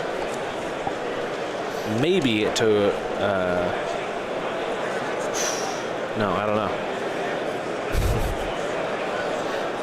know. No, Antonio, I like that. Like a glove, one size too large. I recently got a package of work gloves, like neoprene gloves. I was doing some construction in my house, and they only had extra large versus the large ones I usually get. And it wasn't great. It was terrible to try to work with wrong size gloves on. Yeah. It's pretty bad. Especially rubber ones. Yeah. So, my recommendation, wear the right size glove. That's a Dio Morales recommendation. You can have that one for free. The first one's free. Yep.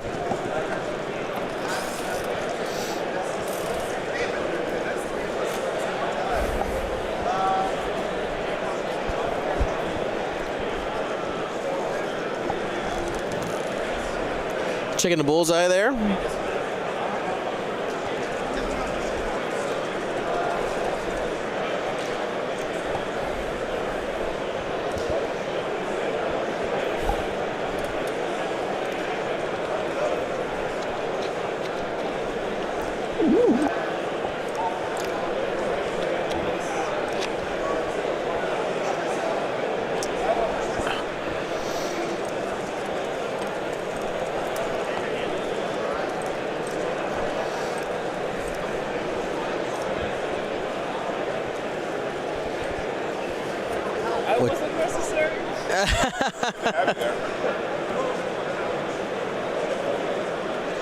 Either way, this is a range 1, right? Yeah. 4 dice. Here we go. Okay, well, okay. All right, well, just walk away from that one. Wepa! 2 hits, 2 crits. And he's gone. Plop, plop, plop. He says, boom. I gave it a college try. Oh, man. All right. Let's take a look here. What color was that one? That was red. Did manage to shoot their Discord, but missed. I always like to see what munitions a ship has left when they're destroyed. Heroic? Yep. Another heroic. Wow.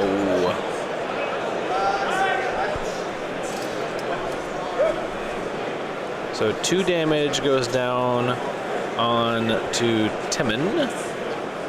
That is from Dirge. Getting their second use of heroic this game.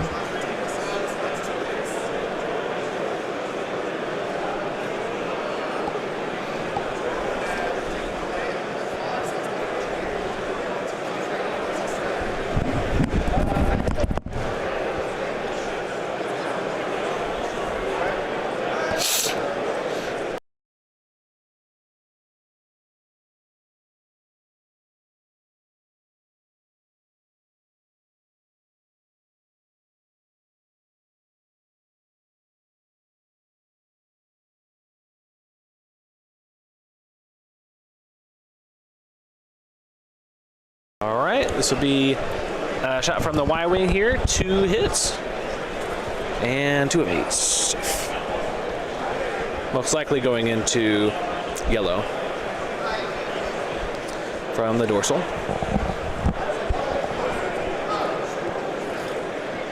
Pointing at Timon. Timon, range 2 into yellow. That looks Hit, good. Crit. Pop, pop, That'll pop. most likely at least knock off the crate and do a lot more than that. Cleared him off the board. Okay, just okay. Well, You shall not pass. yeah, or challenge. See what I did there? Yeah, you. Yeah. You. Oh man. See? We got some pop-ups. I'm a pro. No. I need pop-pops. Someone give me pop-pops or I'm going to lose my mind. Pop, pop.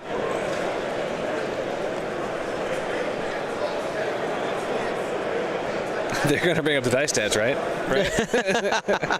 Yeah, bad.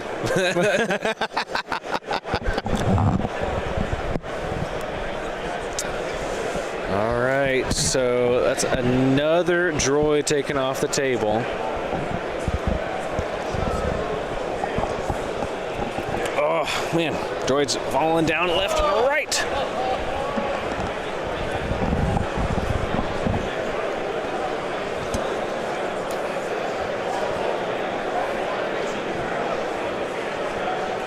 Yeah, for Doug, I think what he wants to see here is start clearing some, maybe at least Temin off the board, something. Yeah, something. Come on. I need you, Doug.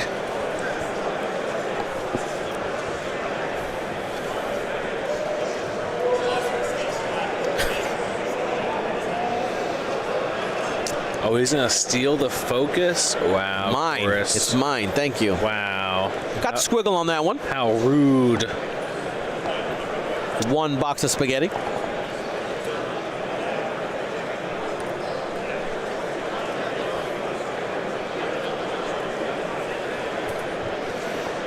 Have a rules question over there? I don't know. I saw Will talking animatedly. Well. Spoiler alert, Will always talks animatedly. This is true. Another heroic. Heroic? It doesn't work that time, though. He says, okay. That's enough of that. That's enough of that shenanigans. Yeah. You have been invited to leave. Timon.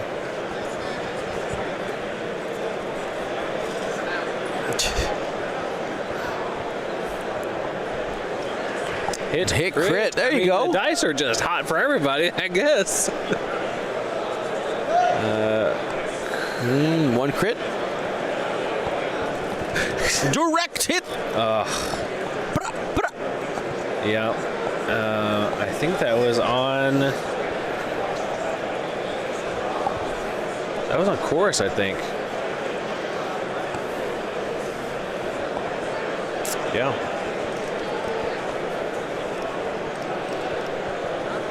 And then points are looking like 2-2 still. Okay. After lots of back and forth there. Yeah.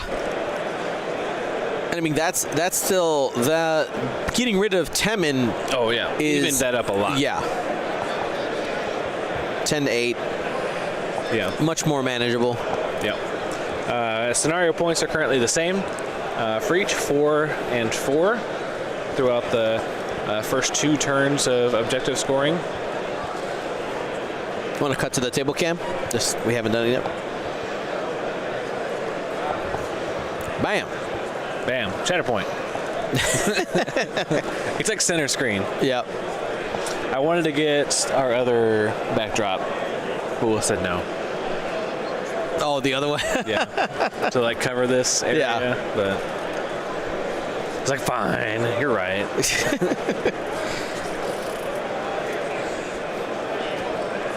No for this year. Yes. No for this year. Next year we can have 4 again. I thought we had 3. We have 4 of them. Jeez. Yeah. Too many. Basically, we could build this little house around us if we wanted to. Yeah, we could. We will. No one interrupted me while I'm trying to take a little nap. Yeah. And let's break. Oh, we can build a fort. We could. Oh my God! Just put a blanket on top. Oh, you know what? I should do that with my kids. That'd be fun. Oh yeah, a little X-wing fort. Yeah. Oh. James, always been a good idea guy. If nothing else, I'm a good idea guy. You're a good execution guy too. You're just a guy. You're just a good guy. Good. Your wife should give you a crisp high five. She found a good one. We have Ring cameras. Yeah, who? Ring, like the ring cameras. Got it. We also have one in the house. Yep. That's just to watch the 2 entrances to the house. Yeah. But it's in the living room. And so my wife was on. She's like, we have like one of those like pull-out treadmills. Yep. So she was on the treadmill the other night and just walking while I was here, and I guess the Ring camera it like lights up when it starts recording. Yeah. Because she was moving around like walking on the treadmill. Yep. And she thought that I had like, because I can like live check on it. Yeah. And she thought I had turned it on and was checking on her. And she was like, "All right, creeper." I mean, we're married. and then like flipped me off, and I was like, and then she was like, and then she messaged me and was like, "Stop creeping on me," and I was like, "What are you talking about?" She's like, "I saw you turn on the camera." I was like, "I didn't turn on the camera." She's like, "Well, I saw it light up," and I was like, "What were you doing?" It was like, "I was on the treadmill." I was like, "It was probably you walking around." I went back and watched it, and she like saw it light up. She looked at it, and then flipped me off. I was like, "What the?" That's hilarious. I was like, I wasn't creeping, but now you make me want to. What are you doing? My wife sent me a hilarious video yesterday where it said it was a woman talking to her husband, and it's something along the lines of like, if your husband doesn't flirt with you like an HR violation, are you even married? Yeah. So like I think you're within like, yeah, like sure, if you weren't married that'd be creepy. Yeah. But you're just like, I don't know. You're just like, is my wife safe? That sounds gallant. Yeah. Yeah, you're a knight. Yeah, you're right. That's right. Just trying to just make sure that my person was safe. Yeah, exactly. Ooh, yeah, I love all those videos. Like they catch like spouses doing stupid stuff to each other. Yep. They catch it on Ring cameras or the house cameras. Yep. I'm excited actually. I think I told you I'm in the middle of a move. Yes. Yeah. Where are we moving to? Oh, just like I guess it's a little bit. It's like 5 miles south. Okay, so still in Salt Lake area. Salt Lake, yeah. We're just moving. We're moving off the mountain. Off the mountain. We had our fun. We're tired of all the snow and the wind. Down the mountain, less snow, less wind. Into the valley. But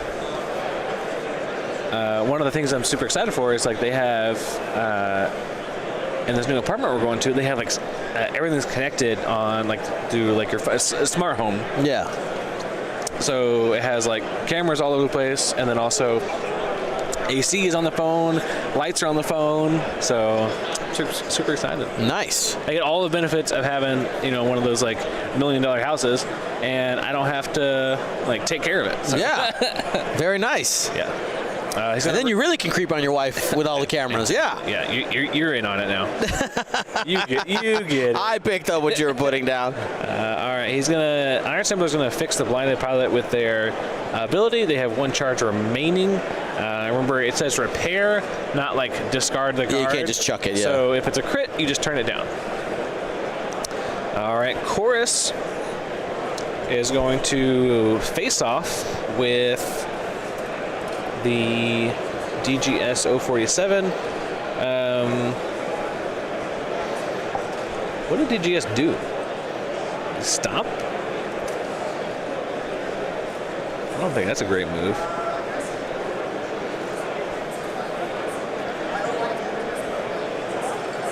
All right. 1 banking. More like 1 bacon, you know what I mean? Had bacon yesterday. It was great. No, 2 days ago. Sunfac has been pretty quiet so far this game. I feel like he's about to pop off. Pop, pop. Yeah. Pop, pop. Question mark? Oh my gosh, don't do this. You better hope that's range 1. Ooh. Because if it's not, you are about to get lit up with that barrage wartime loadout saturation salvo. You better hope. Ooh, blocked. We got the block. I mean, blocks. Blocks.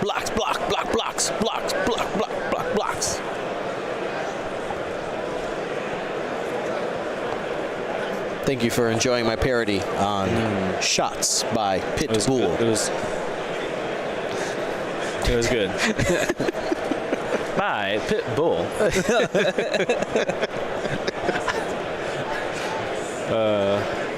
All right. I will say, as they're doing this, in the music publishing world, like some of my humor, I think is transferable.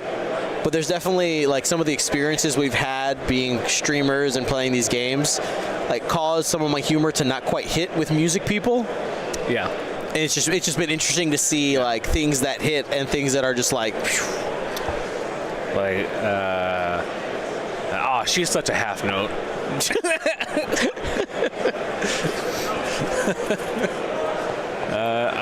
Okay. That's a. I mean, I guess you don't want to be messed with by Sunfac, so you just say, I'll eat this gas cloud to make sure that I'm not shot by you. Mm-hmm. So, I mean, he's gonna have to take an ion for it. So, Elo is essentially out of the fight for the next like, 2 turns. Yep. Well, maybe not. Maybe he gets a shot here. No, we'll see him. We'll see him tractor himself. Nope. Roll. He just slaps that down. I reject your reality. Looks like he's going to turn his turret forward, which means that he's going to tractor Tezza. And most likely just keep Tezza there, because I don't think he can tractor her to the right. I have been fact-checked by PL Potts. Excuse me. Shots was by the Little John. Wow, he's going to come for you. Yes, the Little Johnny. The littlest of Johns. All right, well, we were just talking about. Okay. Sunfac not getting in the fight. Here we go. There's the fight. Blop. Brought 3. 3 damage on to Tezza.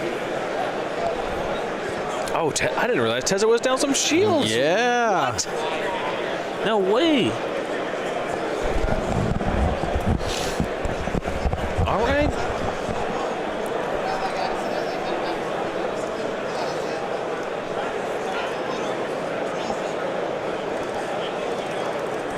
some shields, 5 shields. All right, we see hit, crits, crit. Oh, what do we got? Damage sensor array? Yes. All right, so the resistance are getting some pain.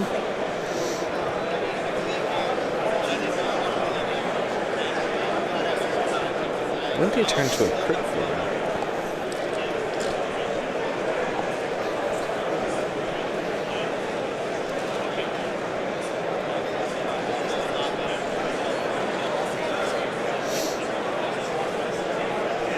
These guys acting like I actually don't know how to say Lil Jon. Little Jonathan is his pseudonym.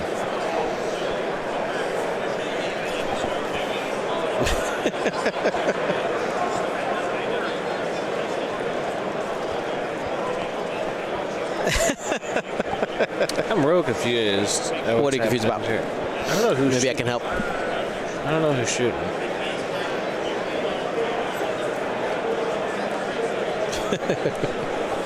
Reroll, blank to blank. That's 2 hits coming in from the pineapple. General Grievous says, no, no, no. That was in a dirge. So it takes 1. 1 damage.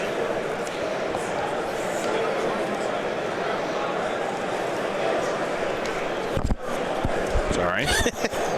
Just punch the mic. I mean, that's part of our training. Yeah. GSP training program. Microphone boxing. All right, here we go. Next shot. Hit crit. And both of those are going to land. I think having a bad day. That's a disabled power regulator.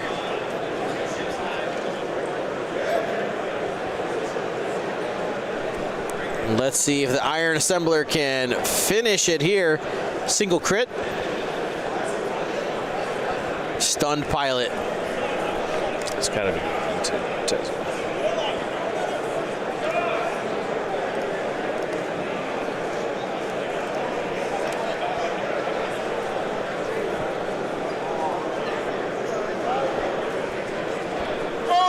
Range 1 from Chorus.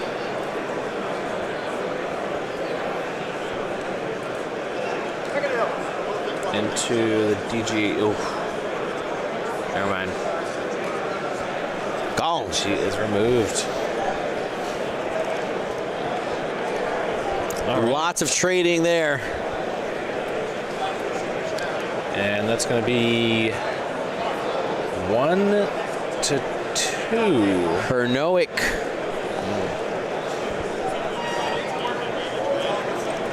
All right. Wow. And with that, Doug manages to pull It out ahead, yeah. Yeah. Patience. 1 Yeah. methodical step at the time. Yeah, under pressure, too. Under pressure. Yeah. Calm under pressure for sure, because that was looking pretty dire for a little bit. Now, both gentlemen did hit the high ground number of 11, but Doug is higher with 13, so the statistics swing crazily in Doug's favor. Likely to win. We'll see how it goes. I wouldn't say crazily. Crazily. That's a The stats say claim. if you have the high ground by 11, you're most likely the winner. I've seen much much crazier comebacks. This is true. But yeah, it looks like Doug does pull ahead a little bit in this game, so we'll see if he's able to maintain the momentum coming out of that round. I believe in Doug. I also believe in Andrew because I'm a fan of pineapples. Pineapples. Yes. So I'm showing 13 to 11, and so are they. So, a couple of different ways to get to 20, right? So, if how many crates does each person have right now? 2 for Separatist, 1 for Resistance. All right, say that one more time. Sorry. 2 for Separatist, 1 for Resistance. Okay. You can see the crates here held down here by this is Elo. And then you can see it's just hidden right here.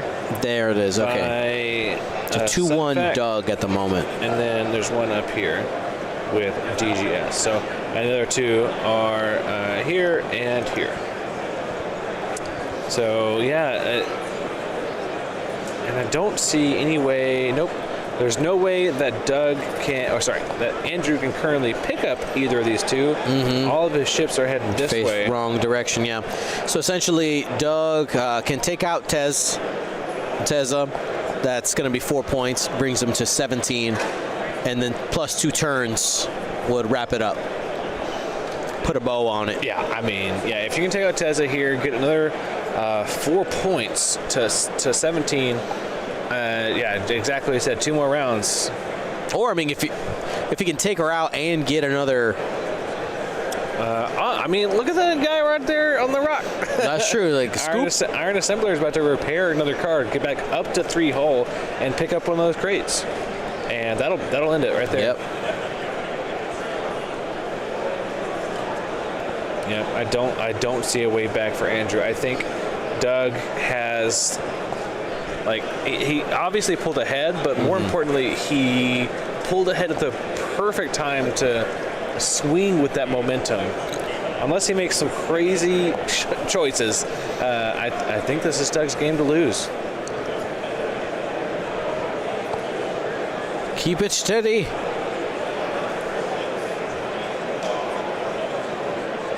He's going to coordinate.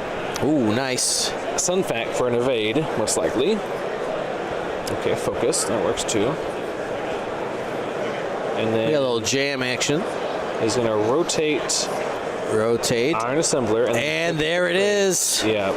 That, You get Teza and also not lose any of the crates, and that should lock it up. he's somehow going to end up with more health at the end of this turn than they started with because of the Iron Assembler healing. So you love it when Iron Assembler is able to use all 3 of those charges and repair all 3 cards. I'm back. I'm good. I'm fine. How are you? I'm great. So, all right, we're going to see, I think this is Teza up next, so we're going to see some marking here. Get some people out of the way.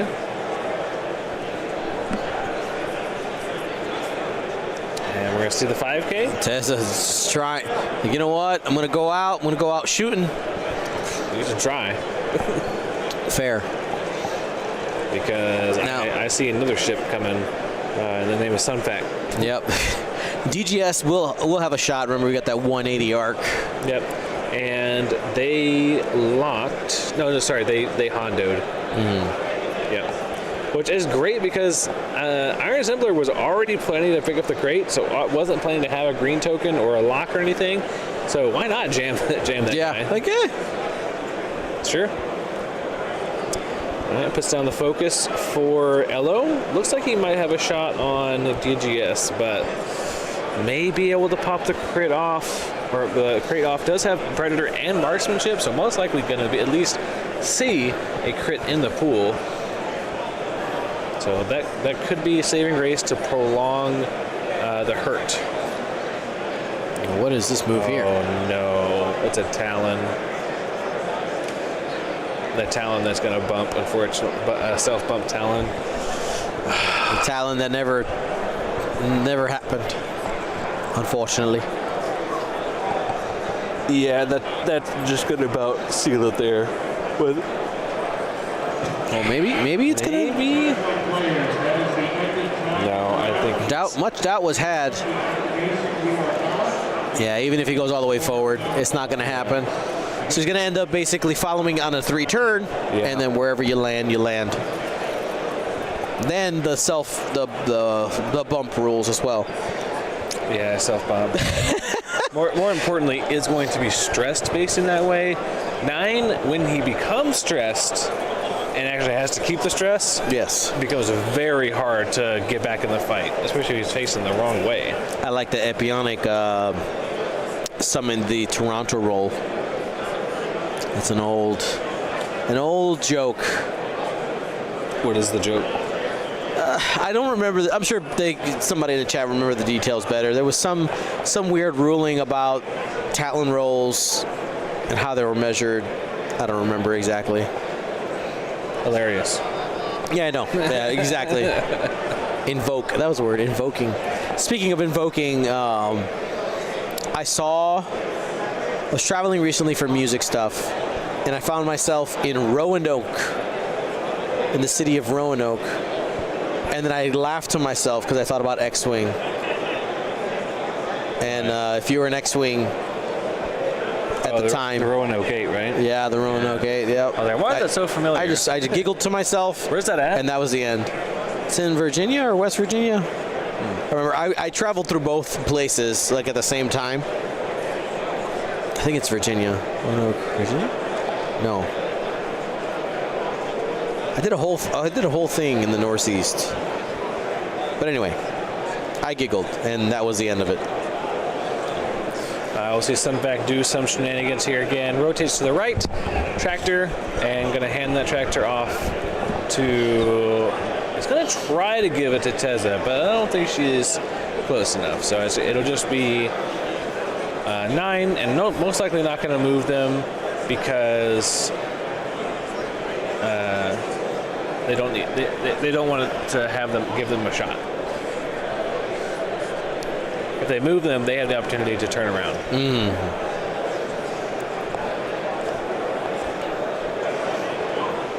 All right, he took the lock. Oh. And not going to be able to convert it, but hit crit. Pop, pop, pop. Coming in, and this is going to be, you're rolling too many dice there, buddy. -1, please.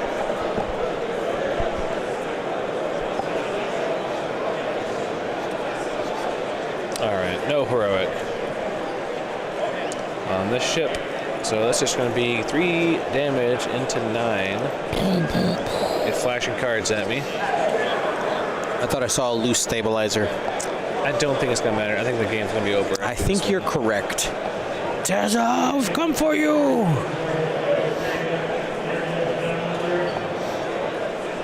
Unless...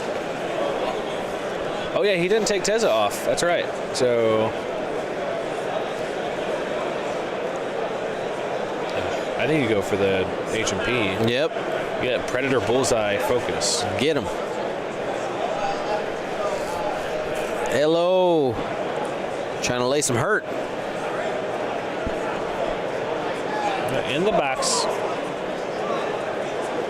Much better in the box. See? Look how pretty it is. Okay. All right. Oof. He rolled an attack and a green die. He's going to pop the crate off the H&P. He tried to attack back. Yep. That's huge, though. Pop the crate off the H&P. That's pretty big. That means that even if they do kill Tezza, that's only 19 points. Yep.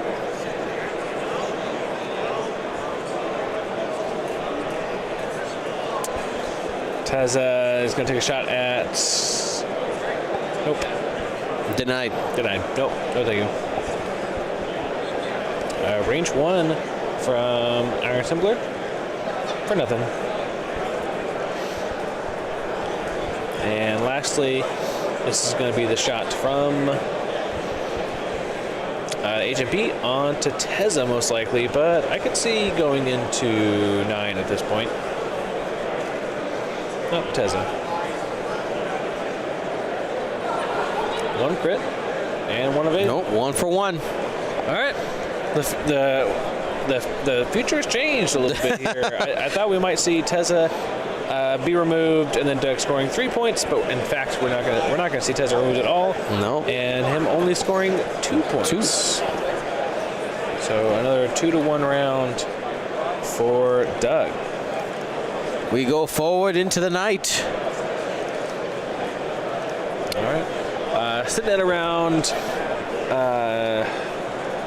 75, about 15 minutes remaining. Ish.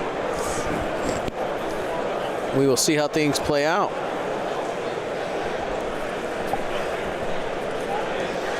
We continue.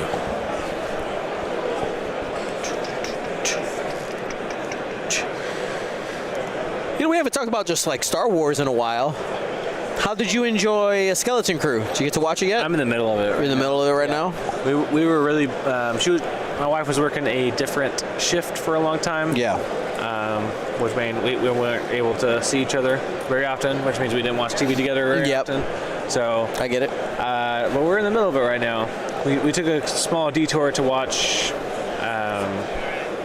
Severance. Okay, haven't seen that one. Man, you got to. Okay. It's real good. But I'm enjoying Skeleton Crew so far. I mean, like the best approximation is just Goonies in space, right? Yes. So it's not a serious show. Yeah. I am excited for Andor 2. Season 2. The next season. Oh, yeah. Yeah, that's going to be great. I am very excited for that. It's going to be spectacular. Like I'm looking forward to the ramp up to the next, because the next Mandalorian thing we get is going to be the movie. Supposedly. Yeah. If the timeline is keeps to what it was before. My wife and I have also been busy with the new Utah hockey team, the NHL team that came to Utah this year. Oh, okay. You guys been watching a lot of hockey? Yeah. Okay. What's the name of the team? Moving on.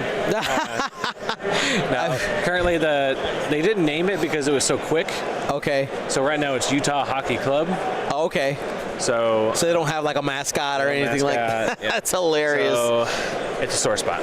But we should have a name by this. By the end of this season, before the start of the next season, we'll have a real name. A real name and a mascot. So interesting. Okay.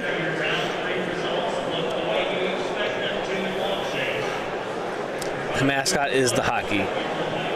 Yeah, it's almost like guaranteed that it's going to be Mammoth. I do not recognize the S, the letter at the end of that.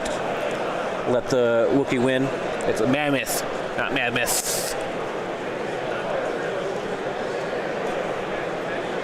The Utah Mammoths. Mammoth, not Mammoth. You don't want more than one mammoth? It's like the Kraken. It's not the Krakens.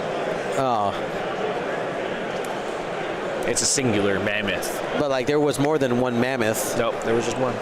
And there was only one Kraken. Yep. So there should be multiple mammoths. No, it's just the name. They're going with a singular name because mammoths. Like if you have a lisp, goodness, like, you will just get stuck on that so easily. So they're going with singular. That way, people don't try to do mammoths. Got it, mammoths. Spitting at people. They're deer announcers. I know. I know. We literally know, right? We've had to say some names that have crazy names in the past. So,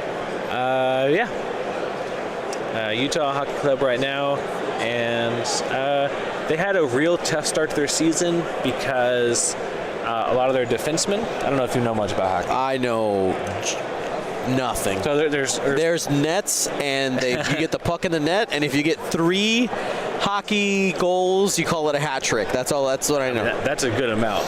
Yeah. So there's three like offensemen and 2 defensemen. Okay. And like a lot of our star defense that we had coming into the season were injured. So we ended up having a really tough start to the season. That really set us back. We finally got everyone healthy, but it's too late in the season to come back. So, but that's okay. The team moved from Arizona.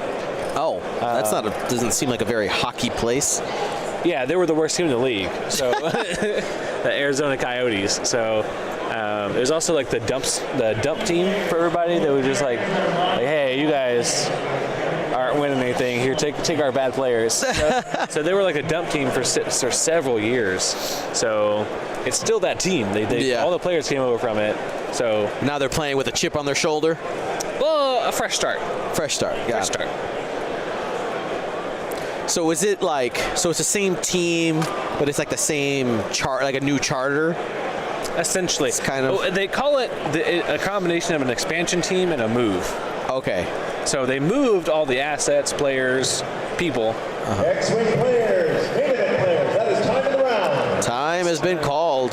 It's a short one. Finish your current round and submit your score. And so they moved the players and the assets and everything, and then like temporarily disabled the Arizona Coyotes. But they are still there. Oh, big shot from Pop, pop, pop. Yeah. That'll do it. You guys are talking a lot of smack about poor Sun Fac. He finally got in the fight, and he's doing some work here. So that's Teza out,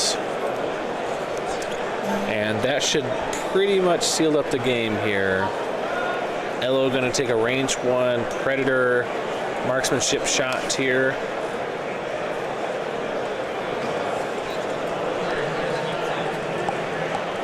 E-Wings Predator in the chat. Nope. into a that was a focus. Focus, yeah. So that's a hit. Full hit, string. Crit. Resistance back with a vengeance. A blank will kill. I will not go quietly into the night. No blanks. So depending on 2 crits to do the work. Let's see what we got. Nope. No directs. No fuel leaks. Nope. So moving on.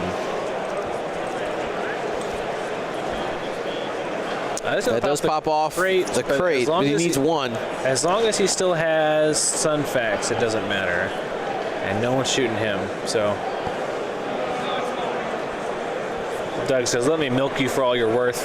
See if I can get a couple extra points. Extra points, yeah. Range 1 from, nope, just a crit, dodged. Okay. All right, and that'll be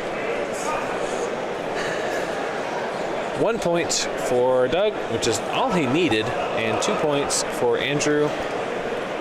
So that means Doug Howe is our winner of round 3 of our World Championships Day 1B. What did I miss? Oh! Hi! How's it going? I thought you were pointing past the camera. I was pointing at the camera. Well, I kind of saw this versus this. I don't know. All right, well, that was round number 3. Yep. So we have 2 more today. We have. Oh, you forgot to change your name. That's another reason why you're not Doug Kenny. How's the top? Imposter. He's a Midwestern guy. What? Quiet? He's quiet, yeah. All right, I'll just whisper. All right, I'll change it. I was not the first champ, but I can be your hero, baby. Can be your hero, baby.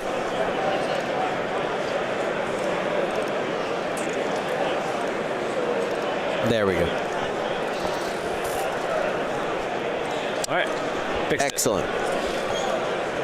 So we've had 3 pretty solid games today. Yeah, we only had 1 blowout game yesterday. All right. And it ended in like 35 minutes, and I was like, oof, okay. Break time. So, yeah, break time. So 2 more rounds today. And then tomorrow we'll have 5 more rounds of graduated Swiss. So each player that had 10 or more event points today and yesterday, which is 3 wins and a tie or better, are going to move on to the graduated Swiss on Saturday, and the top 16 from Saturday go into cuts on Sunday. People are asking for a Will update. Looks like he's still playing. I will update you. That never gets old. Oh, he's packing. He's packing? Packing what? Oh, I think he lost. His body language. The other guy looks too happy. Yeah, body language says he lost. Although Will always looks happy, so I have to look at the other guy.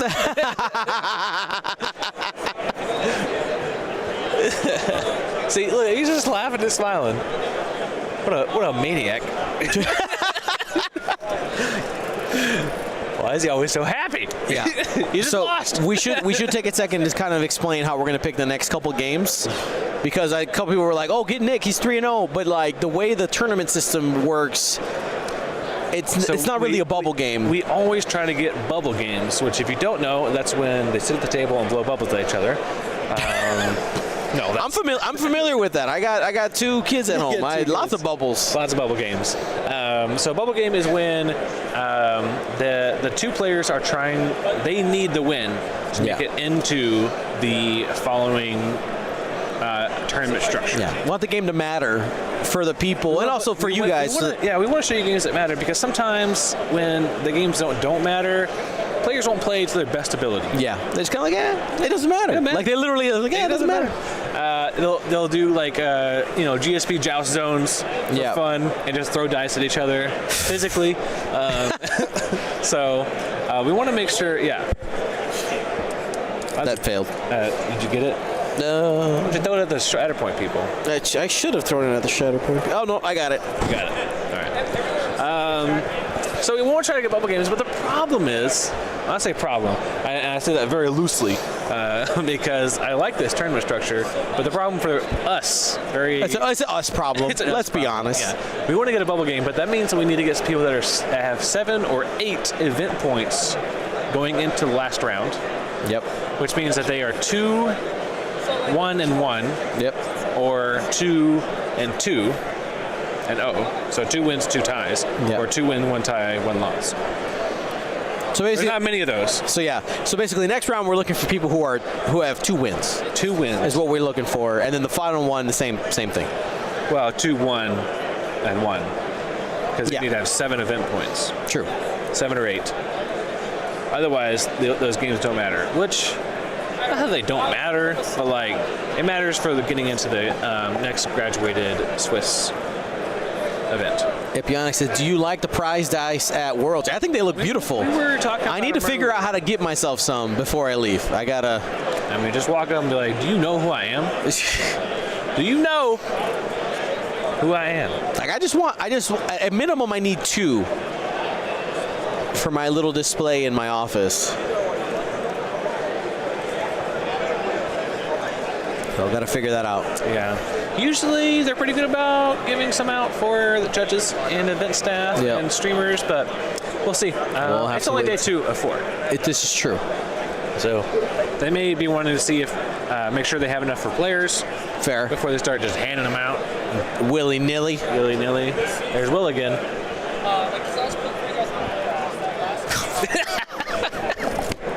Woo! Completely over my head. Yeah, wow.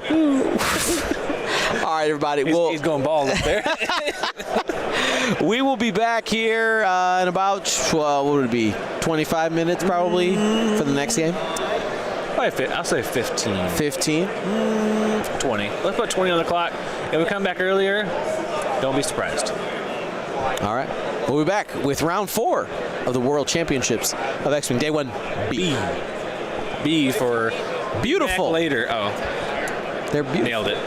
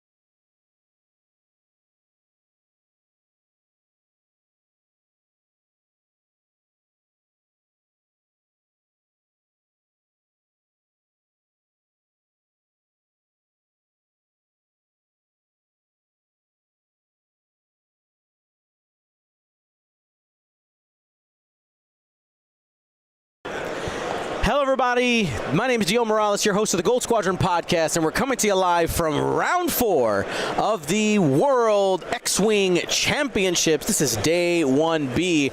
I'm here joining my good friend, an excellent person, a dinosaur in disguise, James Ritter. It's too many titles.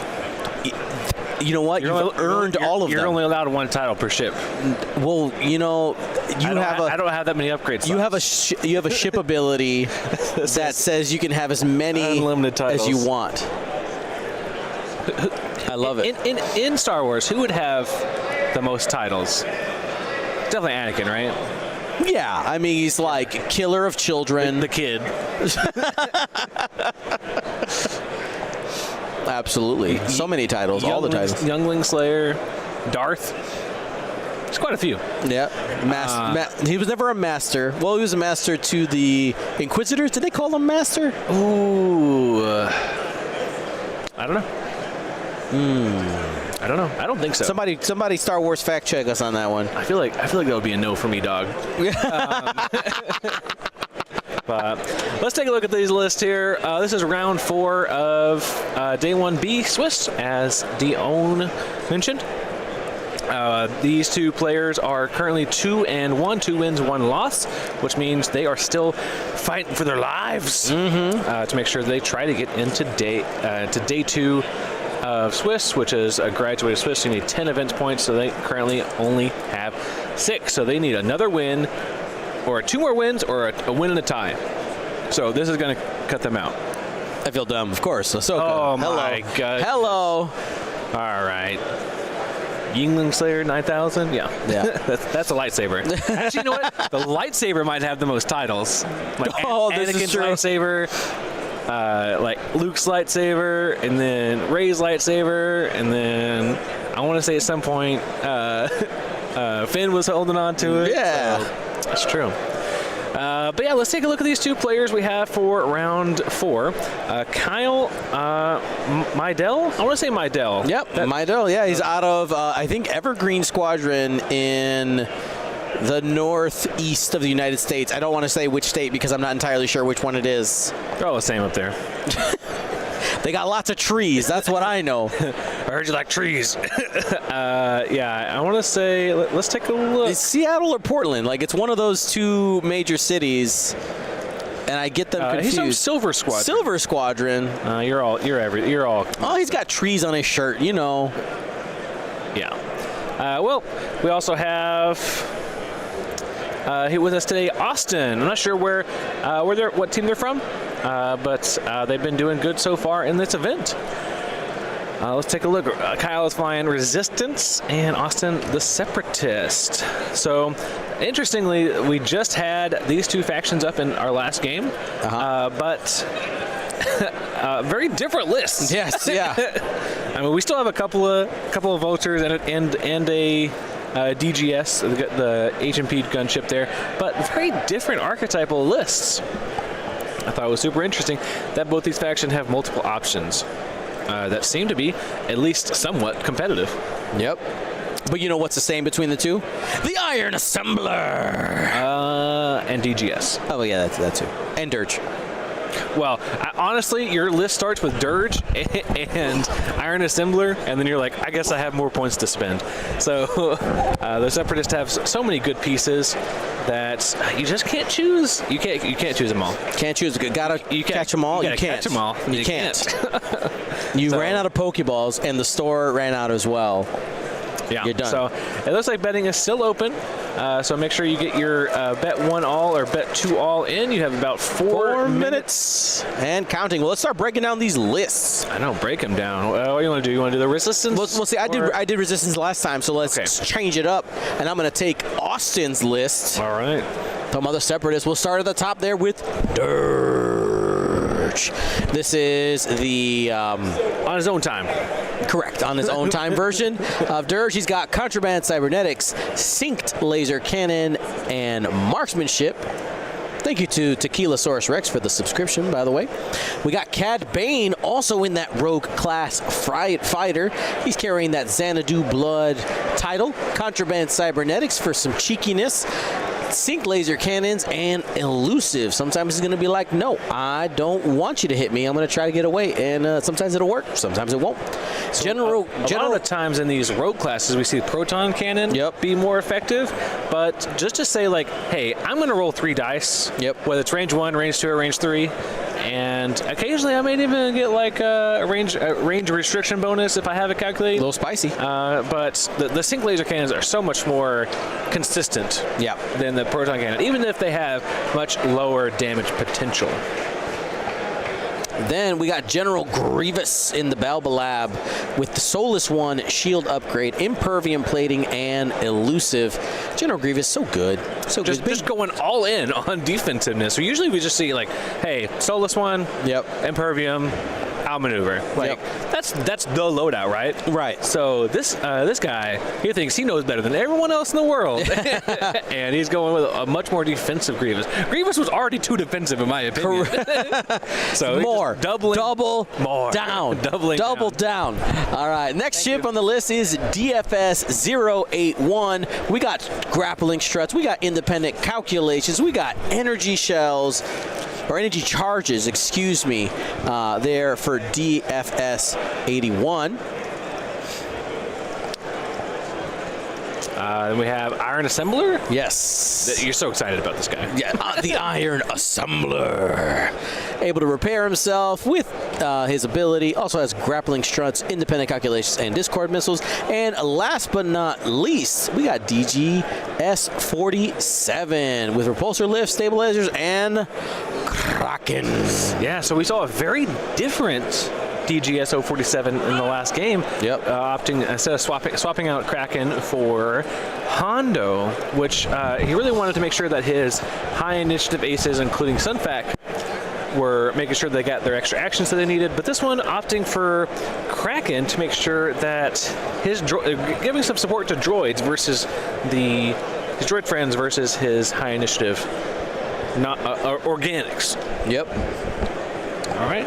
Well, we have a couple of. We started turn 2 here on Scramble of Transmissions, where we're light switches, as some like to say, and we already have some lights being switched here. So at the end of every turn, for each satellite that you control with your player marker, you'll get 1 point. So interesting that everyone's opting out from that bottom left objective there. Very funny to me. Like, nah, I'm good. No, you can have that one. No, please, I insist. I insist. No. You first. All right. We also have over here with Kyle has a 4-ship, really going in for those high squad point ships in Poe Dameron, Trigger Happy Flyboy, and Ray. Poe, take a look here, has this is the every turn he can do an extra action, treating it as red. So including all kinds of repositions, which we'll get to in just a moment. Has a jamming beam because fun. And then we have the Black One title, allowing them to perform a once per game slam. Of course, the S-Foils, and it has overdrive thruster. So I just want to quickly take a quick moment on this overdrive thruster, and Black One can do some extra speed on the slam, boost, or barrel roll maneuvers as long as they're red. Also have proton torpedoes, ferrosphere paint to make sure that if someone locks you, they're going to have to pay for it, not just with their action, but maybe with their life, with their stress. They're a little panicked, you know what I mean? So R4 and heroic, just because, I mean, this guy is heroic. And the other big hitter in this list, Ray and the scavenged YT-1300 Falcon, has the ability to spend a force to change a blank to a focus, a blank to a evade or hit. So ultimate magic dice out here, the OG magic dice. Pop.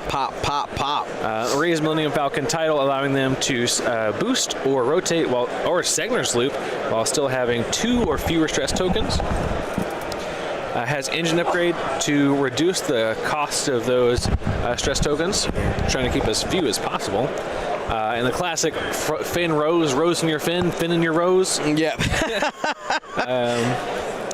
Rose the fin the rose. As long as you're attacking in your front arc, you can, and the ship is in your front arc. More dices. You get to add a blank result with Finn, and then you can spend any result, even including a blank with Rose, to get a lock on that ship. Yep. And then to finish out here, we have Novice Technician and Heroic, because why not make your one agility blank, add a blank with Finn, re-roll it with Heroic into 2. That's just Does that fun. feel bad? Does that feel bad? That's just so fun, isn't it? So that's not my saltiness coming through. Show me on the ship where Ray hurt you. Everywhere on the ship, Ray hurt me emotionally, physically, mentally.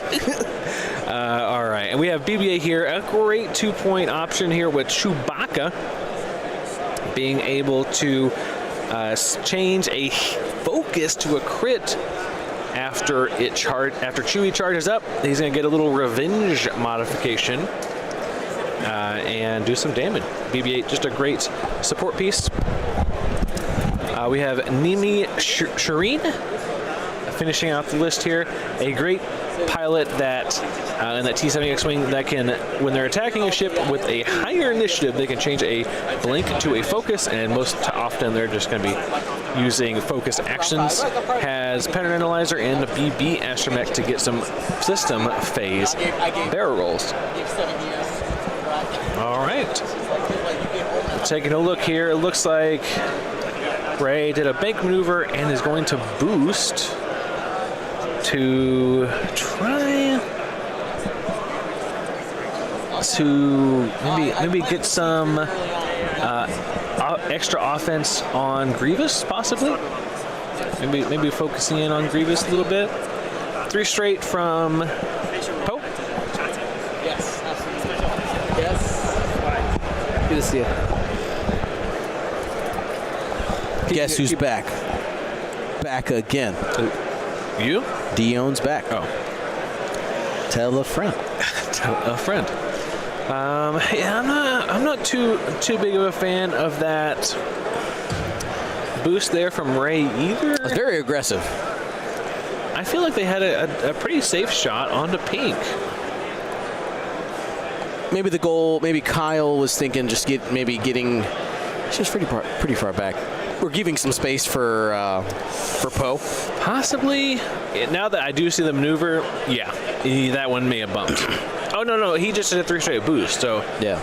I don't know, man. So this is going to be a boost lock from Poe. Has those proton torpedoes to shoot at range. It's gonna go 3 dice. Okay. No proton torpedo. Spin 2, calculate to take. Nothing. Oh yeah. Okay. The legend of number pink. All right. Big reach here. Ooh, red. That's real close. That's real close. That might be a judge call. Yep, they got a judge already.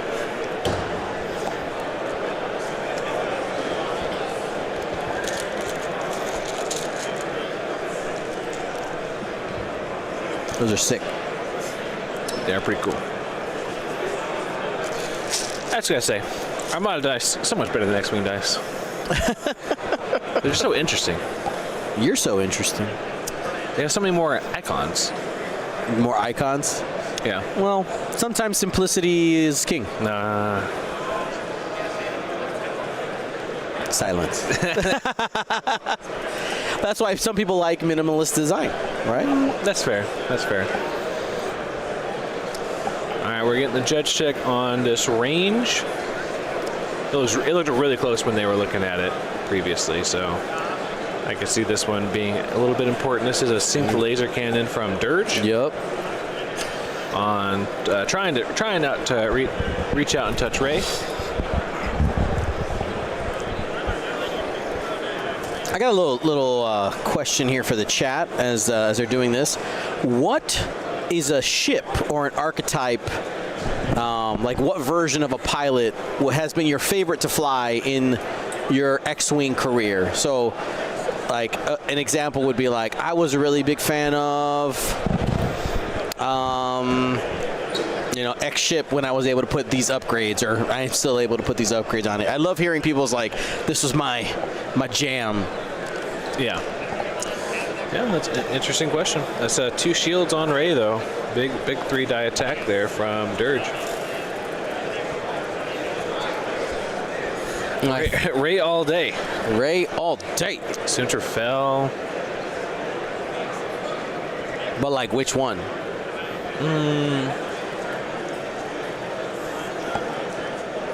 All right, so can add. Okay, so just gonna spend. Where's Finn? Finn! Don't forget me! There it is. Okay. So spent a result to get a lock, spend a lock, add the Finn, and can make it 2 hits. You're not getting any more shots. Don't spend it. Yeah. Yeah. At this point, I don't think you're going to be able to get any more damage through.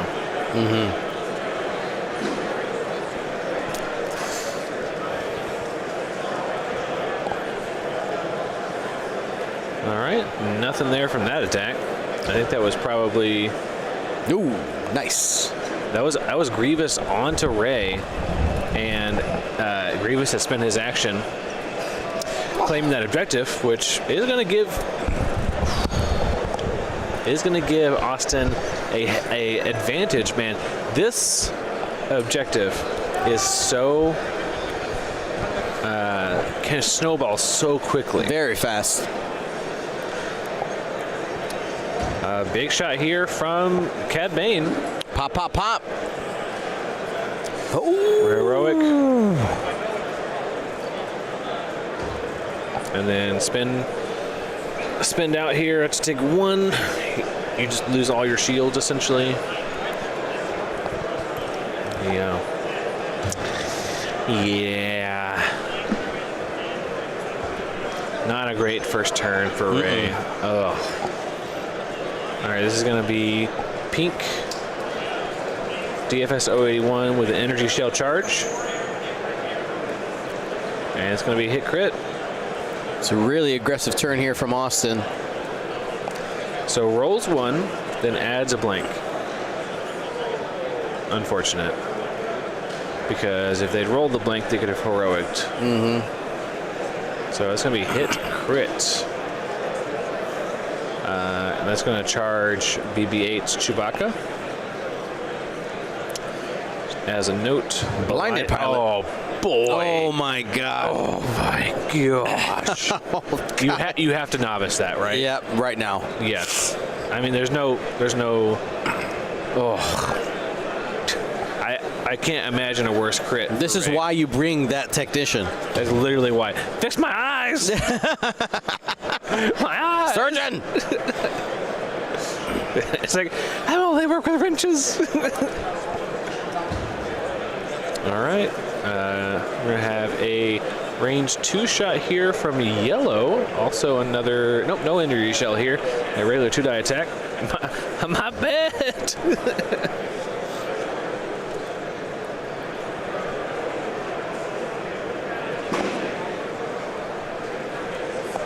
All right, hit crit. Oh, another crit coming on. Stunned pilot. That was blinded.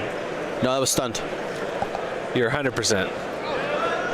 Now I'm 98%. But yeah, you know what? Yeah. I hit the wrong one. Locking it in. Completely wrong. Stunned pilot. I don't know about that. Well. Structural damage. He actually got I brought it into existence. That was weapons failure, wasn't it? No, that was structural damage. Oh my gosh. Maybe I'm actually blind. I think you're the blinded pilot. You were the blinded pilot the whole time. I don't know about all this. I think at this point you're messing with me. You can go do the double check. I will double check in the next planning phase. They're planning right now. Oh, actually, Nemi hasn't gone. Oh, Nemi did go. All right, they're noticing right now. All right, cool.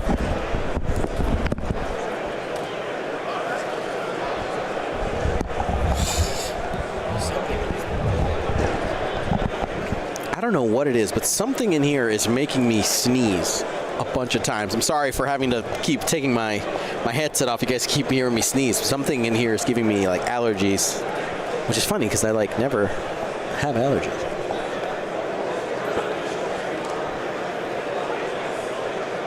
I love any giveaways today. We're gonna do some giveaways on Sunday. Sunday.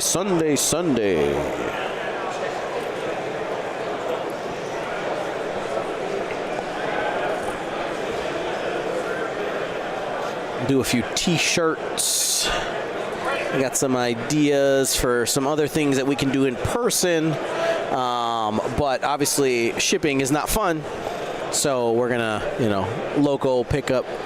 Was it everything I said it was? Nope. No, I was completely wrong.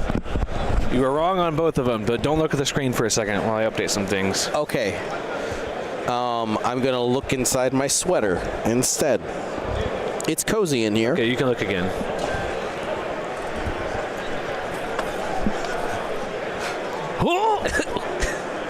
I was right. So that boost. Not looking too good. Not looking good. Yeah, he needed a breather, so he stepped away for a moment. Fair.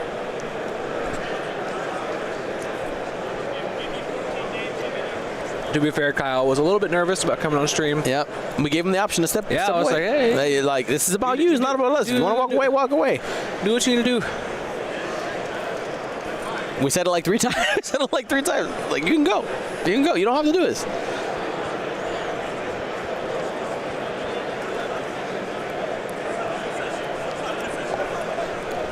But I think, right, so, okay, let's go back.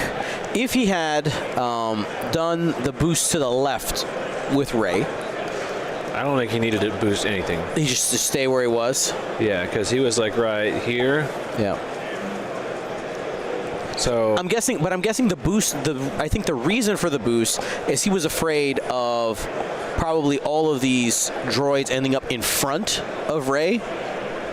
Like without actions. Oh, not ships in front of Ray. But I mean, yes, I know. They're exactly where I want them. But what I'm saying, No, like not on her terms, right? I'm going to have to disagree with, because look at this right here. So this right shot right here becomes great. That's a great shot for Ray. Yep. It doesn't take shots from these two. Maybe take the shot from these two droids, but that's not a super big deal. Next turn, you sloop out. So you're over here. Yep. And then you boost back in. So you're right here. Fair. That's an amazing spot. And then you just drift through these rocks a little bit. You're right. So It almost felt like, do you think Kyle was more, maybe he felt like he had one more turn for like a setup? maybe but I mean, like someone just mentioned in the chat, like losing, almost over half your Ray and not getting an objective point. So now it's 2-0 objectives. Yep. And losing a lot of Ray for literally and I think in not any better positioning. Like no damage, no better positioning. It's a tough spot for Kyle. It's a tough spot. He has an uphill to climb a little bit here, but it's not impossible. You're not out. No, you're not out, Kyle. Keep your head down. Stay on target. Stay on target. Stay on target. Yeah. Why'd you turn your targeting indicator off? Don't worry about it, buddy. You can come back. I've seen people come back from much worse. This is very true. This is very true. But hopefully you're able to catch up on this game later. And maybe take take another look at the board and say, that boost may not have been the best choice, and learn from that. Yes. But I don't know. He may end up doing something crazy and make us look like dummies. Yep. So I hope he does, to be honest. Make us look stupid. Yeah, please make me look stupid. That's when I'm at my best. But Austin, though, I think Austin has done what he has needed to do so far.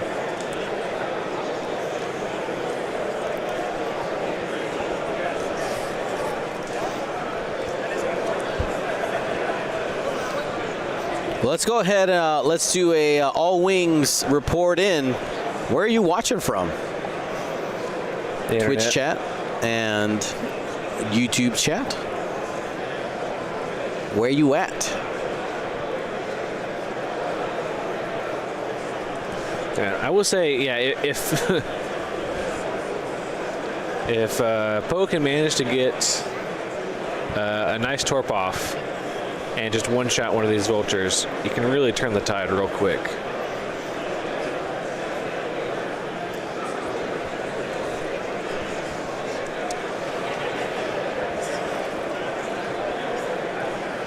All right. Just see, move up and focus from CAD. Grievous, move up and see a focus boost possibly, but yeah, maybe don't take a range 1 from Nimi sitting right in your blind spot. But I mean, that's where Grievous likes to be. Like, he wants people in his blind spots. All right, we have California, Atlanta, Brazil, Dublin. Atlanta. I was just in Atlanta. UK, I see a couple UKs in here, Sheffield and New York, Canada, Michigan. Did you say Ireland? You shout out Ireland? What? Ireland. Shutter Island? I Did said you Ireland. shout out I said Ireland? Ireland. Ontario, lots of Canadas, Winnipeg. Yeah.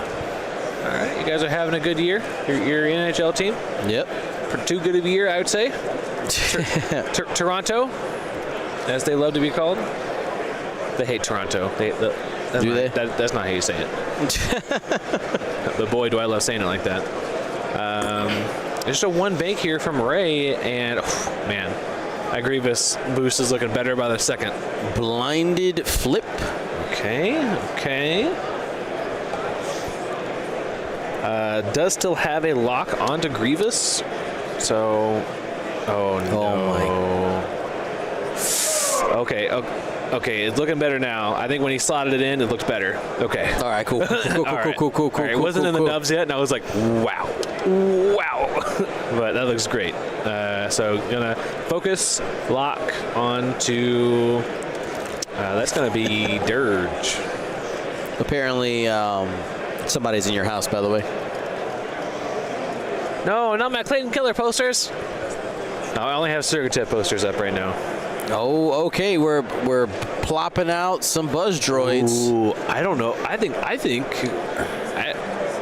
Poe might be in a blind spot here for the droid. We'll see. You think so? No. Nope. No. By yes, I mean absolutely not. All right, great buzz droid there. If anyone's going to be able to get that buzz droid off, it's going to be Poe. So I'm not too worried about it, but free damage is free damage. Yeah, Poe, I mean, if anyone's going to one-shot somebody, it's going to be Ray and Poe, right? Yep. So range 2 proton torpedo here from Poe Dameron. It's a great start. Oh yeah, love that. Be aggressive. That's gonna be a crit. Be aggressive. Unfortunately, this may not be the best choice for targets. Ooh, okay, well, money. Okay, well, it is when you just rip people apart. There's a rip into it, I guess.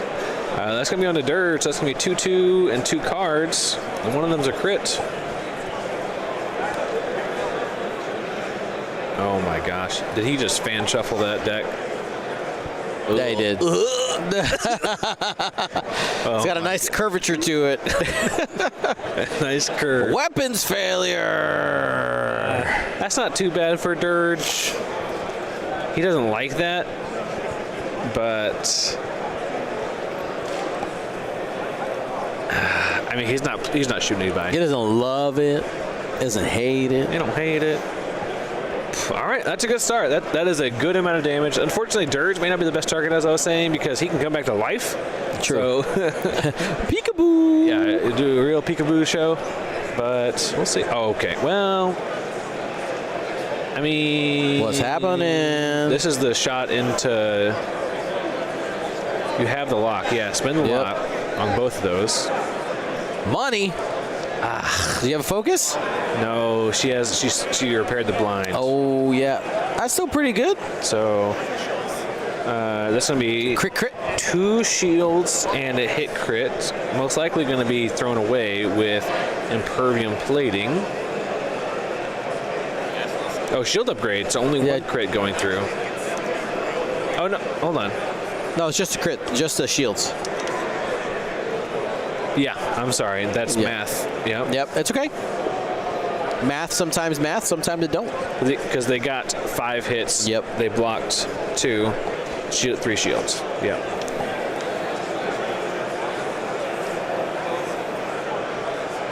Squiggle. Blank. Spend. Target lock. Yeah. So takes 1 damage on Ray. That is from Dirge. Oh, structural damage. All right, so from Grievous, I'm sorry. So just... Oh, boy.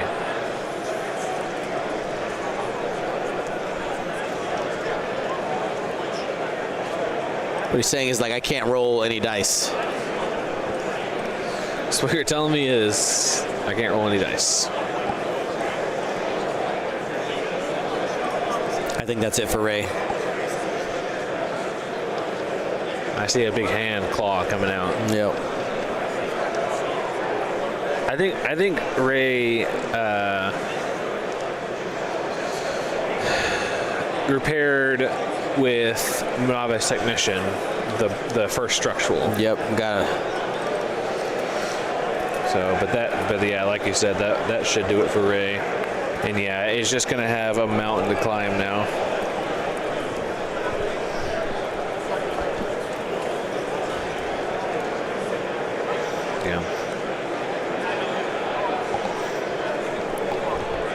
What'd you click? What did I click? Yeah. We were in the crits. Oh, gotcha. And I went back. Okay. Back.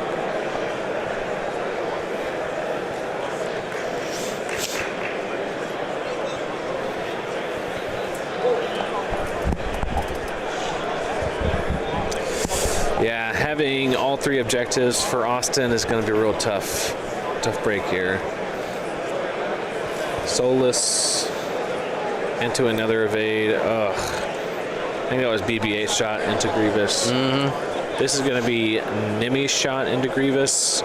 Should be much better. It should be 4 hits. Yep. Math says 4 hits. But what does fate say? 4 hits. Fine. All right. So that'll be another Grievous Soulless 1 reroll. Did not convert that time, so it's going to be hit, crit going through. We'll see the crits. Bang, bang, boom. Direct. Ignores it. Nope, ignores it. Oh, you're right. Yeah. We appreciate we appreciate you putting the cards on stream.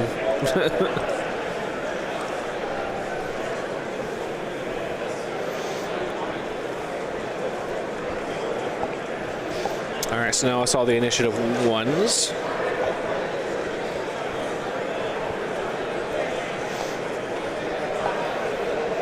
Looks to be an obstructed shot from DGS for blank focus. 1 reroll and a calc. Yep, that's 2. Looking at Poe. There you go. A little bit of trail mix. All right, no damage, Poe.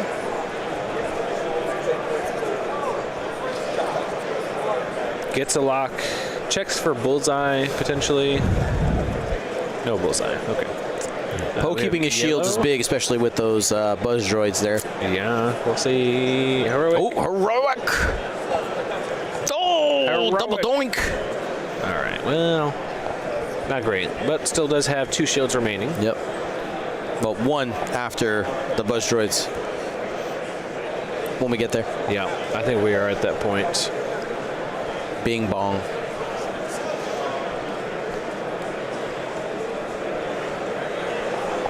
Bing bong indeed.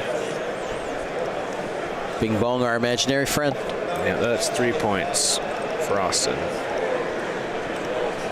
Oh boy. No reaction to Bing bong, the imaginary friend. Nothing. No. Nothing. Nothing for me. That doesn't like tickle your soul or anything. You ever watch the movie Inside Out? I don't watch kids movies. Well, I'm just kidding. I have seen Inside Out 1. I need to watch Inside Out 2. it's good. Good stuff. I'm just so busy. Like, I just need to find time to sit down and watch it. I'm just I may do it on the plane ride back. watching just so many like action and drama and all that stuff. Yeah, my wife doesn't like movies that give like real life stress. So like if it's like anything with humans in a stressful situation, she's out. So that's a really small scope of movies that she likes and watches. Real life stress. Yeah. Like if it could actually happen in real life, she's out. But Inside Out can't happen? Well, I mean, that's a little different. You don't think there's little people in your head? I mean, not that. I'm not going to publicly admit to hearing little people in my head.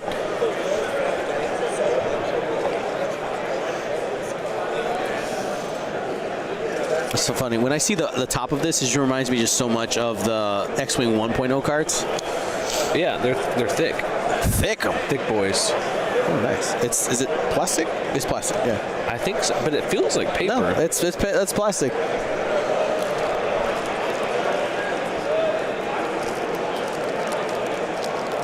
This is how we printed all of our cards for years.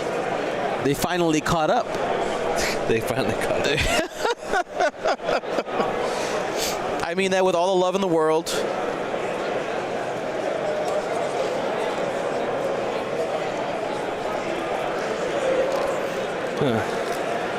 Interesting.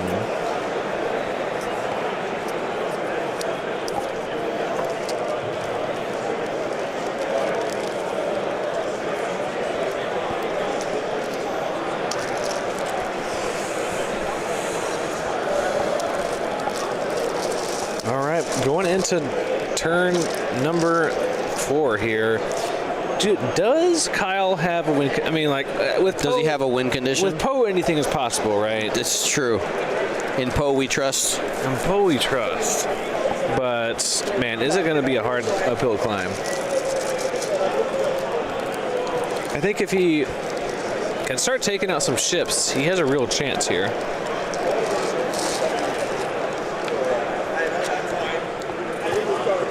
He used up 1 proton torpedo, right? So he's got 1 more. If 2 charges on him, right? Yeah, he has 1 more proton. So he's got an opportunity to pop something. I think the objectives, though, that's going to be the bigger issue. That is going to be a little bit of a hard to deal with. If he's trying to take action, I mean, technically, Poe does still have his perform action step, and then can start looking at doing like a normal action. But at least one of those actions is most likely going to be booster barrel to get off that buzz droid. That's true.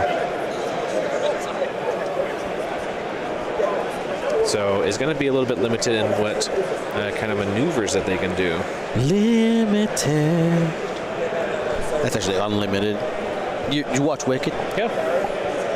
So why didn't you sing? That's a duet. You're supposed to jump in on that. Because I don't sing. Well, I can't really do anything about that. Where's Will at? Let's sing with you. We're gonna do GSP karaoke, Wicked edition. Okay, there's a lot of ships off the board on the side of the table. It looks like Will's doing okay.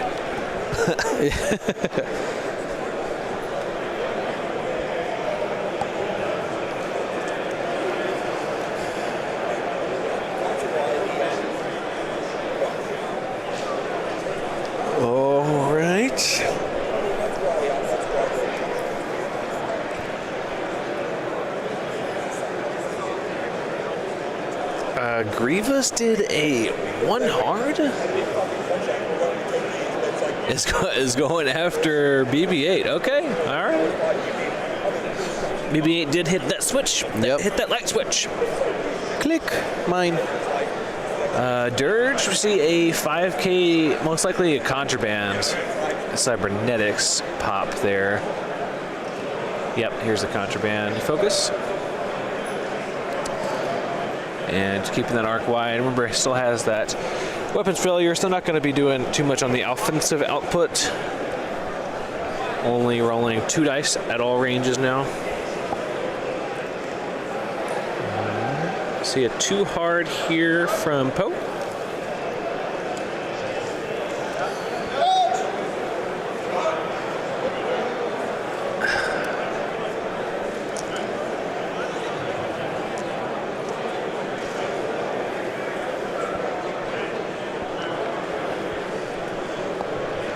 He gets to place the buzz droid. He went through the buzz droid, so he'll put it on the front. And then I would focus and roll left with a speed 2. I see it right there. Looks great. I don't think it's going to hit that rock. I think he's okay. That's a good thumbs up. It's a barrel roll. It's a big old barrel roll. All right, lines up a great shot onto either Grievous. Did line up the bullseye with Grievous, but also did line up a bullseye on Cad Bane. Cad Bane is full. Grievous is on 3, but Grievous is a little bit more defensive out at range 2 or 3. Looks like this will be going into Cad Bane then. I don't know if the splitting up targets here, but at this point you really just need to take the best shots you have. Yep. All right, that's going to be elusive into 2 shields. Okay. Cad Bane. A little elusive out there. Squiggly wiggly. Get it. No shot from Dirge. Grievous taking a range 1 shot with the rerolls at BB-8. Reroll into 3 hits. Spin the focus. No one else is shooting in this turn. And BB-8's taking 3. I think my next venture is going to be a Foley artist. So when whenever they roll the dice, I'm just going to try to match it up. What do you think? Yeah. I'm gonna say get some templates and do some clicking. It's gonna be real hard for you. Here we go. All right, and we see Cad taking a shot here, and BB-8's gone.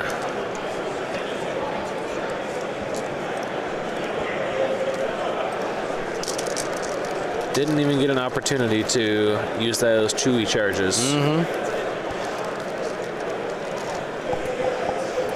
Gets an evade. Which cat is this again? The Zano Blue. After another ship. Ares to his suit. Okay, alright. So he took an evade as his action.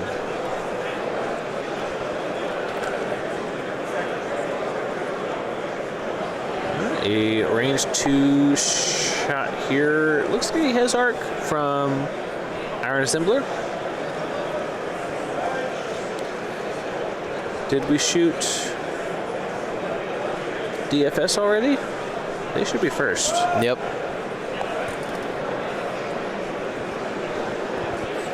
One hit on to Poe, who's going to take it. No squiggles. Shields are down. The worst roll, the focus blank.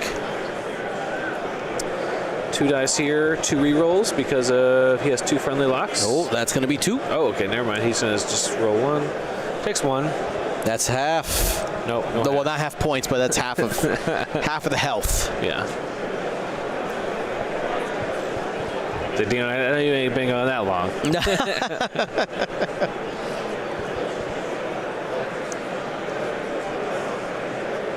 Replying to some of the chats here, Fan Kyoshi. Yeah, I think Like, I don't even know, like, how do you go about becoming a Foley artist? I think I'd be good at it, but not even sure What how to go defines about a good Foley artist? where you don't think about the fact that there's a Foley artist. Like, if you're watching a movie and you don't notice that the sounds that you're hearing are not actually what you're seeing, then they did their job. Nothing is real. All right. Moving into the next round, looking like 17. Oh, sorry. We actually did get a point for BB-8's sacrifice. Yes. Valiant sacrifice of the robot.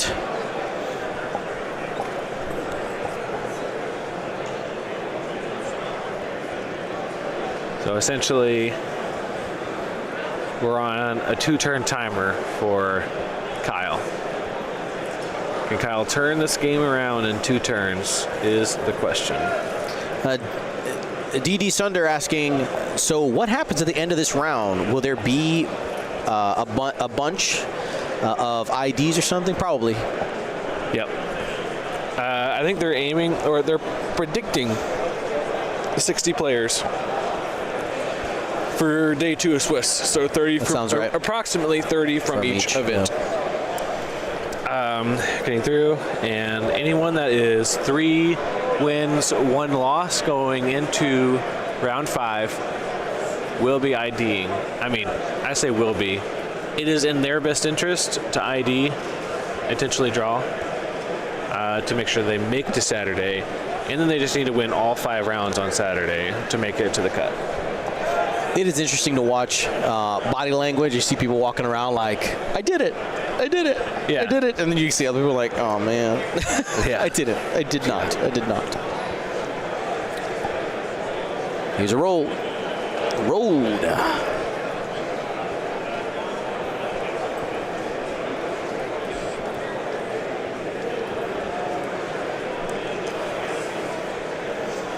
All right, a little rotate from our assembler. Just begging for someone to shoot them. Come on. I want to repair something. Let me fix it. And we see a 2 side slip from DGS 047. Would have expected a 3 side slip. Oh, was stressed. Needed to clear the stress. Okay. Like, well, looking straight at that rock.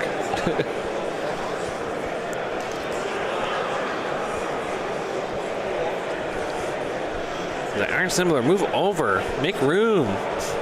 Get out of my way. It's like, there's no room, Jack. There's no room on the door. It's not a room issue. It's a buoyancy issue. It's a buoyancy issue. Oh my goodness. All right, I see a little boost here from. That's really what it comes down to. Jack could have fit on that door. Yeah, but he would have pulled himself up, and then they both would have died. Well, better to die together. In my opinion. Then the necklace, you know, I guess it ended up in the ocean anyway. Never mind. Yeah. At the end, yeah. All right. I think Grievous is too far away to grab that objective, but he's going to have to deal with... he's just going to grab it. Okay. All right. Well, he was just in range. Boop. I flipped this switch. There are many like them. There are 2 others like them, but this one is mine. 5K from Cape.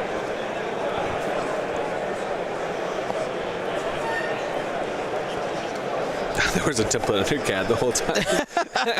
Peekaboo. Like, where did this one hard come from? Contraband. Contraband. I got it in your head. It's deep in there. You did. It's deep in there. Too big from Dirge. Where Dirge still has that weapons failure. may just focus. Because Nimi's going to have a shot on them. But no focus for Nimi. Nimi's offensive output plummets when you don't have any kind of focus modifier. So too hard. Well, it's one of those ships that it's a better support piece than it is like a linchpin.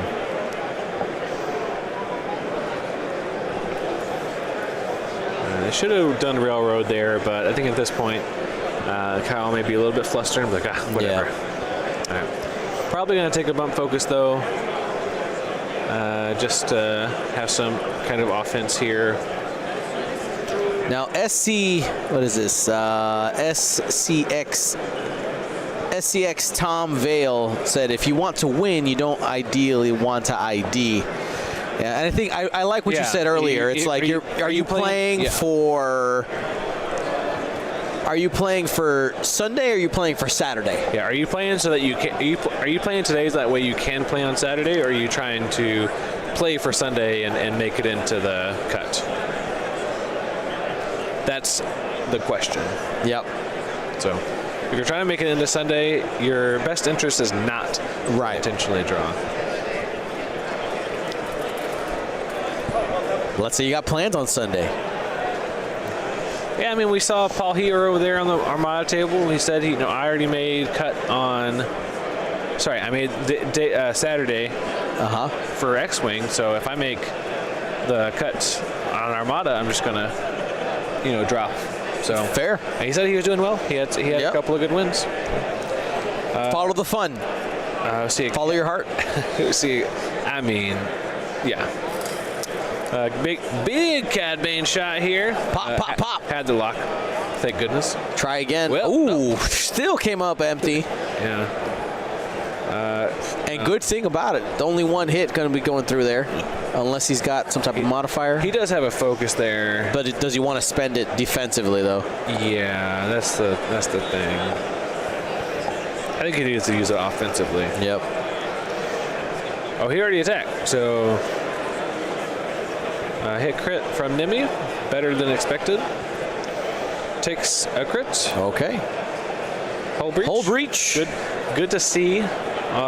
Ship crits, not direct hits, onto Dirge, knowing that it's not going to be discarded when he is destroyed.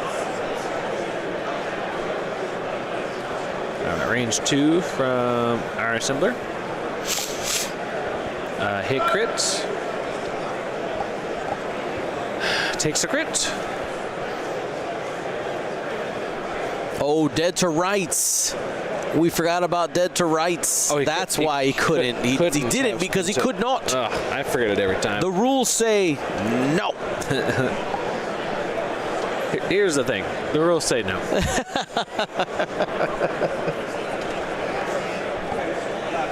All right, here's DGS attack. Yep.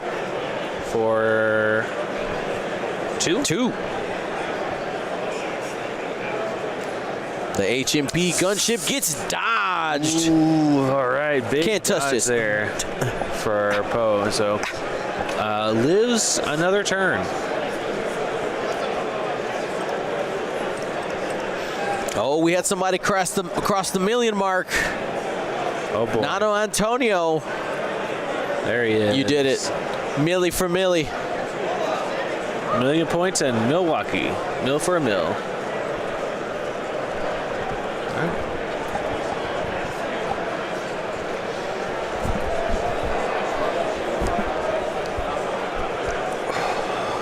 All right, Austin's at 19 points.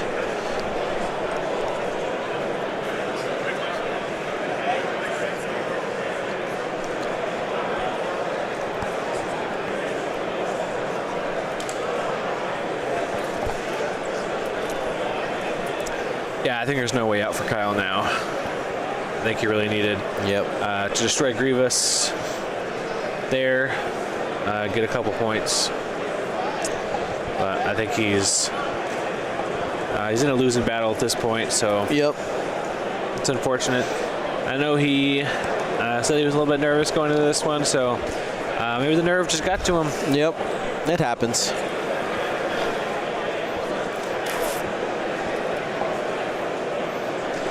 One way out. One way out. One way out. Do you want any? I want a couple. Just You want like a set of both? Yeah. Or- yeah. Those are mine. Oh, okay. I was like, you can't take all of them. No, it took 1/3.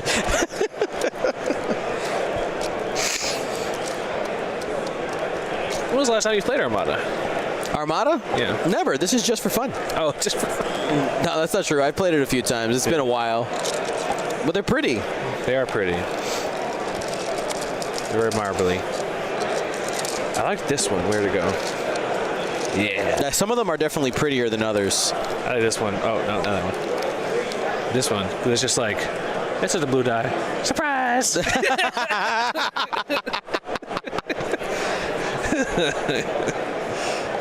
Love it. Yeah, that one's mine. This one's the same thing. Surprise! That's the crit side too? Heck yeah. All right. These are great. These are great.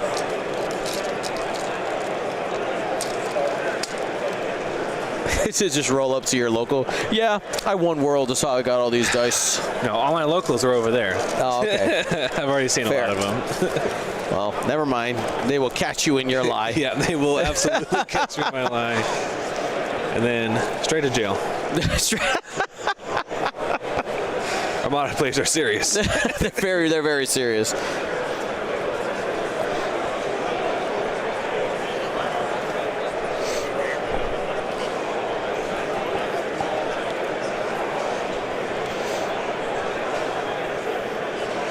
Little worn hard from Grievous and a focus. I think Grievous is going to be safe here.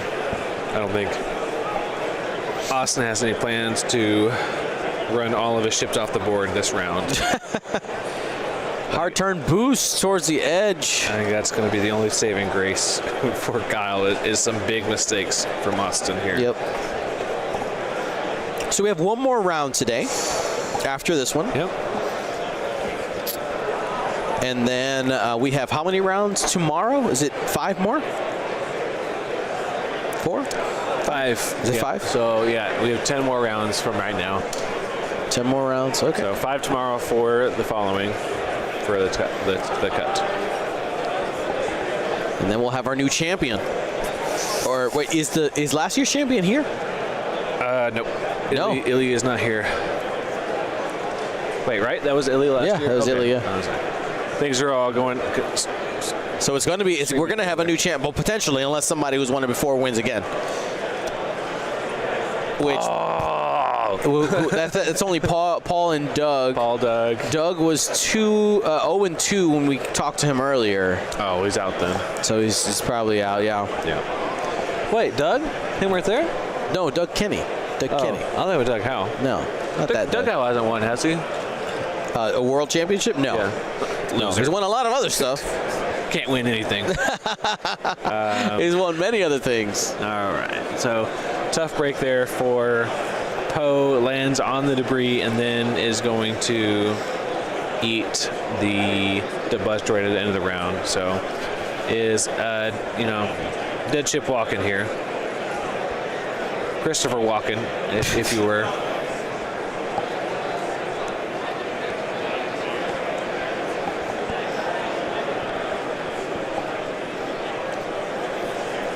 So they'll probably end this turn around the 70-ish minute mark. Be a pretty good gap probably between. Yeah, we see the handshake between there. this. I think that was a handshake. Yeah, I'm pretty sure Poe landed on the debris and took a damage. So that's going to be 29-1. A tough loss for Kyle. Yep. But we appreciate him coming on stream. So we should 20 more minutes until the end of the round. Yep. And then another 15 minutes for cleanup and start of the next round. So we'll be back in around, let's say, 40 minutes. Yep, about 40 minutes. So we'll see you then. A little bit of a lunch break round 2. Then dinner break, kind of. Yeah. All right, we'll see you with round 5 of the X-Wing World Championships here soon.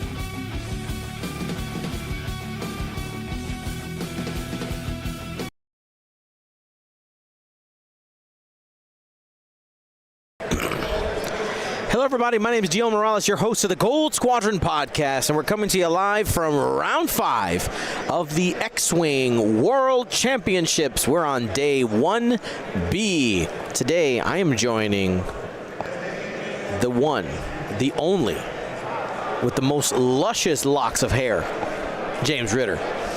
It's only because my wife makes me use like really special shampoo.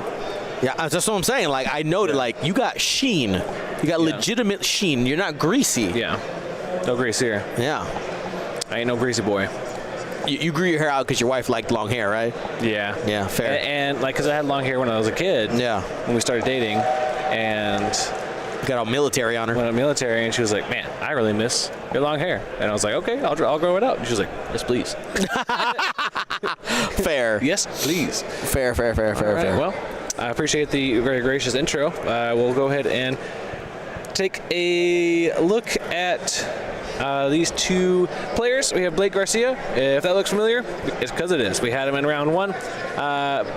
You would not believe the amount of trouble I had to get to find a matchup for this game. The tournament structure here, going into round 5 of these Heat 1, Heat 2 days, day 1A, day 1B. Very difficult, very hard to find a matchup that people are playing and want to play on stream. So we don't force you to play on stream. I can't force your hand. Speak for yourself, but continue. I'll put down the hammer. Fortunately, Brady walked by and he said, "Are you looking for a stream person?" And I said, "Yeah, but I already had Blake." And Brady was like, "I don't care." So he was excited to be on stream. So he's been a long time viewer, like. Yeah, not just like an OG. Yeah, like it's been since the beginning, which is pretty crazy. And he's played on a couple of our online streams. Yeah. What's his Discord? He is.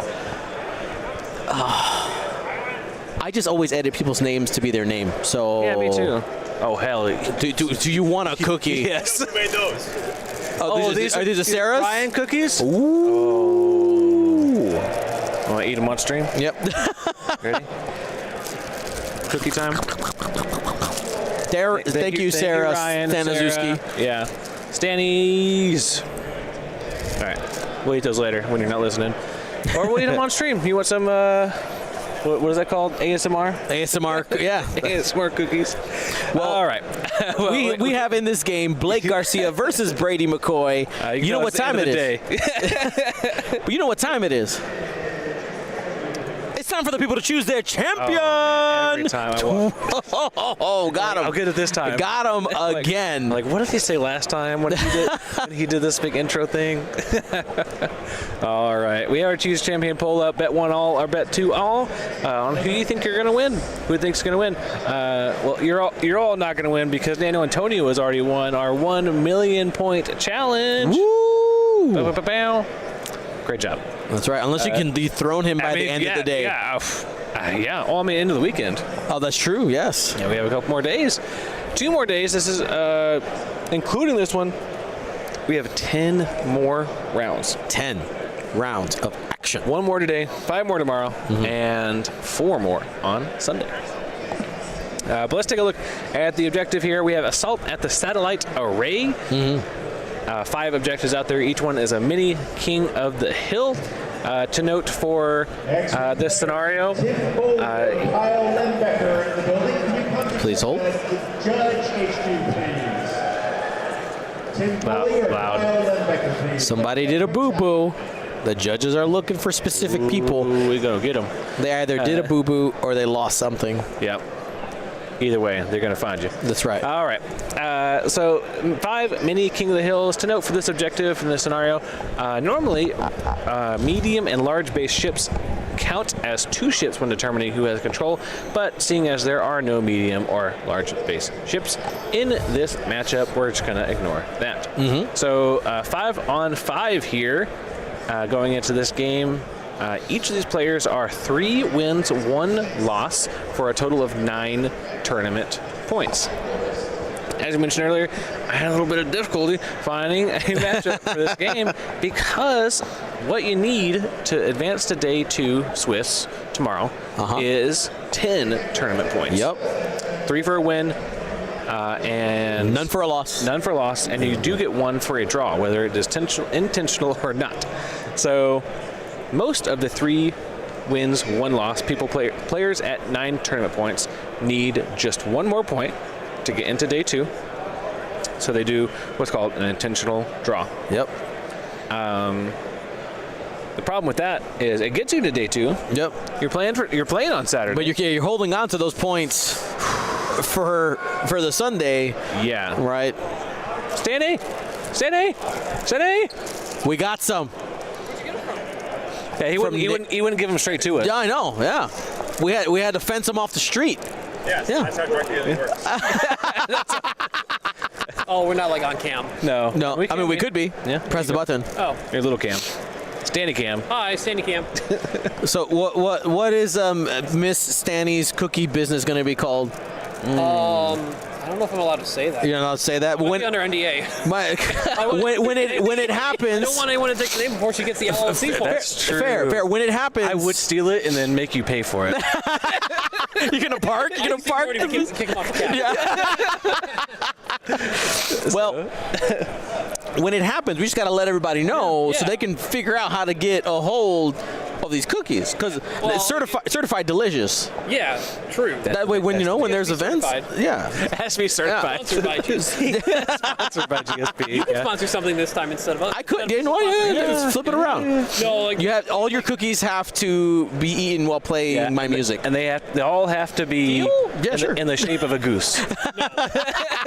I'm not asking her to make special sauce. It is a cookie. Goose cookies and be like, these are made out of goose? What are these goots? No, like it's very unlikely she's gonna do anything online for selling. So it's just gonna be local. So But yeah, that's fine. Like, oh hey, you're gonna be in Michigan at this fair. Go get some insert name cookies. insert name cookies. Yeah. Stanny cookies. Like it becomes Standy cookies. She has my last name, This so is it true. technically could work. Yeah. But no, she has a name in mind. That's cool. I just I'll find it. don't want to risk the random, like I said over the airwaves, someone took it and she finds out like It's your fault. It's your fault. Heart's broken. It's on camera right now. I did not leak it. Just follow him around this way. What's the name? I'm filtering my words. I'd be in trouble. Yeah, correct. Yeah. Deeper trouble that it emphasizes much more words that I can't say currently. Fair. All right, but I am excited to eat this cookie. Yeah. Is the whole point? Is the point? Now, We're doing a stream. We're in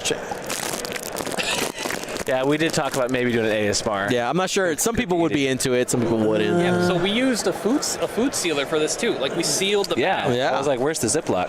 Yeah, it's fancy. It's your strength. It's Just opening a chip bag. okay. Well, we're Or talking use your about teeth. we're talking about strength. Once you pop, the fun don't stop. You gotta have that cookie. Yeah, gotta get that cookie. All right. Well, back to the game. Talking about event Oh points. hey, my boy Brady McCoy from Canada. Yeah, he came was- down and won a couple of things in Michigan before. Yep. Dude, Yeah. He was very excited to be on stream. really, those Canadians in that area, they've been playing a lot of the B-Wings, so they've Yeah. really been testing again because like everyone's like, oh, it's nerfed, it's not good. No, They're still pretty good. All right. We have a failed bear roll See ya. there, and from Gina to get a gain distress, gets an evade for the pilot ability, the gyro cockpit. All right, talking about event points before we hop into lists and combat here. Yep. So people are looking for 10 event points. Most people, when they're at 9, they intentionally draw to get to 10. Yep. But these two, what that does to your Saturday chances going into Sunday means that you basically have to win all 5 games on Saturday to make top cut on Sunday. Some players don't want to add that stress, and so they're just playing for They're playing for Sunday. Yeah, the way that exactly. Especially like, if you've won 4. You just do that, right? So like Will, for instance, Will right now he's playing for Sunday. He's playing right for Sunday, because he's 4-0. Our boy, our boy. Right. You gonna leave me all alone? I'm probably gonna have to pull Stan. You're gonna pull somebody. Stanley scrubbed out, so unless he's playing unlimited, so fair. But anyway, these two players are 3 wins, 1 loss, meaning they could intentionally draw here and both get into Saturday, but they decided to instead battle it out and draw on accident instead later. That'd be even funnier as they did all this work just to draw later. It's happened. It's happened. It has happened. So on Brady's side, we have Rebels and just a smattering of standard loadout cards: Wedge, Bo, Gina, Braylon, Bo, and Whole Boy. And Sabine, standard loadout. That's a joke. Sabine, standard loadout is nothing. Naked. Yeah. So no. All right. Looks like we're gonna get some engagement. Got a target lock. This is start of engagement. Yep. Because Braylon is stressed, Gina gets a lock, and because Gina is stressed, Braylon gains a focus. So Braylon is sitting on focus, evade. Gina is sitting on focus, evade, lock. So that's pretty good, right? Yeah, very chill. Yeah. Big shot from most likely mid. What are we gonna spend? Oh, probably from quick draw. I would assume. It's got one evade there.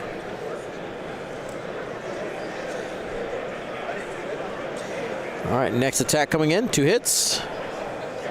Evade, focus. I think it's all going into Sabine so far, so I think Sabine might be at 1 hull. So this is Wedge at initiative 6. So that was Midnight and quick draw into Sabine for 2 damage.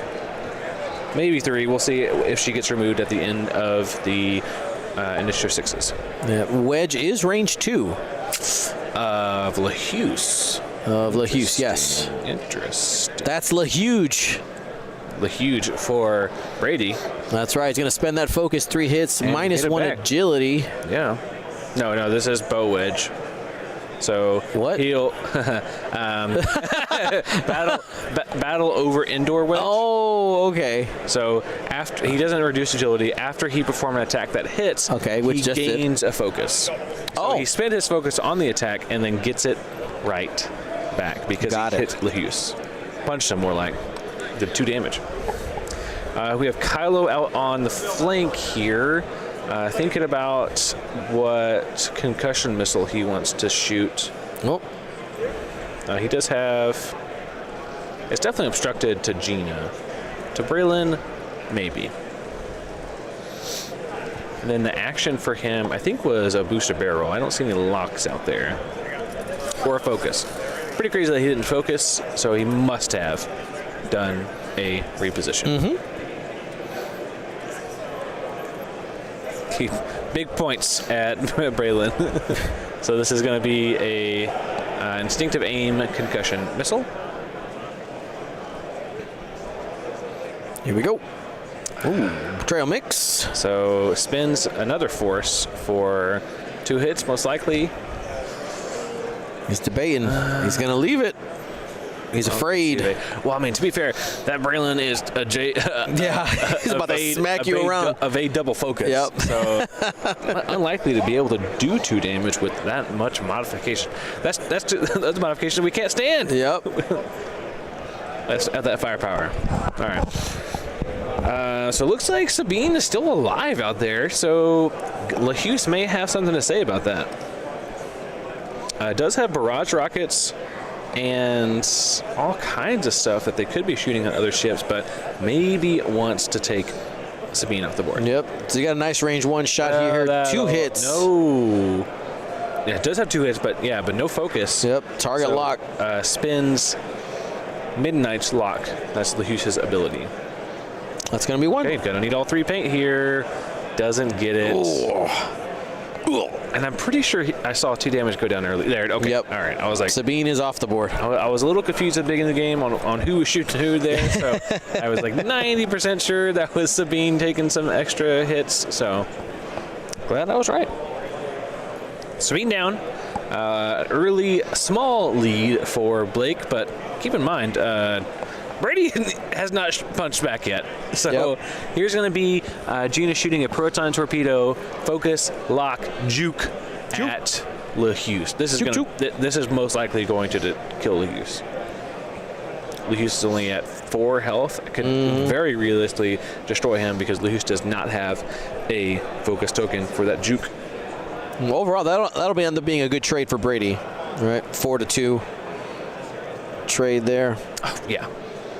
Oh, one more shot here from Malorus. All right, single crit. Spending the lock. Going into hole. And is that right? So it takes 1 crit. Yeah, they went into hole. Wow. Huh. It's because he moved first and Gina wasn't in range yet to get the lock on. Wow. Okay, jam, deplete, and that's the first of 2 mag pulses from Malorus. So, yeah, this is going to be a huge proton torpedo. All right, here we go. Time to attack back. The Rebels strike back. Here Boom! we see hit, crit, spent. roll it. Oh! Hits and 2 hits, 2 crits. No, make it a 3. 3 crits. Well, you can just pick him up because he's going to be gone. So hold up. He needs double evades here. Wait a minute. Well, he rolled double evades. So no, but you. Well, yeah, it's still going to be doing 3 damage. He has 4, so you're going to need to see a direct or a fuel leak somewhere in damage here. Hit engine. Hull breach. So lives blink. on 1 for now. For now. I was paying attention too. That was hull breach and damage engine. Let's see if Braylon can finish it off. Only one. Yeah. Gets the evade. All right. Well, Hull has a chance. Yep. It's real sad. That roll dice. That means you have a chance. Weren't able. Well, it's 1 die because of the deplete from the. I said there's a chance. I said there's a chance. Well. It didn't happen, but there was a chance. There was a chance.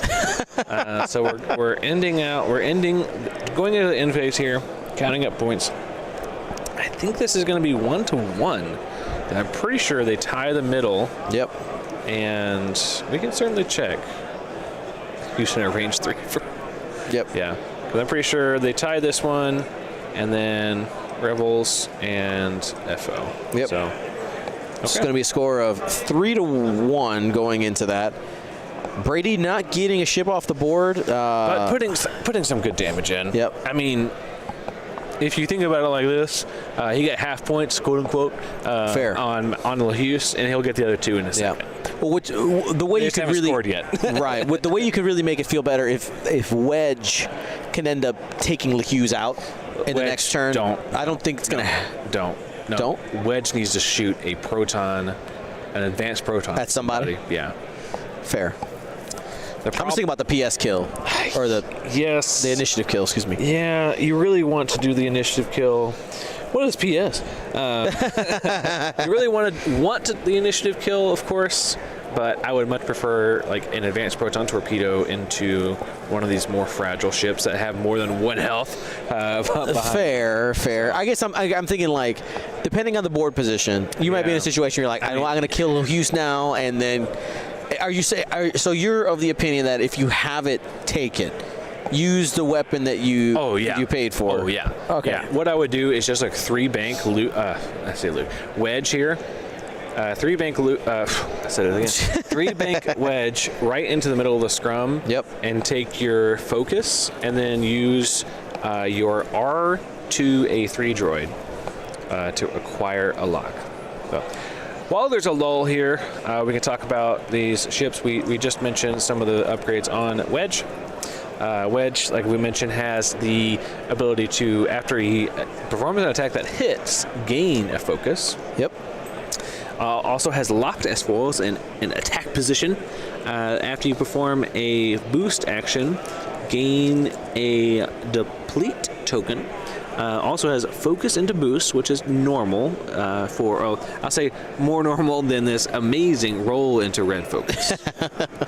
So Wedge loves that roll into red focus. So good with him. It's a trap that all of these battle over indoor ships have.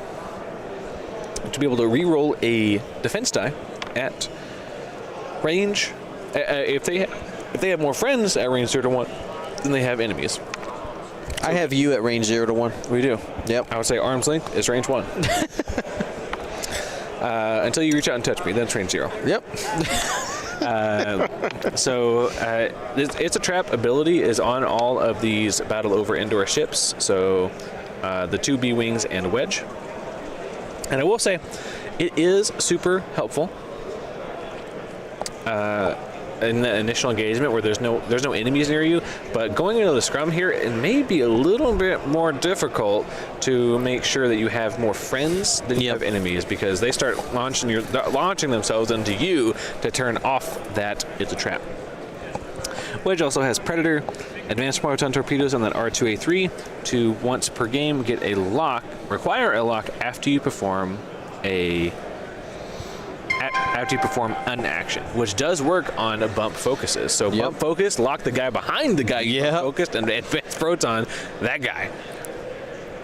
We do have Gina and stop fake bear rolling. he says get the fake, like, oh no, oh I oofed it. I moved it. Oh no. Oh no. I tried to roll. Oh man. We do see Gina and Braylon, the lovebirds. Yep, as we call them. So each of them have the ability that says, while the other, at the start of engagement, while the other is stressed, you get something. Gina acquires a lock and Braylon gains a focus. So you can see that both of them are stressed here. They both did the focus fake roll, and both of them are gonna, well, Braylon's gonna get another focus, and Gina is gonna get a lock. Pretty great, because shooting that proton torpedo when you know exactly who you're shooting. Yep. At the start of engagement, pretty great. They both have It's a Trap. Gina does have juke and proton torpedoes and an ion bombs as like some support. That juke proton torpedo is disgusting. But you also saw at the beginning of that last engagement, they both had evades. That's from the gyro cockpit. Yep. After you gain a stress token, you can spend, I want to say they spend 2 charges to get the evade, and then after that, they can also, instead of spending the 2 charges for an evade, they can spend 1 charge to drop a bomb at range. Oh, see, this is real sad. What happened here is LaHuse did a sloop, hoping that Wedge jumps in front of him. Yeah, but it seems like Brady went all slow. Yeah, you could see maybe just a 1 straight and go a range 0 attack, and hopefully you hit LaHuse before he attacks. Yep. But man, real sad that he did not get off the board. So yeah, you can spend 1 charge instead of the 2 charges, 1 recurring, to drop a bomb out the side instead of out the back.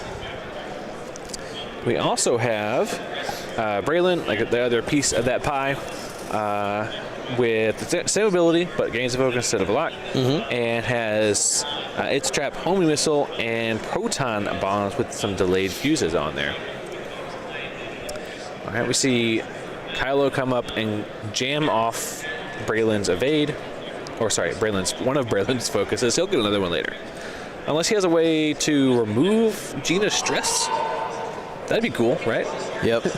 All right, this is going to be the one bank. One bank. I would just call a judge. Yeah. I think that it might fit now. It might fit. Yeah. Well, he doesn't want it to fit. Yeah, I know. That's what I'm saying. Is like, I think it may have gone from not fitting to fitting. Yeah. Wow. Yep. Real sad. You get an action? Sure. Right. You boost focus lock onto Malorus. Wow, that's real sad. I think I would just focus. Oh, boost focus to the right. Yeah. Lock. Got it. Yeah. And then lock Malorus.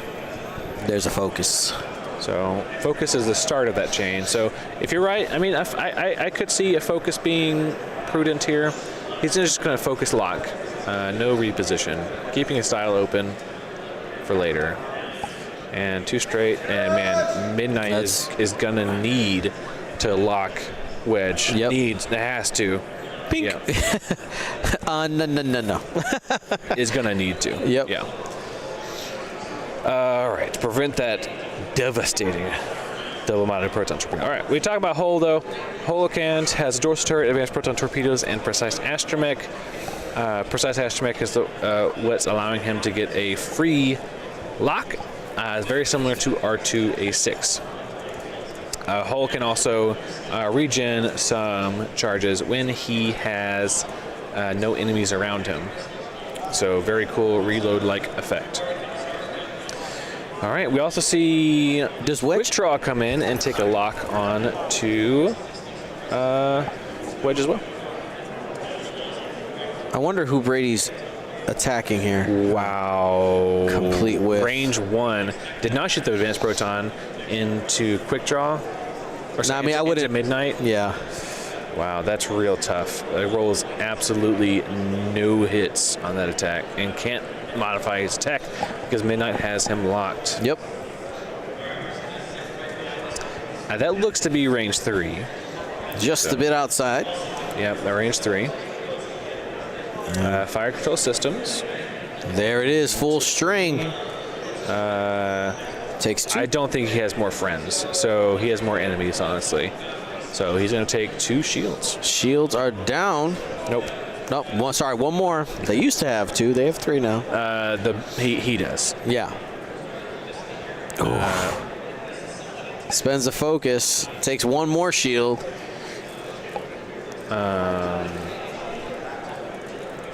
Who is that from? Hold on. I need to stop that.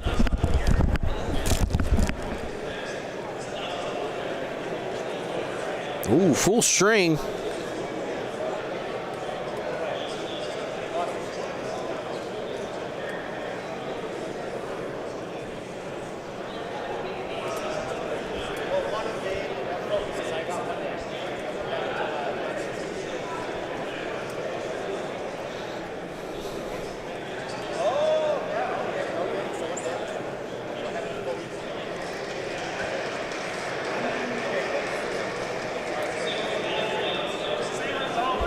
Oh, he spent a focus while being locked by Midnight. Yeah. Got it. Okay, well, he wants to spend that focus now anyway. Yeah.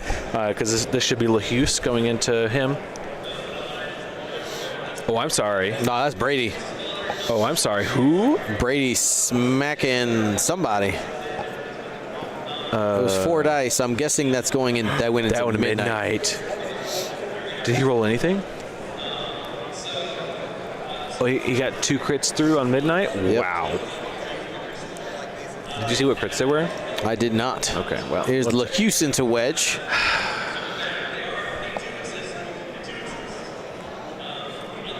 Hit crit.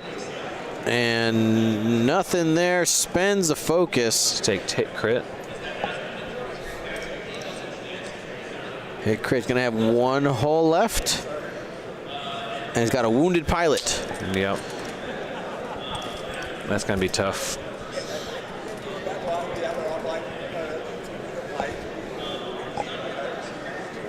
And yeah, we're going to see an instinctive aim here. And that makes sense. Just take out Wedge.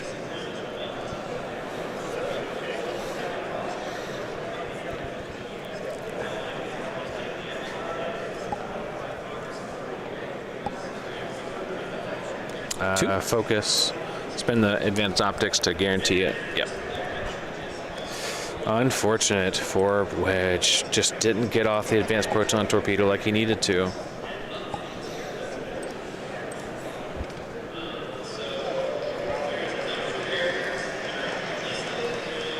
Was that a concussion missile? Yeah.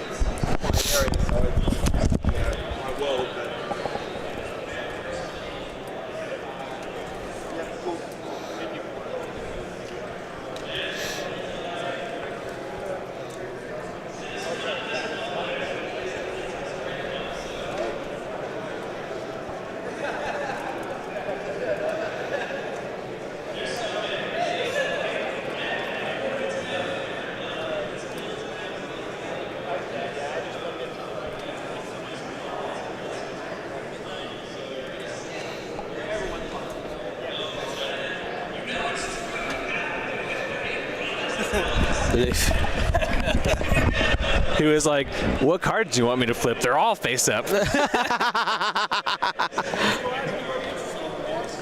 We're good. Yeah. We have one. Blinded. I think it's damage engine. All right, I've been missing some of these attacks, sorry. I think this is probably in the midnight. Rolls the evade needed. Okay. And this is range 2 from definitely got arc from Braylon. Man, only 2. Just 2. Needs 2 natural evades here. Does not get them. All right. Midnight is out. Not quite enough to counteract losing Wedge and Sabine. Nope. Especially having LaHuse chill around on 1 health. Not optimal. Yep. But I think they're still going to get 1-1, and then maybe check the middle for a tie. Yeah. He has 2 there. He still has tied. Yep. So 1-1. 9-5. Going into round 4.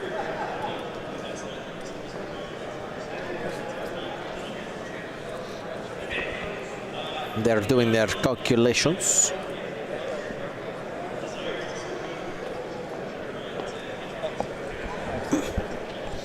Can you hand me my Gatorade? Thank you, sir. He's got the electrolytes. That's right. This guy what Dion craves. No spittle.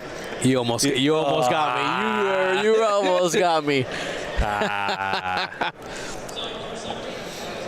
Fair. That was fair play. Not dirty. He's showing 10. Not sure how you count 10. I'll double check. Okay.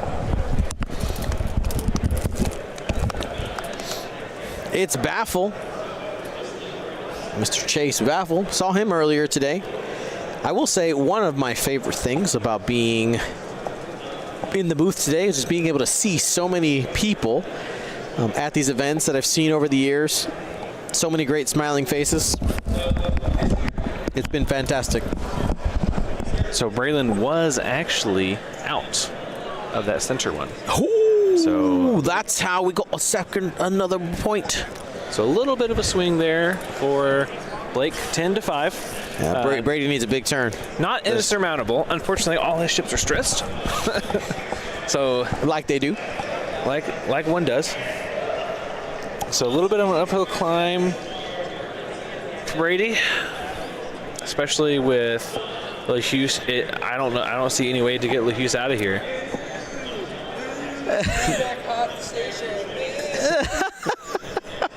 Bring back Echo Base, baby. There's some hecklers over here. I couldn't even get 2 of those guys to a car together.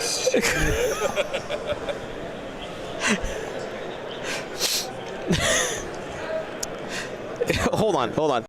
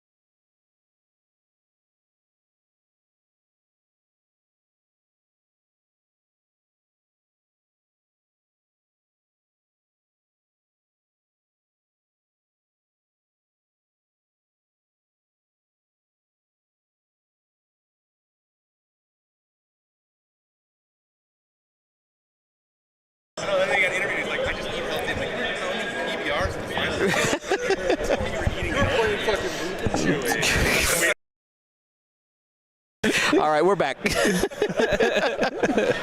We had to have a little side conversation. Sorry, Marcel.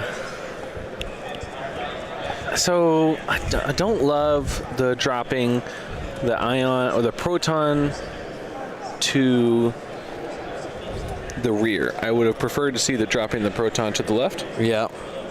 Because give it a little more space. Well, because that would hit Lehus. Lehus has nowhere to go if he dropped it to the left. But he would hit himself if he did that. So I can see why he wouldn't want to do that. Yep. Fair. But that's you, right? That's your opinion. That's my opinion. It could be wrong. It's probably wrong. But boy, oh boy, do I have an opinion.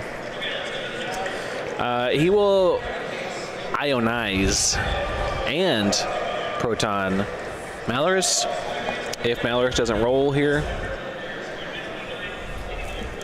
Will.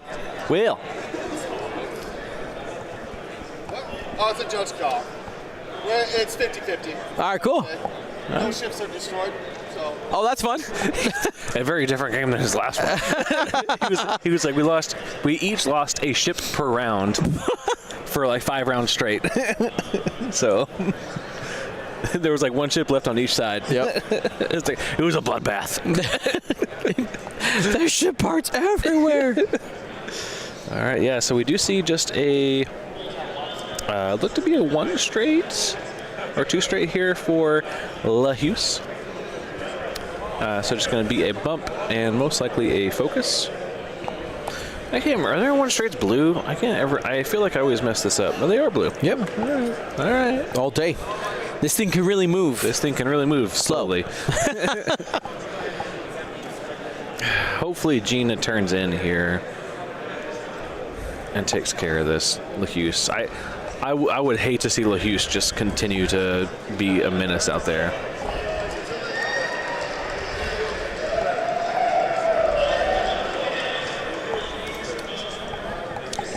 I think this might be a bump. Zoom.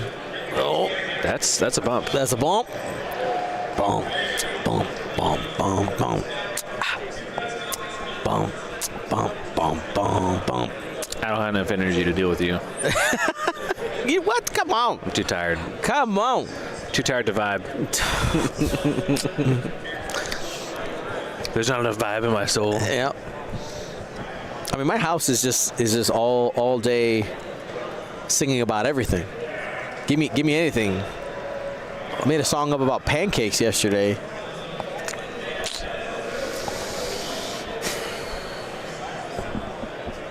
Where's your song about pancakes? My pancake song? Yeah. I don't have a pancake song. Come on. Was the bomb moved? Yeah. That's what I'm sad about. Oh, I'll fix it. It's just a 3 straight behind him. Yep. Oh, they realized it.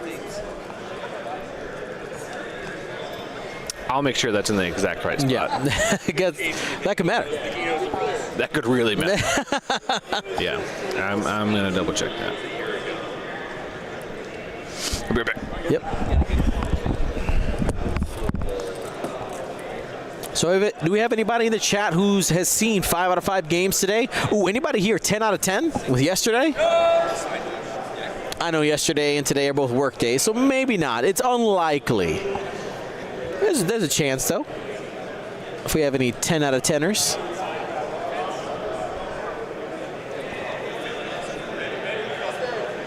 All right, a little bump. Nice. We got a couple 10s, 3 10s.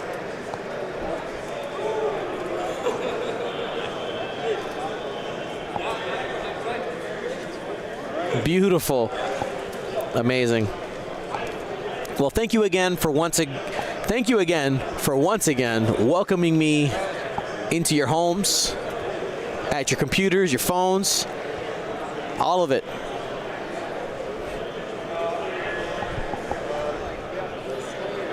It's been a good ride.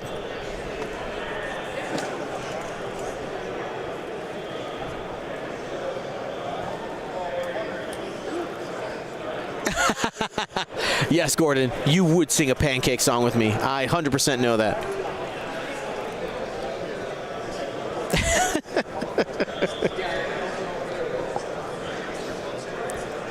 Thank you, P. Stinson.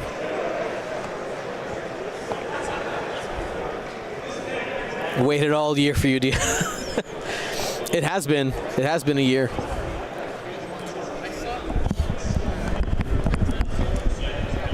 Chris, what numbers are you taking? 111 to. Oh, okay. Because Will's still 420. That's fine. I respect it. I just making sure you were taking like 400. What number is not in that pile? The one after 419. Oh, got it. All right. How does this happen? Look at this. This is you. Look, my chord is perfect. All right, but anyway, we got a crit coming in. That's going to bounce off the shields. So the proton missed everybody. Yep. Blink, blink. I'm glad I fixed it though. Yep.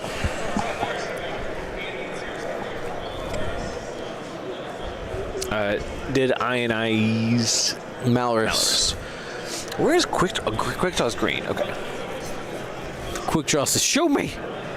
Show me. Strike me down, and I shall return stronger than ever before." Yeah, I butchered that quote, big time. I mean, yeah. Gina didn't turn in. Squiggle. How are you letting this ship survive?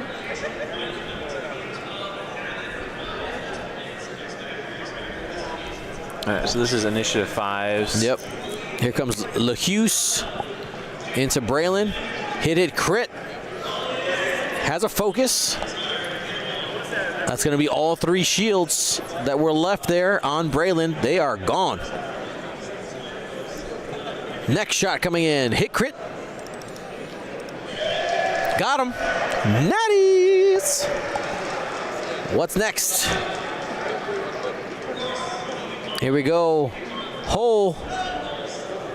Using the dorsal turret. Range 1. Just going to be 3 dice. Spend the focus for hit crit. Trying to get something going here. If he spends the focus, only 1 shield comes off. Yeah, but then your actual quick draw attack is like nothing. Is nothing. You know, you're not modded, but it's our choice. Our choice. 2 hits and a focus. Got the squiggle. Trying to stop the bleeding.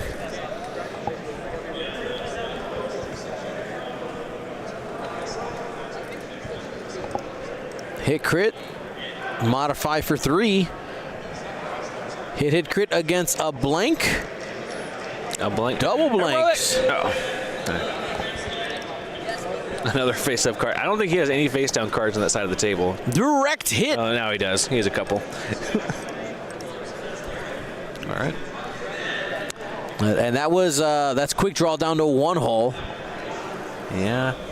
No follow-up shots. I know that feels bad.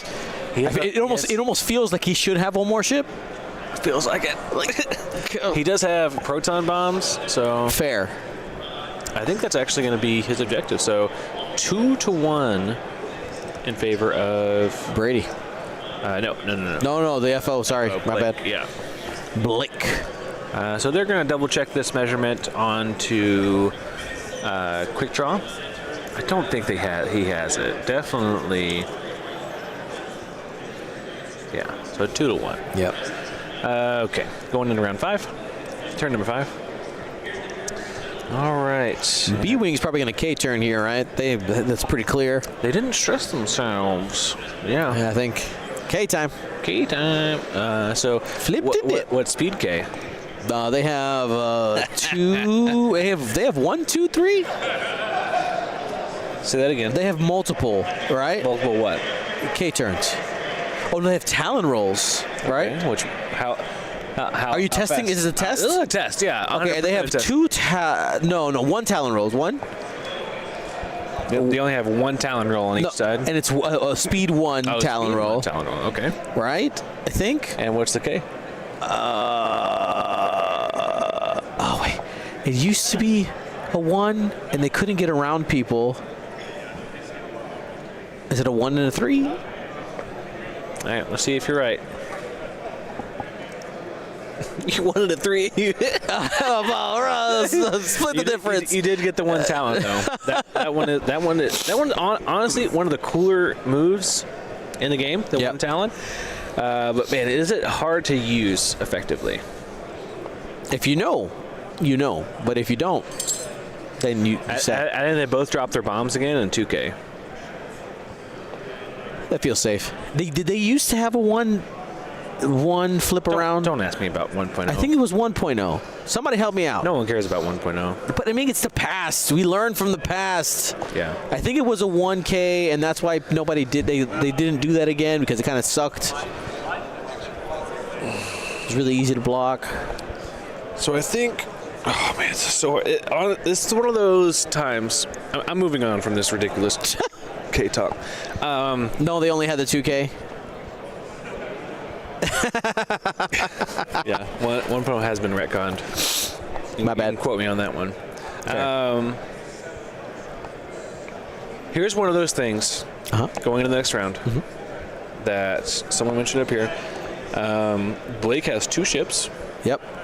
On 1 health. That if they are destroyed, will grant Brady 9 points. That's pretty strong. So he'll be ahead for sure after that. Depending on objectives, of course. But here's the problem. How are you going to deal that damage to those ships? Once you do the 2Ks, both of your B-Wings will be single modded because they get one gets a focus, one gets a lock for their abilities. But you can deal damage with bomb, that proton bomb. Which way do you put it? Because pop.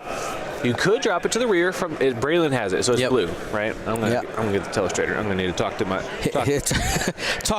Draw me a picture. Paint me like one of your French girls. Oh, this is precise measurements. That's way too long. All right, so this is the first bomb, right there.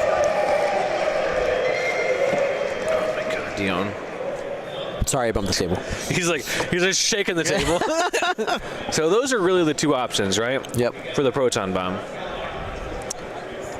I think if you put the proton bomb to the left, that potentially hits a lot of what LaHuse is trying to do. Like if he tries to turn out. Yeah. Because I'm pretty sure LaHuse has damaged engine, so he doesn't clear stress with that. So maybe he tries to go really fast to try to get out.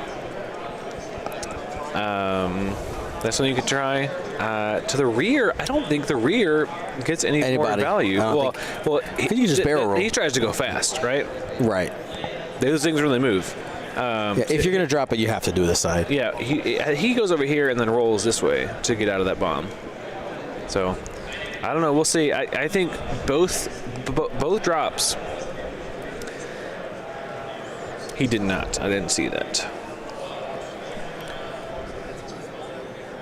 I see a lot of charges being flipped over there.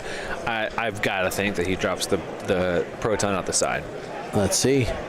So this is in initiative order. So first up is going to be Braylon for system phase shenanigans. And he's marking Gina, so it's that's the side drop. Yeah. Now, can you remind us? How is he doing that? That's not normal. He's literally cheating on stream. He's like, I can do this. Don't worry. It's totally fine. So Dion said it was okay. This is the Battle Over Indoors B-Wing ability called Gyro Cockpit. So first, you have 2 charges on that B-Wing, 1 recurring. And we're also dropping an ion bomb. You can spend 1 charge to drop a when you drop a bomb, you can drop it out of your side hash mark. Yep. So no barrel rolling with it, but yeah. So we see deuterium. Wow, big, huge. Let's read deuterium again because man, do I mess up this card all the time. All right, let's take a look. Turn power says during the system phase, you may spend a charge and gain a disarm to recover a shield.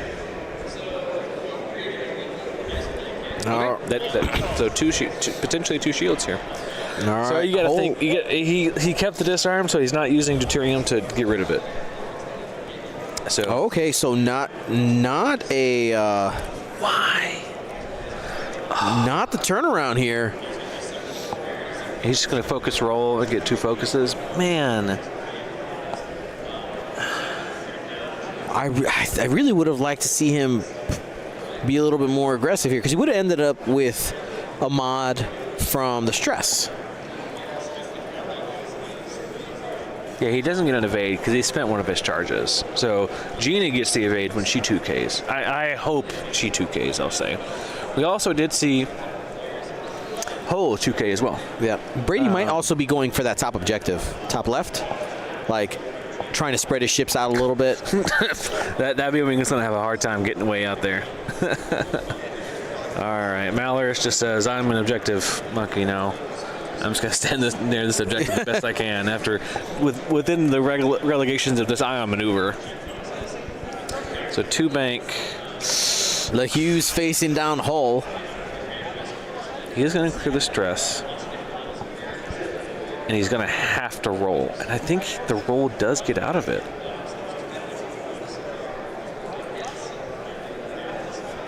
Yeah, roll left will get out of it. Wow.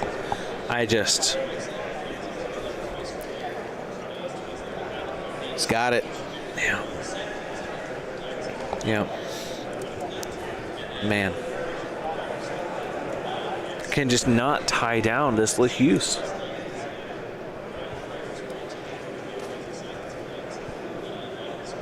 We see a 3 bank left from Kylo.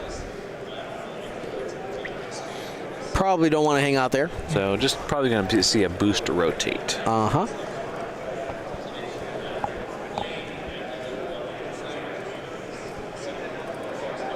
Those 3 banks are blue. Very, very nice maneuvers. Bender's asking if Hull has a lock on LeHugh's, and the answer to that is yes. Yeah. This will be an advanced proton torpedo if Hull can survive. He's got 6-1. He should be okay. Right now. For now. Right now. Yeah. Right now, he's only taking LeHugh's range 1 attack. Right. However, we could see a boost rotate from Kylo, which would be a rear arc concussion missile. We could also see Quick Draw do a very fast maneuver and like roll rotate to maybe get a shot. Fair. So potentially seeing 2 to 3. I would say 1.5 shots based on the odds there. How?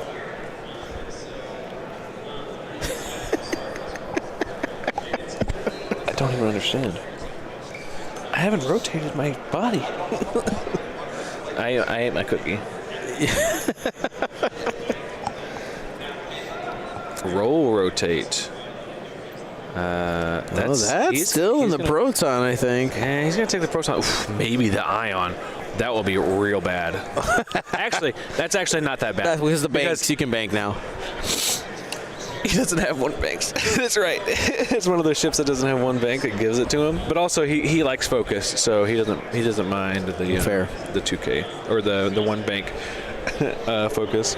All right, here is the 2K. So the 2K is going to be a 2K get a stress, get a free up, gain an evade token, and then could potentially take a proton torpedo at Kylo. Juke proton torpedo, which it's going to be that great because Kylo has a bunch of force, but still, this is only a 3 straight. Ooh. I don't know if that gets fully out of the proton with a roll.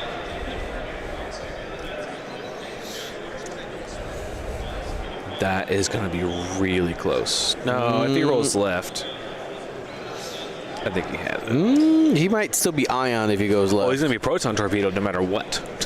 Fair. So, I mean, he has to roll, and he doesn't have linked actions. So, or I think roll rotate. Oh, he's disarmed. Yep. Well, you have done this yourself. Yeah, maybe you should have taken. Oh no, because I think it's a stress deuterium. Bender there in the chat catching for me. Thank you. Yeah, he is disarmed. Thank you. You forgot? How could you? Yeah. 3 crits and a hit and draw all. Oh, I do like that roll rotate anyway, since you're going to get Ion. Well, you're going to be destroyed by this proton torpedo juke. Fair. Fair.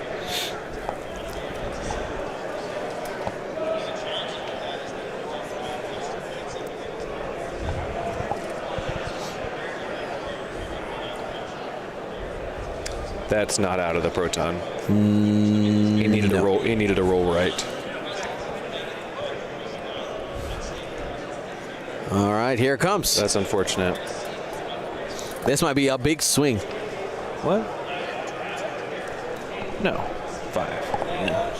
Yeah. Are they measuring yet? That's huge 3. No, stop. Oh, he's start of engagement. Yeah. Or start of ability, right? I thought bombs are end of activation. Hold on.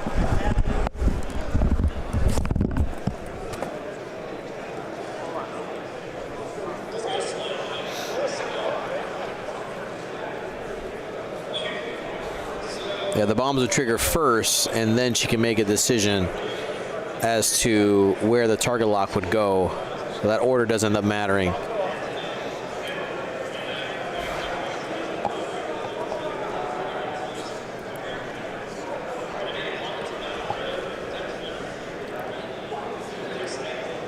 So hits Kylo. Hits Quick Draw. Quick Draw's dead.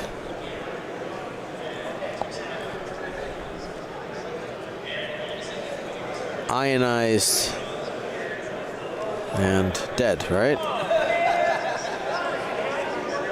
Oh no, but he used deuterium, right? All right. So I forgot. So Quick Draw got a shield back, right? Yes. So now is that one hull. That's my bad, guys. Yeah, it's okay. We talked about it, but I didn't actually put it on the overlay. We knew in our hearts. We knew. In our minds. This is the proton. That'll be enough.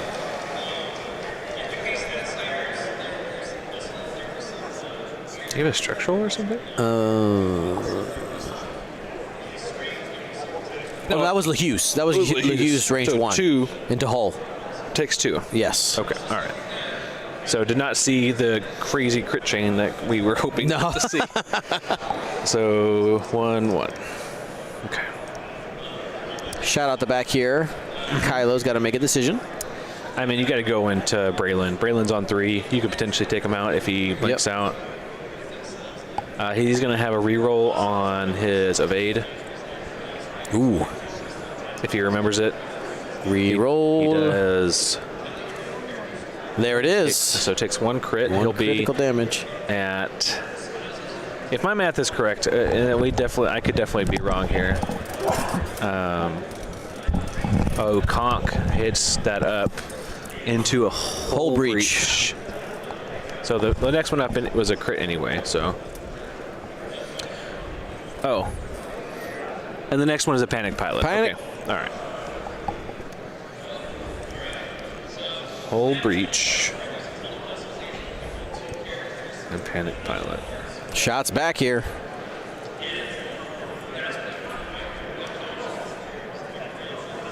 Two hits, and that'll be enough. Did he reroll those? Wow. Okay.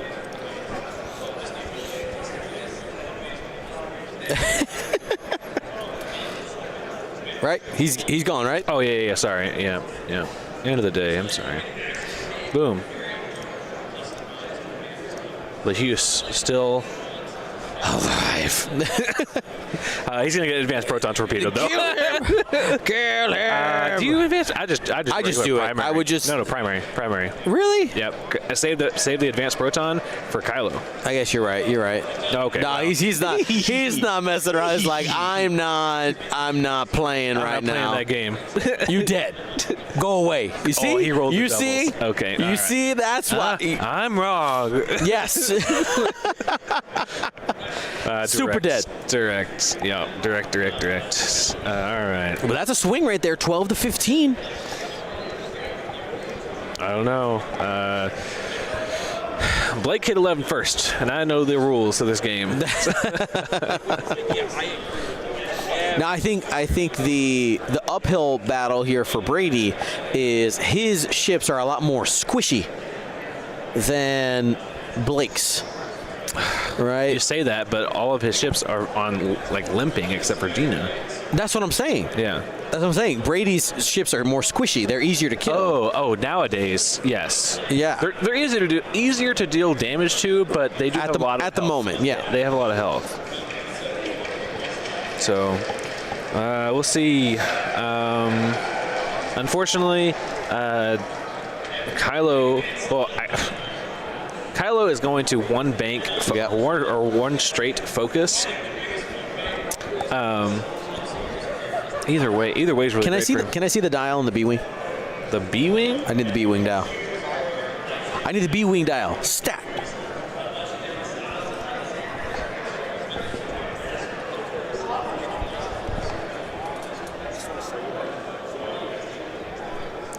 All right, let's see. So looking at blue maneuvers for Gina, one bank. That looks really good.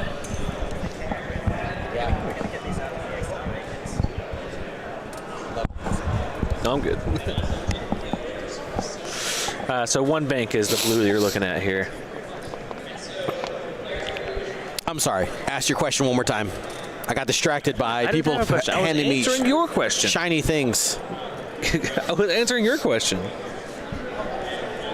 Well, if the 3 bank was white, which it's not. It's not.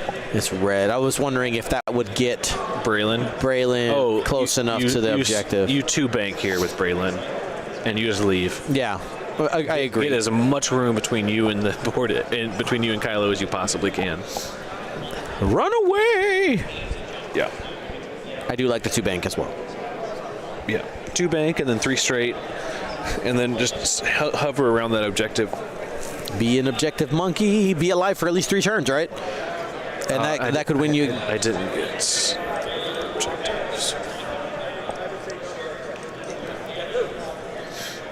Just a 1 bank. That's really dangerous. 1 straight. Focus lock. Yep. Just reapply. Do it like sunblock. Reapply every opportunity you get.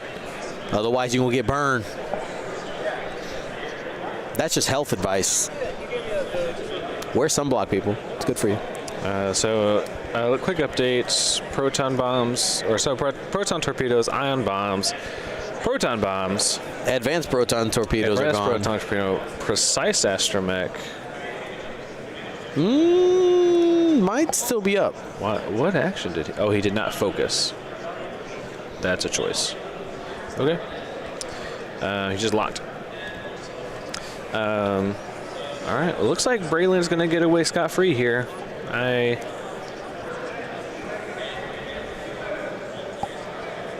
Oh, the free lock. Yep. That's a good point. I mean, that's a nice to have. Yeah. So you just stay still and focus, and then you get a free lock from Braylon. Okay. All right. That's a pretty good idea. You're right. I always forget that these ships are kind of tied to the hip a little bit. Yeah. They want to stay together. They do want to stay together. I don't like the roll. No. That gets you away. That gets you too far. It's a little greedy. He shakes his head. That's dumb. Why am I doing this? Why did I do that? This is bad. That was silly. Silly me. Yeah, because it doesn't have any bullseye mechanics for Gina, so there's no reason to try to get closer here. Maybe range 1. Does get range 1, I think. Which would mean if he wants to shoot Gina, he has to use not a procket or not a concussion, which is even better because now I get to shoot 3 dice without having to spend a force. Yep. So we'll see if he shoots the concussion. He's just shooting the concussion into hole. Okay. Yeah, that's the right call. Oh, no, just the regular attack. Okay, no concussion. Oh. Gets the evade. Squiggle wiggle. Yeah. All right, hole says, no thank you, sir. So this is range 1. Oh, range 2, they decided crit. Nice. All right, Kylo.